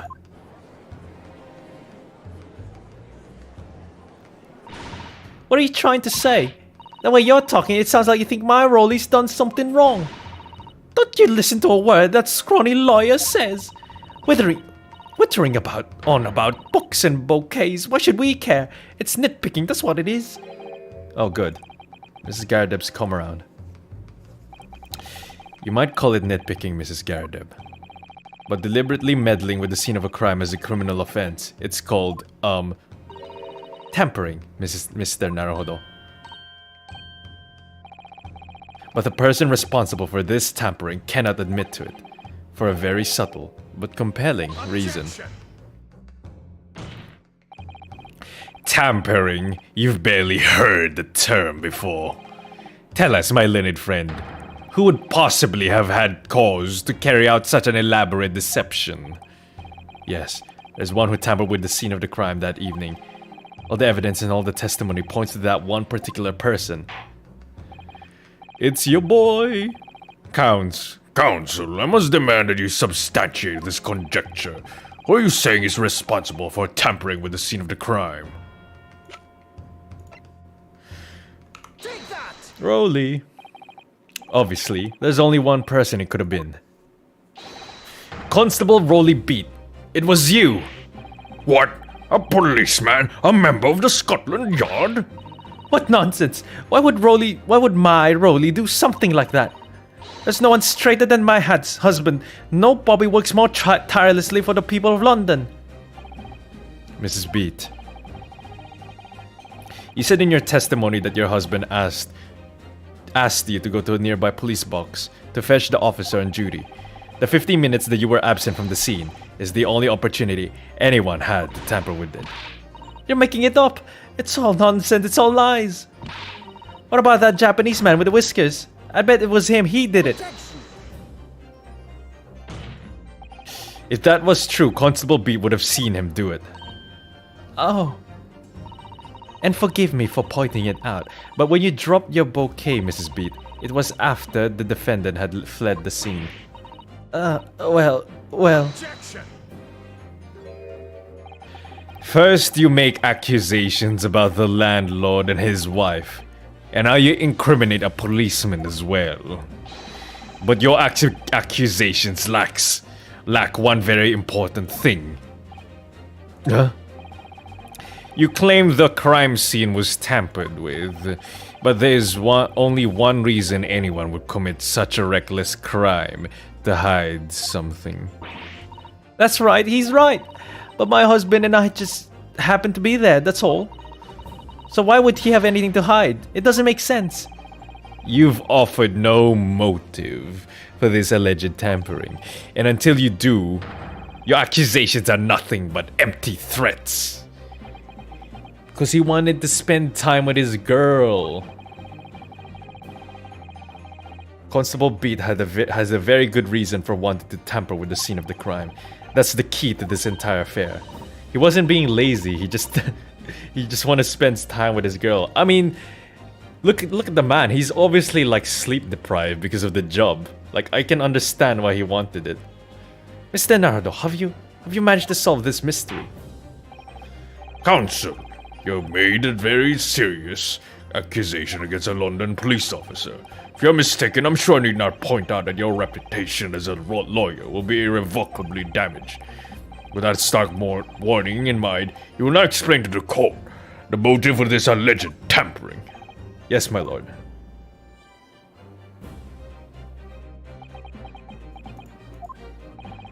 Constable Beat's motive for tampering with the crime scene was to hide. Wait, what?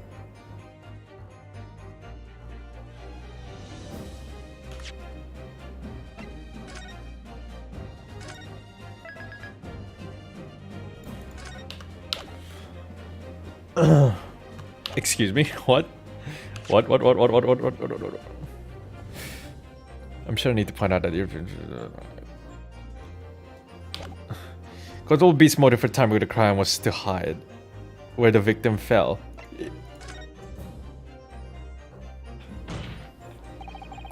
Where the victim fell to the ground. That is what this Bobby had to cover up at all costs. What? Where the victim fell? You mean where she was attacked? What are you talking about? We told you at the very start, didn't we? On the pavement of Briar Road. We saw it happen, remember? It was right there, here. As if anyone didn't already know.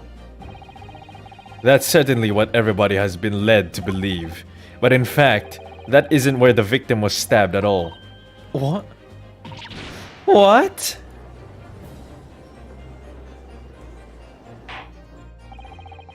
See a Linux. I'm beginning to wonder where this tumultuous trial will end, Counsel. If that's your assertion, then the victim is dying to know, my Nipponese friend. Where are you proposing that the crime actually took place that evening? On this side. Take that! But that's... On the opposite side of the road? I don't understand. Oh, look at him. On the evening in question, Mr. Gardeb's book fell directly down from the open window above, and your bouquet, Mrs. Beat, never moved at all. What did move was the scene of the crime itself. Good gracious! Objection! Perhaps you haven't been listening to the ample testimony the court has heard. But these witnesses both saw the moment the attack took place.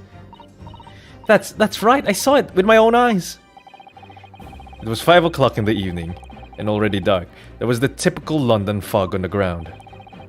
When you saw the incident unfold, and ran to the victim's aid. That was actually on the west side of Briar Road.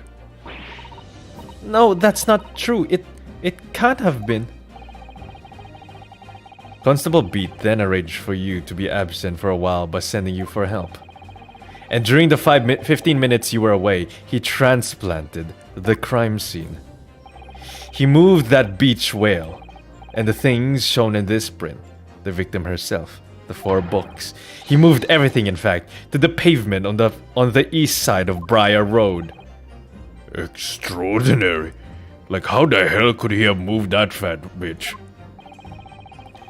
But the constable overlooked one thing. What? What did he overlook? The bouquet, I presume. Exactly. The prosecution told the court just a few minutes ago about the discovery of the rose bouquet. Lord Van Zeek said it wasn't noticed until the morning, as it lay where the street lamps cast no light. Yes, it couldn't be seen in the dark, obviously. Which is why it was only the bouquet that was found in its original position on the pavement on the west side of Briar Road. And that is the defense's theory about what really happened that evening. How do you respond, Constable Rolly Beat?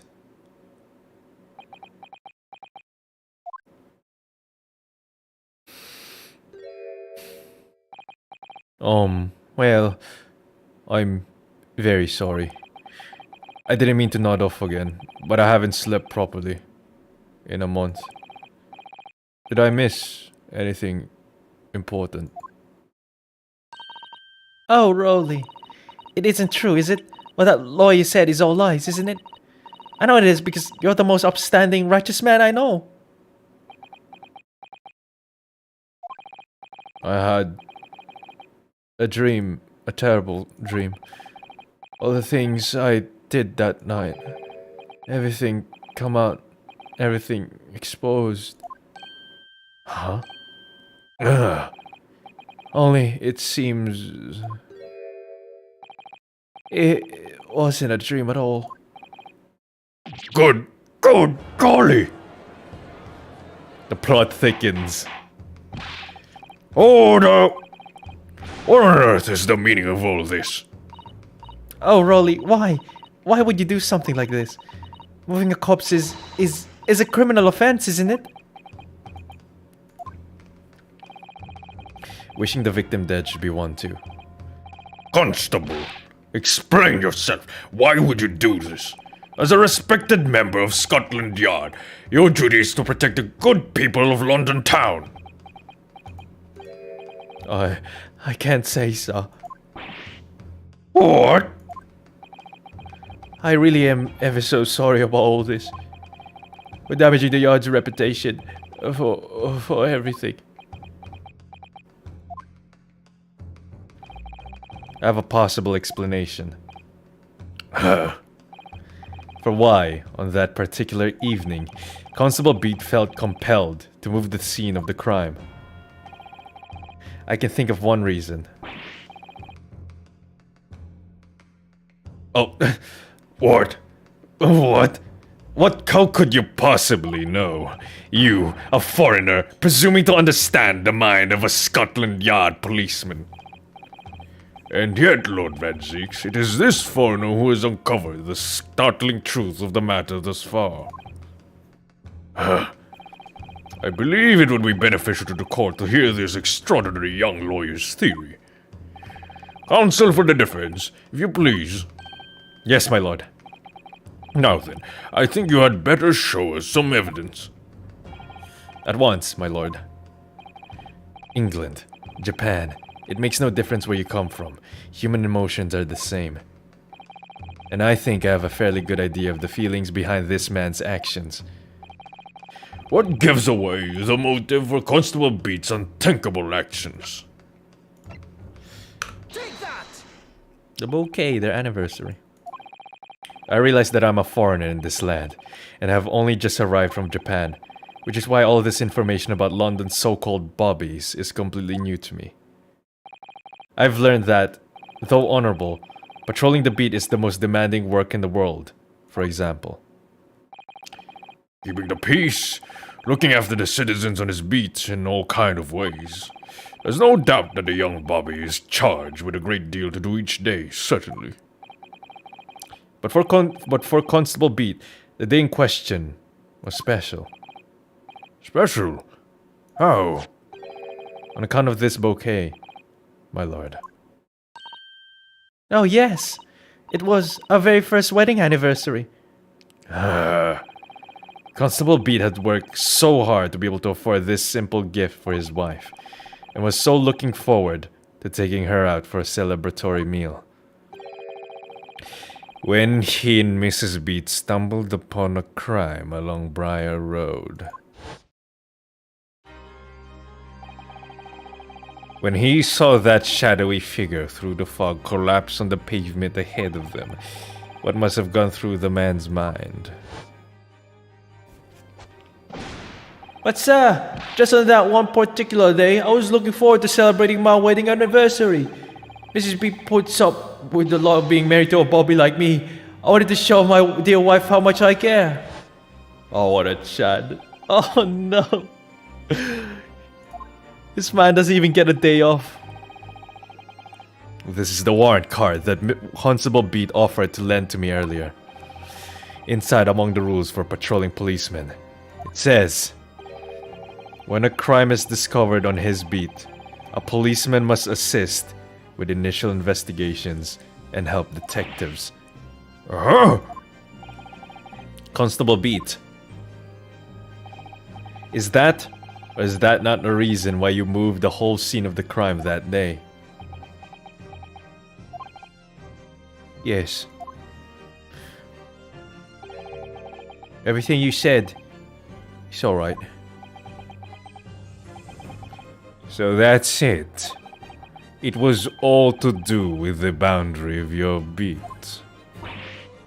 Oh! Exactly. To summarize, the incident actually occurred on Constable Beat's beat. Good gracious! Constable, do you realize the gravity of what you have done? It was the first time since I became a copper that I'd ever cursed God. Stay close to me, Pat. A criminal could still be lurking somewhere. As we ran over to the scene, I had every intention of doing my duties as a police officer. We've got to report this to the station as quickly as possible. But then, it dawned on me. I realized where we were, where the victim was lying, and what that meant for me. When a crime is discovered on his beat, a policeman must assist with initial investigations and help detectives. Why here? Why did this have to happen here? And why tonight, of all nights? Why? Oh, my man. It's a copper's job to guard the scene of the crime, so I told Pat she'd have to go to the nearest police box and fetch whoever was on duty there.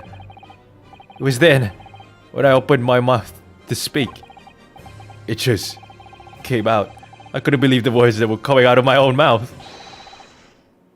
This is the next beat. This is the next beat to mine, Pat. So you'll just have to go to the police box that covers it, turn right along Meerschaum Street, and then...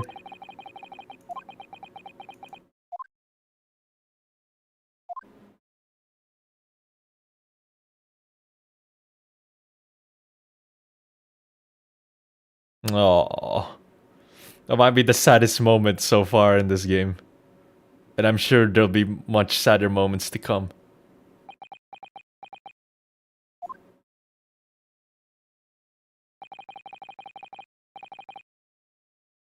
I'm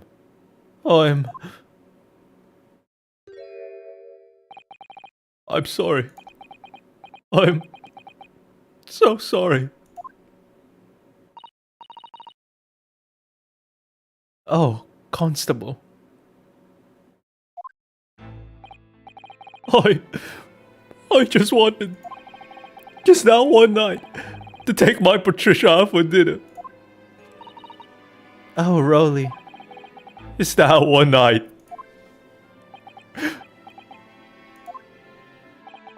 You knew that if the incident was on your beat, your evening of celebration would be ruined. And so you decided to move the entire crime scene outside your jurisdiction. Just across the street to the east pavement of Prior Road, which falls under the neighboring beat's care. You see, I thought... Well, I was sure the victim was dead, you see. I beg your pardon? Oh, of course he did. Otherwise, my Rolly would never have left the poor woman on the freezing cold pavement. Oh shit. I see your meaning now. Nah, he knew. He knew that the girl was still alive. Oh, but God got me back for my sins, didn't he? That's why I missed the rose I bought for Pat. Or maybe he actually did think she was dead, I don't know. Oh no, Rolly! It was all my fault. I should never have dropped it in such a dark place. I'm so sorry, Rolly.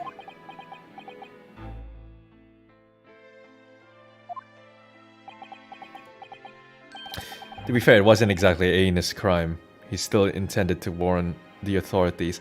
Yeah, but tampering with evidence is still a criminal offense. It doesn't matter what you do. If you move a dead body somewhere else, that's still a crime. And can you tell us, Constable, how many books did you move from the one side of the road to the other in total? Oh, 4 it was. Yes, sir. Definitely 4. 3 of them dropped by Mr. Natsume in the 4th. Being the one that fell from the window upstairs in the Garde household, of course. But what made you place that book in the victim's hand? When all the others were scattered haphazardly around, I mean. Oh well, sir, that's because that's how I found it. How you found it? What do you mean? When I first ran over to the scene, the victim was already holding the book. So when I moved everything, I made sure it was still in her hand. You sure it was this book, The Lion's Pride, that the victim was holding? Oh yes, sir. No doubt about it, sir. Interesting.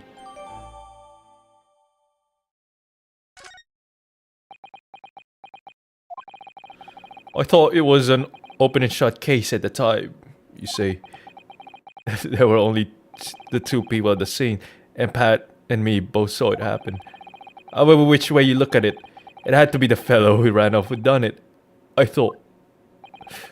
I couldn't see the arm, really. I didn't think moving it at all over the road would make a jolt of difference. I suppose this is it for me now.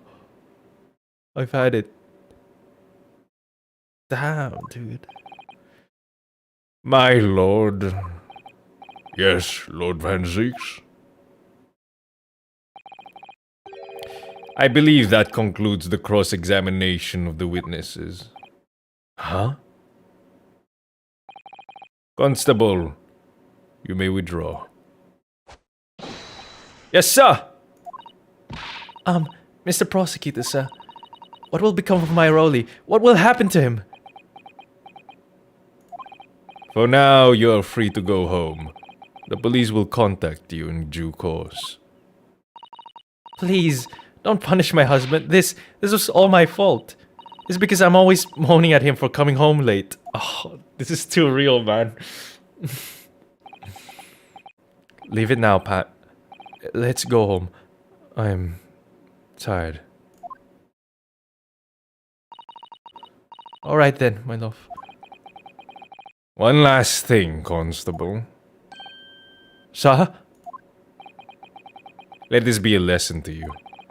In a criminal investigation, every detail matters, however insignificant it may seem to you. Yes, sir. Carve that lesson in your mind. And never again make the mistake of tampering with the scene of a crime. Oh! Is that Van Ziek's way of saying, I got your back, bro? Never again, sir. You mean to say, you're still in the police force, baby? God, I'm so based. Yeah! Van Ziek's proving himself as the best character once again. Leave. Now. This trial is not yet over. Sir! What a homie, what a giga chat, dude. Woo! I love Van Ziek's even more now, man. What the hell, dude? Oh. That was a nice ending to that short little story section there. Well, quite a startling revelation, I must say. God damn, Van Ziek, you a homie, bro. Up top. Shit. Whoever thought of a third party transplanting the entire scene of a crime like that? Indeed, my lord. Nevertheless, there are some immutable facts here. Principally, that the accused, Mr. Soseki Natsume, is the only person who could possibly have committed this crime. Man, that was such a good narrative roller coaster, man. And then, like, you felt for the characters. There was like a nice, deep, you know, emotional connection there. And then Van Ziek's like just topped it off there. He was like the fucking, he was the ribbon for the gift there. It was like, I got your back, brother. Yes.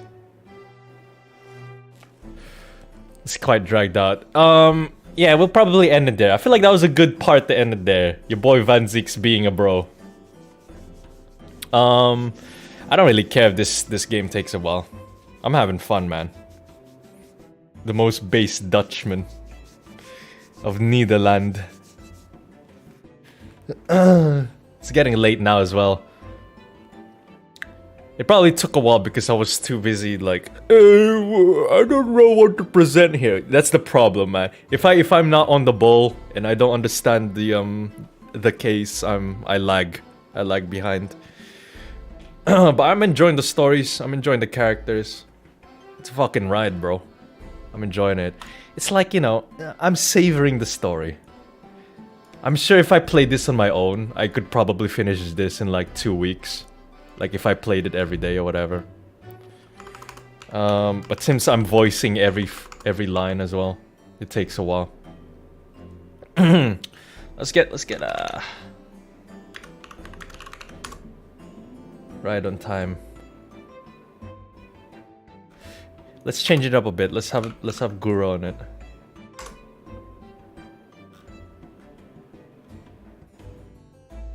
Studio remastered.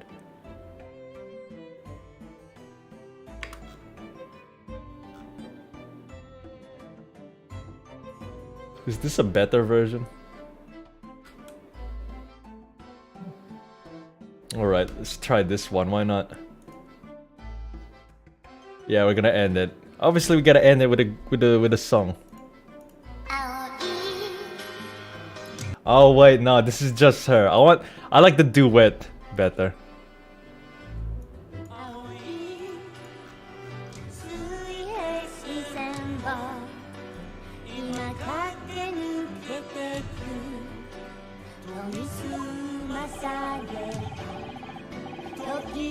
Oops.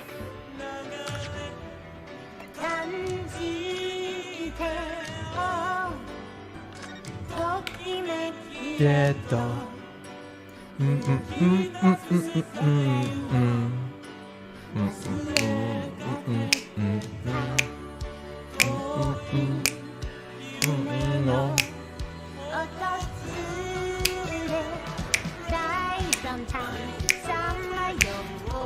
いいから止めてNot gonna get wasted. That stream didn't happen. I'll stay for the end song because it's a banger. All right, that's all I'm gonna do.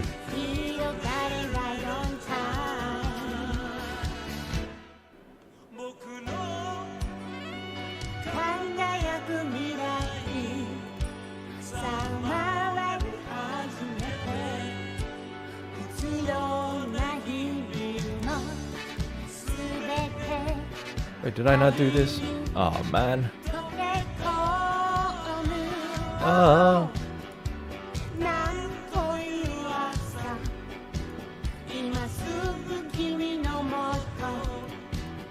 Oh, you go.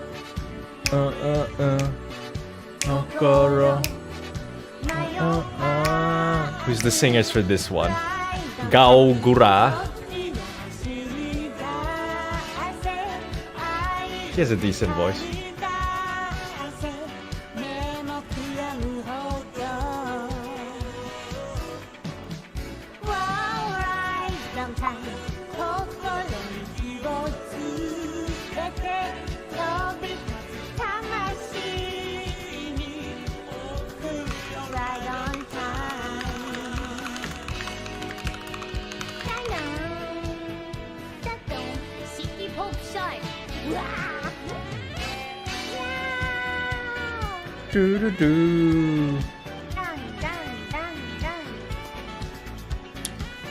Yeah, the shark VTuber.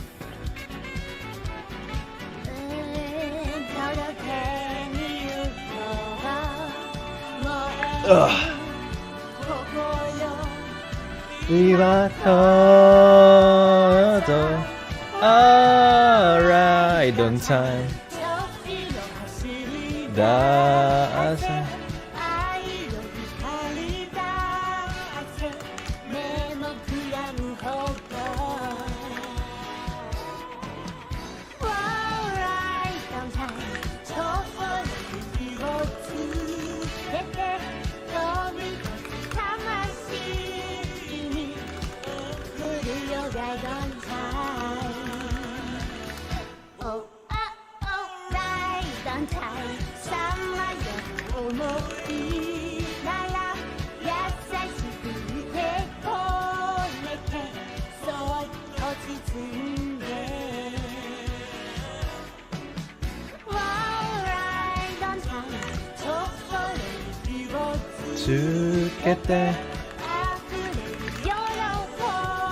Beanie need to get it right on time.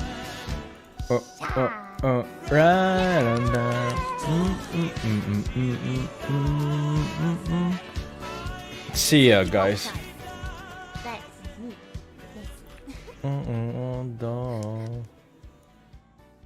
Alright, I'm gonna end it here. No end credits this time. Thanks for joining. See ya. Right on time. Alright, after this part. Hiro sukete akinaru tamashi ni okuraru right on time. Alright, you know what? One more time.